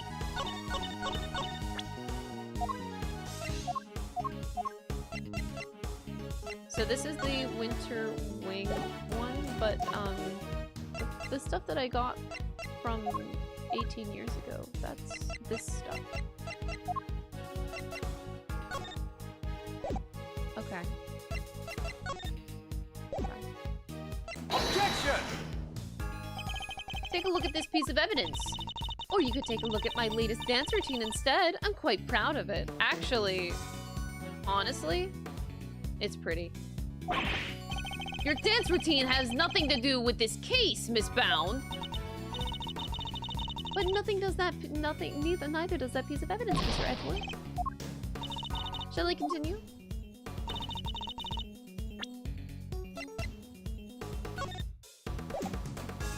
Objection!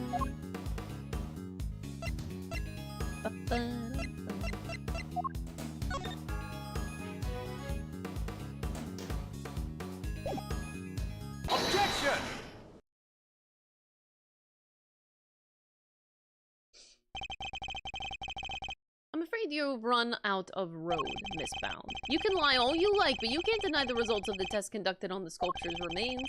And those tests leave no room for ambiguity. What you had on display weren't replicas. Those were the very statues Mr. Frost carved 18 years ago. Oh, I could probably help explain how they worked it out if you like, dear. You found my playthroughs through YouTube. Oh, awesome. Happy to have you here. Welcome to the streams. It's the sugar, you see. You might think sugar is sugar is sugar, but the composition is actually very unique. You could probably recreate the statues, but the sweet secret of their chemical makeup, no chance. Thank you, Miss Stone. I don't recall asking for her help, but still. To put it simply, the statues didn't disappear back then because they'd melted. They disappeared because you spirited them away and kept them hidden for all these 18 long years. What? She kept a pair of flavored ice sculptures around somewhere for all that time? It's not the most out there idea in the world, assuming you had a big enough icebox. Quiet, all of you. Miss Bound, have you anything to say in your defense? You've already learned that much. Should I take that to mean you admit to having hidden the flavored ice sculptures in question? I admit to no such thing. You haven't proven that I was the one who took those statues away. And you won't, because it would have been impossible for me to do so in the first place. The police were already here when they disappeared. How could I have done it without them noticing? Oh, indeed. I don't yet know exactly how you did it, but I'm far from ready to say that it was impossible for you to have stolen them away. You're a very persistent man, aren't you, Mr. Edgeworth? I am indeed, and I won't stop until I get the truth. I see. Then I'd better tell you exactly what I did that day 18 years ago. Anyway, don't let all of this distract you from the fact that Andy thinks Stormblood is a good expansion. Oh, sweetie. It's okay. You know what? I forgive Andy, because Andy hasn't beaten Shadowbringers and Endwalker yet. Yeah, I don't... Andy hasn't gone through Shadowbringers. Wait, that's Diane? Oh, Andy. Oh, that's right. That's Diane. Oh. Whoa, Andy. Okay, anyway. The whole time before judging began, I was waiting upstairs in our living area on standby. During the judging, I had to go change the camera's film cartridge for Samson. But before I could take the camera back to Samson, I discovered Mr. Frost's body. Dang, Diane's just past the Heaven's War patches. It's okay, Diane. You take your time. You take your time. Later, around when your father arrived, I began to make the rounds and serve tea to everybody present. That was when I saw Mr. Gusto entering Mr. Frost's room. And those were my movements on the day it all happened. I hardly see how you could take issue with any of that. That's for us to decide, Miss Bound.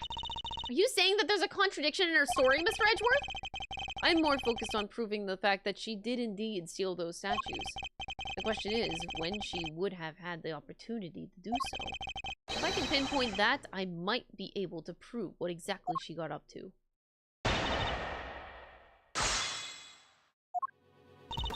Edgeworth, I need you to shut up and let the pretty lady dance, honestly. Okay, the whole time before judging began, I was waiting upstairs in our living area.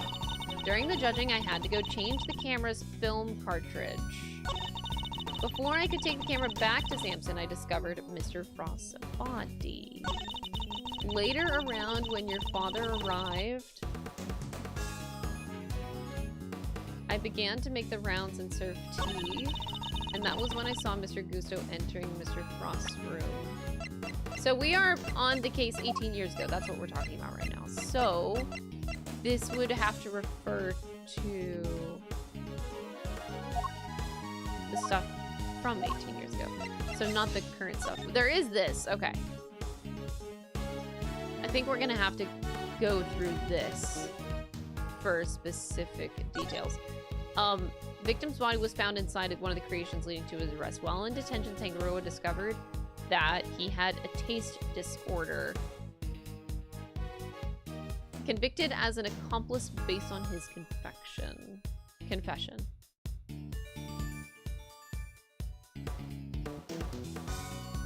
Your Honor, I would like to penalize Dynasty for involving an innocent bystander into these proceedings. Okay, I'll allow that. Yeah, Dynasty, you fucked up.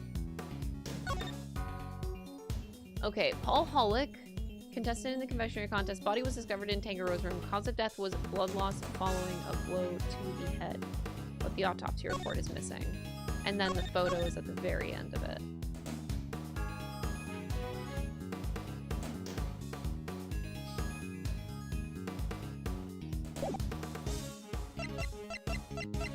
Dynasty, you are hereby declared guilty.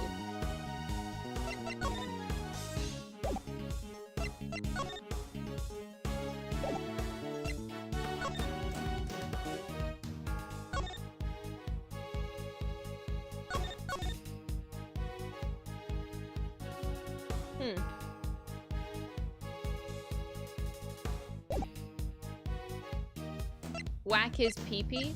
No. That's fucked up. Ugh. This is a little irritating.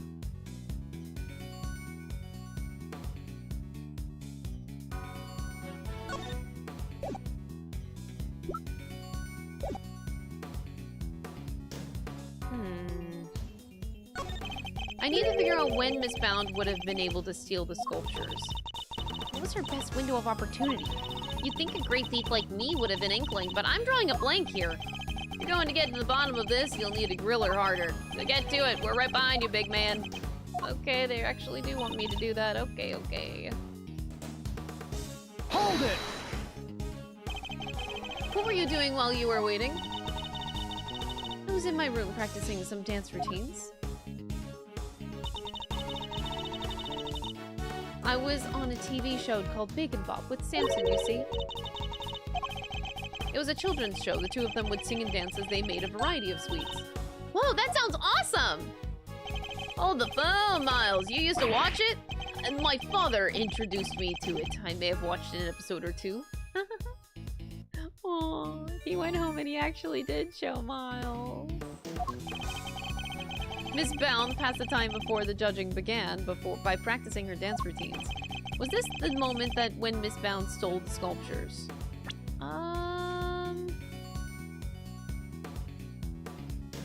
No.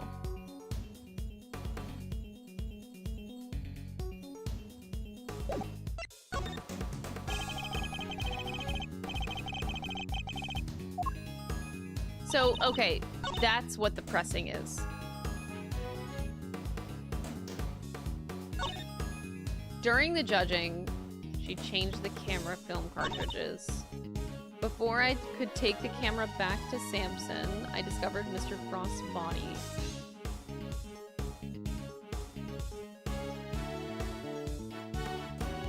Wouldn't this be where you could do it?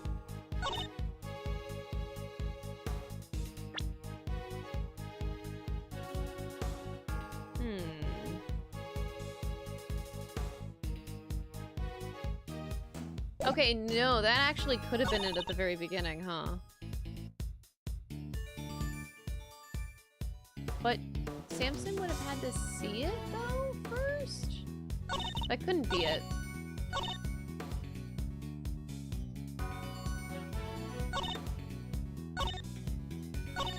It's one of these. It's one of these three.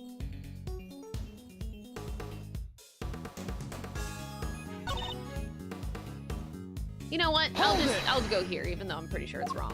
I'm gonna do it anyway. I feel like I witnessed a historical moment in chat today. You did. How would I have done that? By, well, even a great thief would have struggled to steal the sculptures around then, Mr. Edward.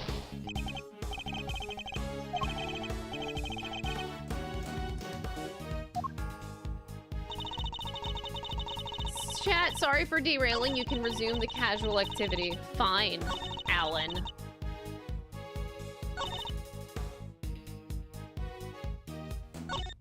Hold it! Were you the only one who was able to move freely around the judging? I wouldn't say freely exactly, but I was able to move around more easily than the contestants, yes. Even so, I could hardly have spirited the sculptures away while Samson was standing right there, could I? And I ran straight off to change the film as soon as he asked me to. I wouldn't have had time. No. So it's the next one. Hold it!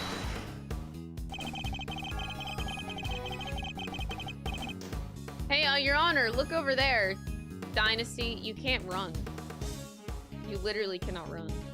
Where do you think you're running? I heard the sound of something collapsing.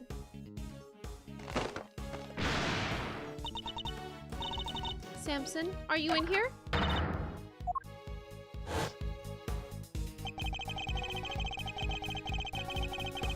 Oh, I understand now. It had to be after that.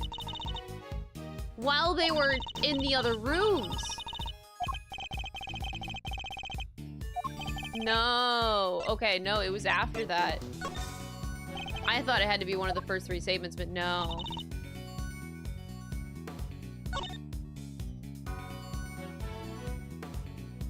That was when she saw Mr. Gusto entering Mr. Frost's room. So it was here. Hold it!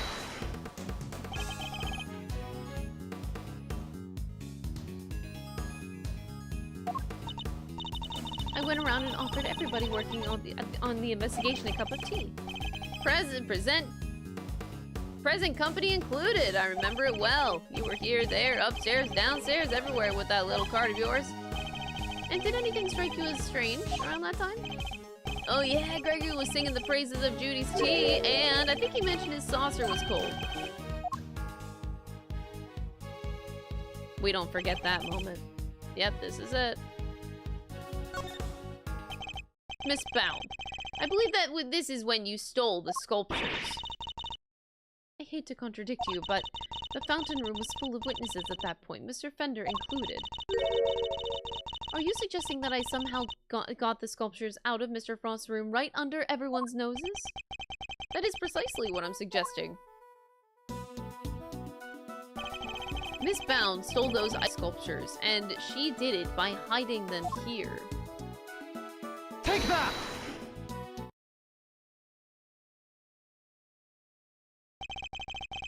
My father and Fender had no idea that one of the sculptures was mere inches away from them. Because it wasn't just a tea set that you were pushing around, Miss Bound, but a hidden ice sculpture in a glass case. Overruled! Surely such a thing would have been impossible. How would a case of that size fit on a serving cart? It would have been spotted immediately. Objection! Who said anything about a serving cart? I'm not sure I follow, Mr. Edward. What are you suggesting she used instead? I'm suggesting that Miss Bound used this to transport the sculptures. Take that! And this is...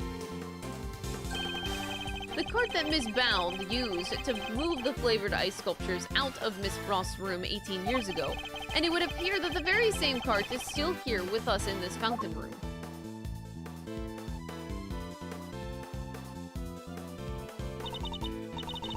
We originally brought it for use in the contest. You're saying that Miss Bound loaded Mr. Frost's sculptures onto this cart and carried them off? I am. As you can imagine, all one would need to do is lay a case on its side, add a tablecloth, and it'd look exactly like a normal serving cart, thus allowing her to move the sculptures around freely. Holy moly, of course, that's why those saucers were so chilly. They were sitting on top of a big block of ice. Dudes, how could you? Impressive. Then again, you are Mr. Gregory Edgeworth's son. I should have expected no less. There isn't a scrap of evidence that I stole the sculptures. There isn't a scrap of evidence that I stole the sculptures all those years ago now. And yet, I knew that no matter what I said or did, I'd always be under a cloud of suspicion. So you admit it? You admit that you stole them from Mr. Frost's room? Yes, I do. I took those sculptures and their glass cases out of that room 18 years ago. As Mr. Edgeworth correctly deduced, I dressed up in the lift cart as a serving cart to do it, and slipped it in and out of Mr. Frost's room while I was going around serving tea to everybody. In the end, I'd removed not only the sculptures, but the flavored ice Zodiacs blocks as well.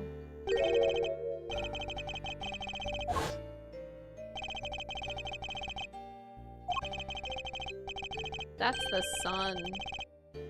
No, it can't be. The sun at that point would be old, because that photo was from 18 years ago. Couldn't be. If the Winter Wing really is an exact replica of Mr. Frost's room from 18 years ago, then even though my father never saw them because they'd already melted, the Zodiac blocks must have been in the victim's room back then as well. When I had finished moving the 2 ice sculptures and the 2 Zodiac blocks out, I took 2 fresh empty cases to Mr. Frost's room and put them where the original 2 had been. Only the sculptures had been kept in glass cases, you see, to prevent them from being damaged. The blocks were a little more robust, so they'd been displayed as is. As stated in the contest rules, we were responsible for providing all display materials, including cases. Meaning it would have been easy for her to prepare those empty spares she swapped in. Mr. Frost's room contained quite a few other flavored ice works in progress. I'd figured if I melted them down somehow, the resulting puddle would look like it came from the sculptures. And that is how the sculptures from 18 years ago came to be in the Winter Wing today. I have to say, Mr. Edgeworth, that's quite the confession. And I think she offered it so willingly because she knows that there's nothing we can do with it. That's all I have to tell you. However, despite everything I've shared, you can't charge me with anything now, can you? How'd you figure that? I would have thought you might know at least this much, given we're at a crime scene. I suggest you memorize the various statutes of limitations outlined in this book. Wow, statutes for dummies!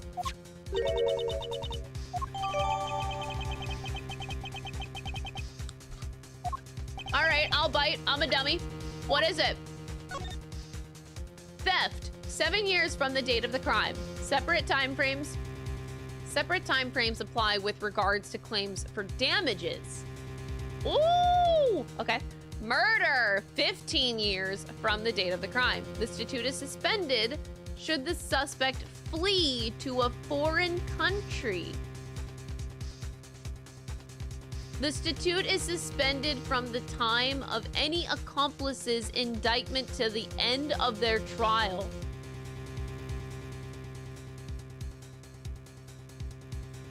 Oh, fucking shit.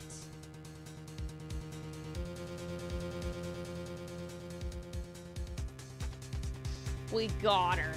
7 years. Stop chat. Stop chat. Stop right there.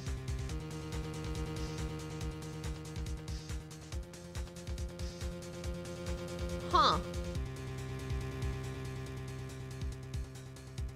From the time of any accomplice's indictment to the end of their trial. Okay. And... Okay. Prosecutors only have a certain amount of time within which they can put a suspect on trial for a given crime. Let's take a closer look. Wait, I just did that.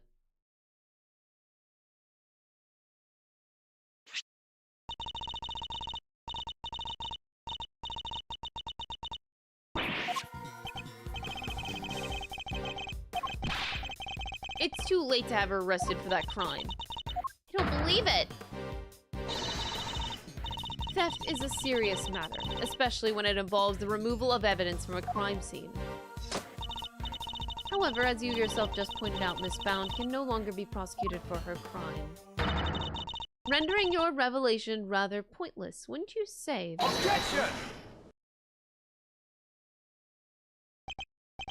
I wouldn't be so sure about that. As for, you see, the theft of the ice sculptures isn't my principal interest here. I find the body that reappeared 18 years after the theft to be of considerably more interest. Are you suggesting that I also hid Mr. Frost's body? I am indeed. How do you keep a body hidden for 18 years without anybody finding it? By hiding it in a very unusual way. Are you telling me that you know where the body has been all this time, Mr. Edgeworth? It's not such a big leap if you think about what Miss Bound has told us already. Let's just say it wasn't just flavored ice that she removed from Mr. Frost's room back then. If you're confident in this claim, let us put it to the test. Tell me, Mr. Edgeworth, where exactly was Mr. Frost's body hidden?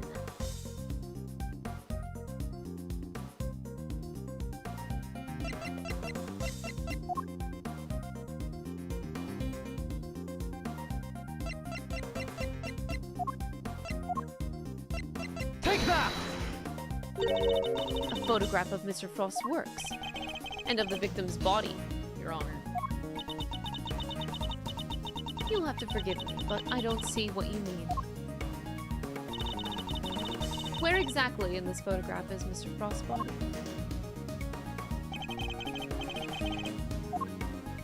Take that! The Gemini sculpture? Yes, it may look like a sculpture at first glance, but it is in fact Mr. Frost's corpse. Surely you can't be serious. I don't see anything in the photograph to support such a wild claim. Objection! That's because a certain piece of evidence was used to hide the body in plain sight. And what piece of evidence might that be? The court demands that you present what was used to conceal the body. Take that! One of the cloths from in the autumn wind. When it's made to glow in just the right way, it's so visually convincing you might mistake it for ice. Isn't that right, Miss Scone? Well, yes, dear, but you can make it look like just about anything, really, even blazing fire. And the right shade of blue would make it look like ice. Yes, exactly that, in fact. Overruled! Is it not the case that a certain special device is needed to generate these colors, though? Objection! If you would care to take another look at the photograph of the Winter Wing, Your Honor, you'll notice that there is a small box connected to the display's case. One of the very light-emitting devices in question, Detective Gumshoe even confirmed its presence. In fact, this particular device went missing 18 years ago. Back then, it was no doubt firmly connected to the cloth inside the display case, which means Miss Bound had no choice but to take it with her when she removed the sculpture. So you see, this cloth and the light-emitting device were being used to create the illusion that Mr. Frost's body was, in fact, a statue carved from ice. You're telling me that when we took that photo of us in the Winter Wing, we were standing right in front of the body. That's my favorite kind of twist. But, I guessed it earlier. I don't... Did I say it out loud? I thought I did. I guessed it earlier, but I kind of like disputed myself because I couldn't figure out how. And I still can't. So I kind of I thought of the idea, and then I was like, huh, no, that can't be right. Because, like, that seems impossible. But if it's a lift cart that can lift and then dump at an angle, but still, that seems like really fucking convoluted. But the body and the cloth were both recovered from the fountain. Why were they found there if the body was supposed to be in the winter wing disguised as a sculpture? There would have been no mystery as to how the body had been hidden if we had found it as is. Miss Bound needed to remove Mr. Frost from the winter wing in order to throw us off the scent. Ridiculous. I don't recall her sneaking around behind our backs to throw a body in the fountain. No, and she didn't need to because she had another method at her disposal. Her trusty lift cart, the same cart that had proved so useful in executing her original theft. I believe she wheeled the body into one of the other wings and floated it down the stream to the fountain.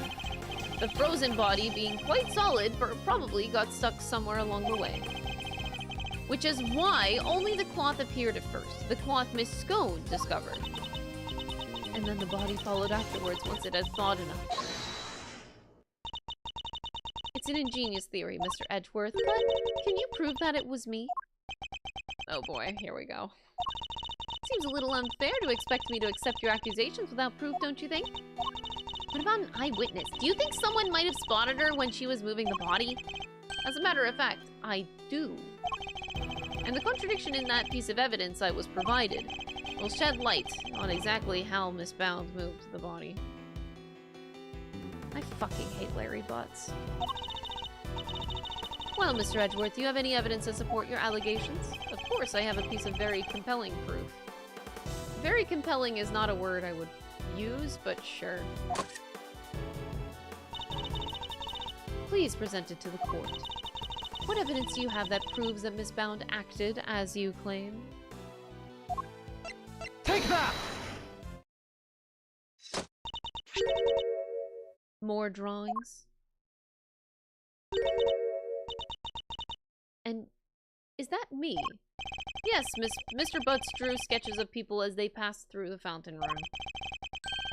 But what I'm interested in is the cart that we see here. Miss Bound's serving cart. But what about it? You don't see it. She's using the same trick she used 18 years ago. Ergo, we know that Miss Bound was busy moving Mr. Frost's body when this picture was being drawn. See, the reason why I initially was giving Miss Bound a pass, and this is funny because I said this in multiple times in previous Ace Attorney games, I gave her a pass because I was like, surely she wouldn't do this at 16 years old. And yet, anytime I ever brought this up in the past, chat was like, oh, a child would never commit murder, Crystal. You're so stupid. Why are you accusing a 14-year-old of committing murder? Now what? I get shit on all the time for saying that shit. And chat be like, no, you can't just do that, Crystal. Now look who's talking, chat. Now look who's talking. I don't see Mr. Frost's body anywhere in that sketch. All I see is a picture of me delivering chocolates to everyone. Really? Then allow me to direct your attention to the color of the tablecloth, Miss Bound. It's originally thought that Mr. Butts had made an error, but he's assured me that he couldn't possibly be the case. This tablecloth appears to be light blue. A less shade of tablecloth that Miss Bound doesn't seem to own. Also, why do we trust Larry Butts and his fucking drawings every time as real court evidence? Why? The cloth only appears to be light blue due to the body hiding just underneath. The shape of the cart is perfectly rectangular, just as one would expect. Surely it would be immediately obvious if the tablecloth was being draped over the body. Not if the body has been placed inside one of the hollow zodiac blocks in the winter wing. Place one of those on the lift cart and it's easily pass muster as a regular serving cart. Wouldn't you agree? Miss Bell, surely now you must admit that it was you who moved the body, just as you did 18 years ago.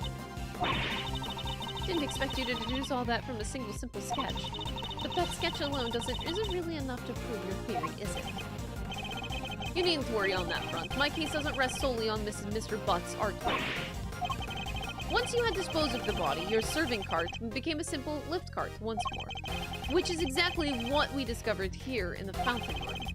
And without a serving cart, you had to find some place to put your chocolates. The ones I had handing out. As we saw in the sketch, you had originally placed them on top of the cart, but the chocolates you gave us came from your pocket. Mine was half melted. It was still super sweet, tasty though. Why did you suddenly feel the need to put the chocolates in your pocket, Miss Bell? It was because you had no longer had a serving cart to put them on, that's why. One moment, please. If you have explained what Miss Bound did with the chocolates and the lift cart, but what about the tablecloth? Where did it go? Indeed, if snatching the chocolates in her pocket was the only solution she could think of, I doubt that Miss Bound had the time to dispose of an entire tablecloth. Well, Mr. Edgeworth, do you have an answer for me? Miss Bound didn't hide or dispose of the tablecloth, Your Honor. In fact, it's right here in front of us. Perhaps you would care to enlighten us? Where exactly is the tablecloth Miss Bound used to hide the body? Not in this room. I believe that the tablecloth is not in this room. Not in this room. Could you be more specific, perhaps? No, not yet. I see. So you are saying it is somewhere out there in the wider world? That sounds dangerously like a desperate bluff to me. Rationally eliminating my choices one by one should leave me with only one possible location. Nah, at Miles Edgeworth, I gotta make you look like a fucking idiot. You know, thinking back to the first time I ever met Jude's, I remember her wrapping a tablecloth around her waist before getting down to work. Interesting. I think that might prove to be a vital clue. We didn't need that. If the defense is done talking amongst themselves, perhaps it can finally enlighten this court. Where exactly? It's in the fucking fountain. There's no doubt in my mind that's in the fountain. And there is no doubt in my mind that if it were, we would have found it already, Mr. Edgeworth. Hate to say it, Malzo, but there's no doubt in my mind that you've made a little boo-boo here. It would seem so. We get to watch the little animation again.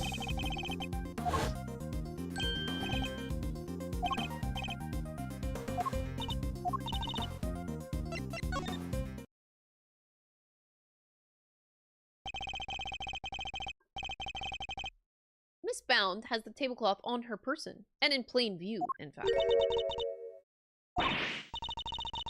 Surely you don't mean... Miss Bound. And the cloth around your waist, isn't it? And given that the Zodiac blocks were kept in glass cases, that cloth would have been in direct contact with the ice. All we need to do is confirm my theories to test the cloth for traces of the sugar used in Mr. Frost's work. The game is up, Miss Bound. It's time to come clean.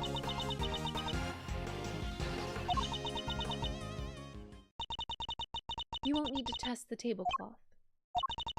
Everything you said is true. I stole Delicia's Infesticide Ultra and I moved Mr. Frost's body.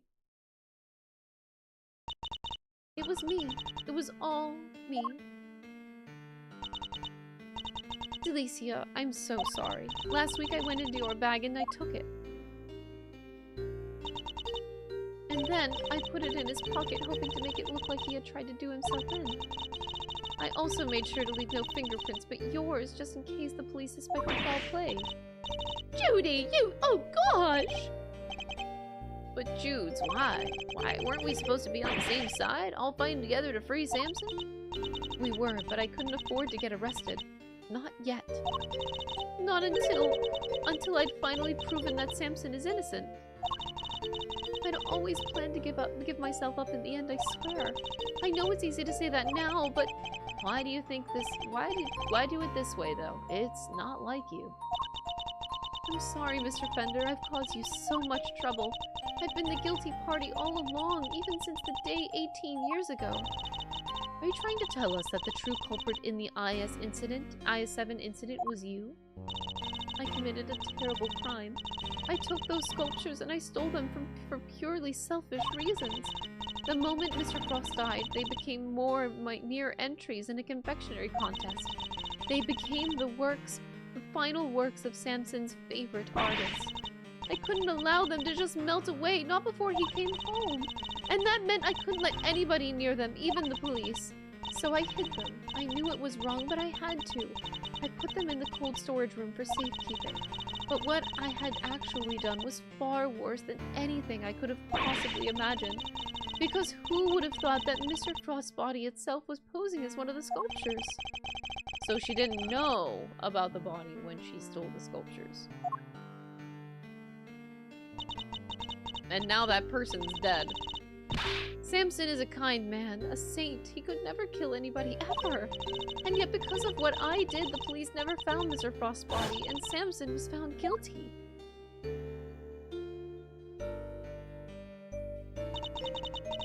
After all he'd done for me, he was my family, the only family I've ever had. He was the most important person in the entire world to me, and I... Judes. After his conviction, I was forced out of our home. I was finally able to return only a few days ago, and when I did, I went to the cold storage room to check up on the sculptures, and that's when I saw it. Mr. Frost's body, it had been there the whole time. Of course, by that point, the statute of limitations had expired, so I did what I did today. Because it was the only way I could think of to make things right. It seems I've misunderstood her intentions. Everything she's done, really, has all been for Mr. Tangaroa's sake. My initial theory, I think, was right. I think that... I'm not sure about the Obicium yet, but, like, I had thought that Gusto killed him. And Gusto, as soon as it opened, he knew that he had to dispose of the body because people would find out about it. So I think he panicked. In the current day, I think he panicked. But I'm not sure about the Obicium part of it. Because then we could accuse Carmelo Gusto. Because he is from a foreign country. It's suspended should the suspect flee. I think that's where this is going. What are you thinking of, Mr. Edgeworth? Something that's been puzzling me. Why did Miss Bound use poison gas? Why not a more reliable method? And why disguise the autumn wing as the winter wing? The only reason I can think of is to confuse someone who was here 18 years ago. I wonder what she had in mind. If she was trying to prove that Mr. Tangaroa is innocent, Miss Bound's ultimate goal must be to ensure the body was found, clearly. Am I gonna get punished? Probably not. Was she trying to force an investigation so we'd find the body? But that alone wouldn't have proven Mr. Tangaroa's innocence, so no, that can't be it. Miss Bound's ultimate goal was to confess to her crime. She simply wanted us to know that what she had done was done by confessing to her crime. No, she couldn't have given herself up in that case. No complicated plan necessary. Therefore, that was really boring. Could she have been truly trying to discover the identity of the true culprit? Miss Bound, your ultimate aim was to see Mr. Tangaroa cleared of all charges, correct? And to that end, you had to expose the real killer and have the police find the body from 18 years ago. It is my understanding of your intentions, correct? Exhibiting the sculptures was sure to force the killer to return to the crime scene. After all, they were the only person apart from you who knew the body was hidden in the icework. So they would have freaked out thinking the body was about to be discovered and come running, yeah? Exactly, but Miss Bound ran the risk that the killer might successfully cover their tracks this time. In the worst case scenario, they might even have been able to remove Mr. Frost's body from the scene. So how could she lure the true killer into revealing themselves without putting vital evidence at risk? So she did place it. Okay, that would solve the final piece of the puzzle then. You were betting on one thing, Miss Bound, weren't you? That whoever opened the Pisces case you had so carefully disguised as the Gemini case would be the real perpetrator of the IS-7 incident. That would mean the real killer Was overruled. Not another word. Do you realize the implications of what you are saying, Mr. Edgeworth? Oh, yeah. We're back in red flag land because of the first case situation. Are you prepared to stand behind the accusation you are clearly about to make? Miss Bound set a trap for Mr. Frostkiller, meaning that whoever found themselves caught in this trap is highly likely to be the guilty party. I lack the evidence to support such an assertion. To accuse someone without any evidence is not to be done lightly, so should I really go ahead and make my accusation and name Mr. Frostkiller nonetheless? Yes. Yes, of course, yes. My ultimate goal is to see the truth exposed. And to do that, I need to seize the moment. Judge Gabble, I am prepared to stand behind my accusation. I know exactly who is to blame for the IS-7 incident. It's Larry Butts. Take that! That is quite the claim. Do you have any evidence to support it? No, I don't. So you admit that your accusation is baseless? Despicable. You do realize that defamation is an offense. Not when his name is Larry Butts. No, it's not an offense, actually. Of all the times to make the worst mistake possible. Don't sweat it too bad, Milesy boy. If you want, I can always defend you in court. No, that's quite alright. You'll just give me a moment. It was Eustace Wiener. Take that!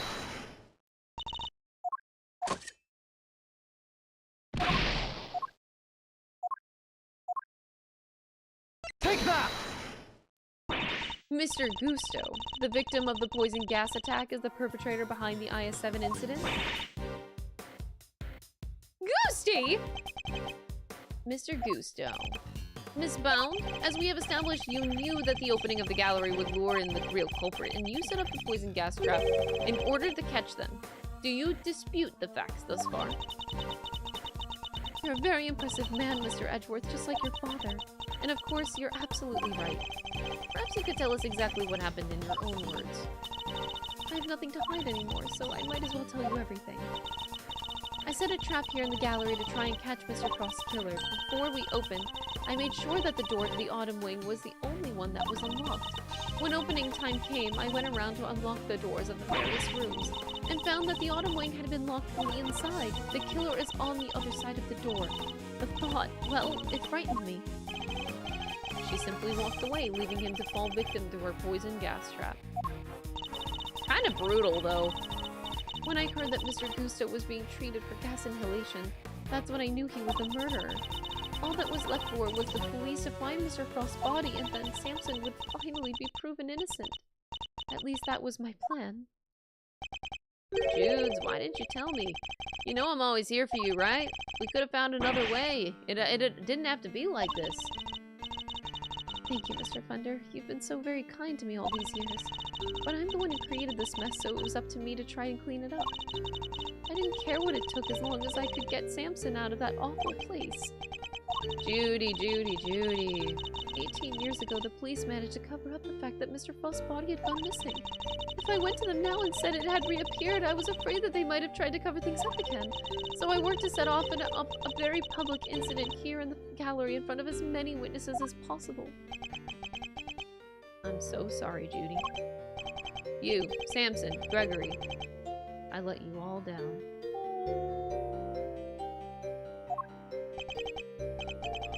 Thunder, this can't be easy for him.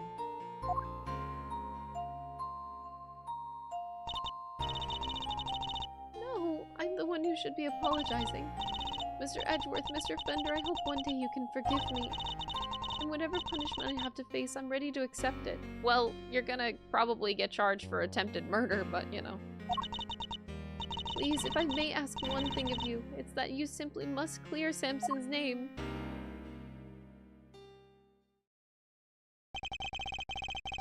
The way the truth of these past 18 years had come to light was unexpected to say the least, and yet, it had only set us down a path towards an even more shocking end. Wait, the cliffhanger. The cliffhanger! And I gotta get off, man. I'm, like, very tired. Oh, I can't believe I'm managing to pull off these 5-hour-long streams with, like, voicing and stuff. We're doing it, man! I really wish I could keep going, chat, but... yeah, I really can't. So we will continue this on Monday. The schedule is the same next week. So Monday, Wednesday, Friday, Investigations 2. If I finish Kingdom Hearts on Tuesday, which it's looking like I might, then Thursday's stream will also be Investigations 2. So, thank you guys for watching. I appreciate it. Sorry to leave the last bit of this case to Monday, but hey, what can we do? Alright. That's just how it is, man. Alright, I hope you guys have a fantastic weekend. Thank you for watching and supporting the stream. I very much appreciate it as always. And most importantly, don't be stupid this weekend. Bye!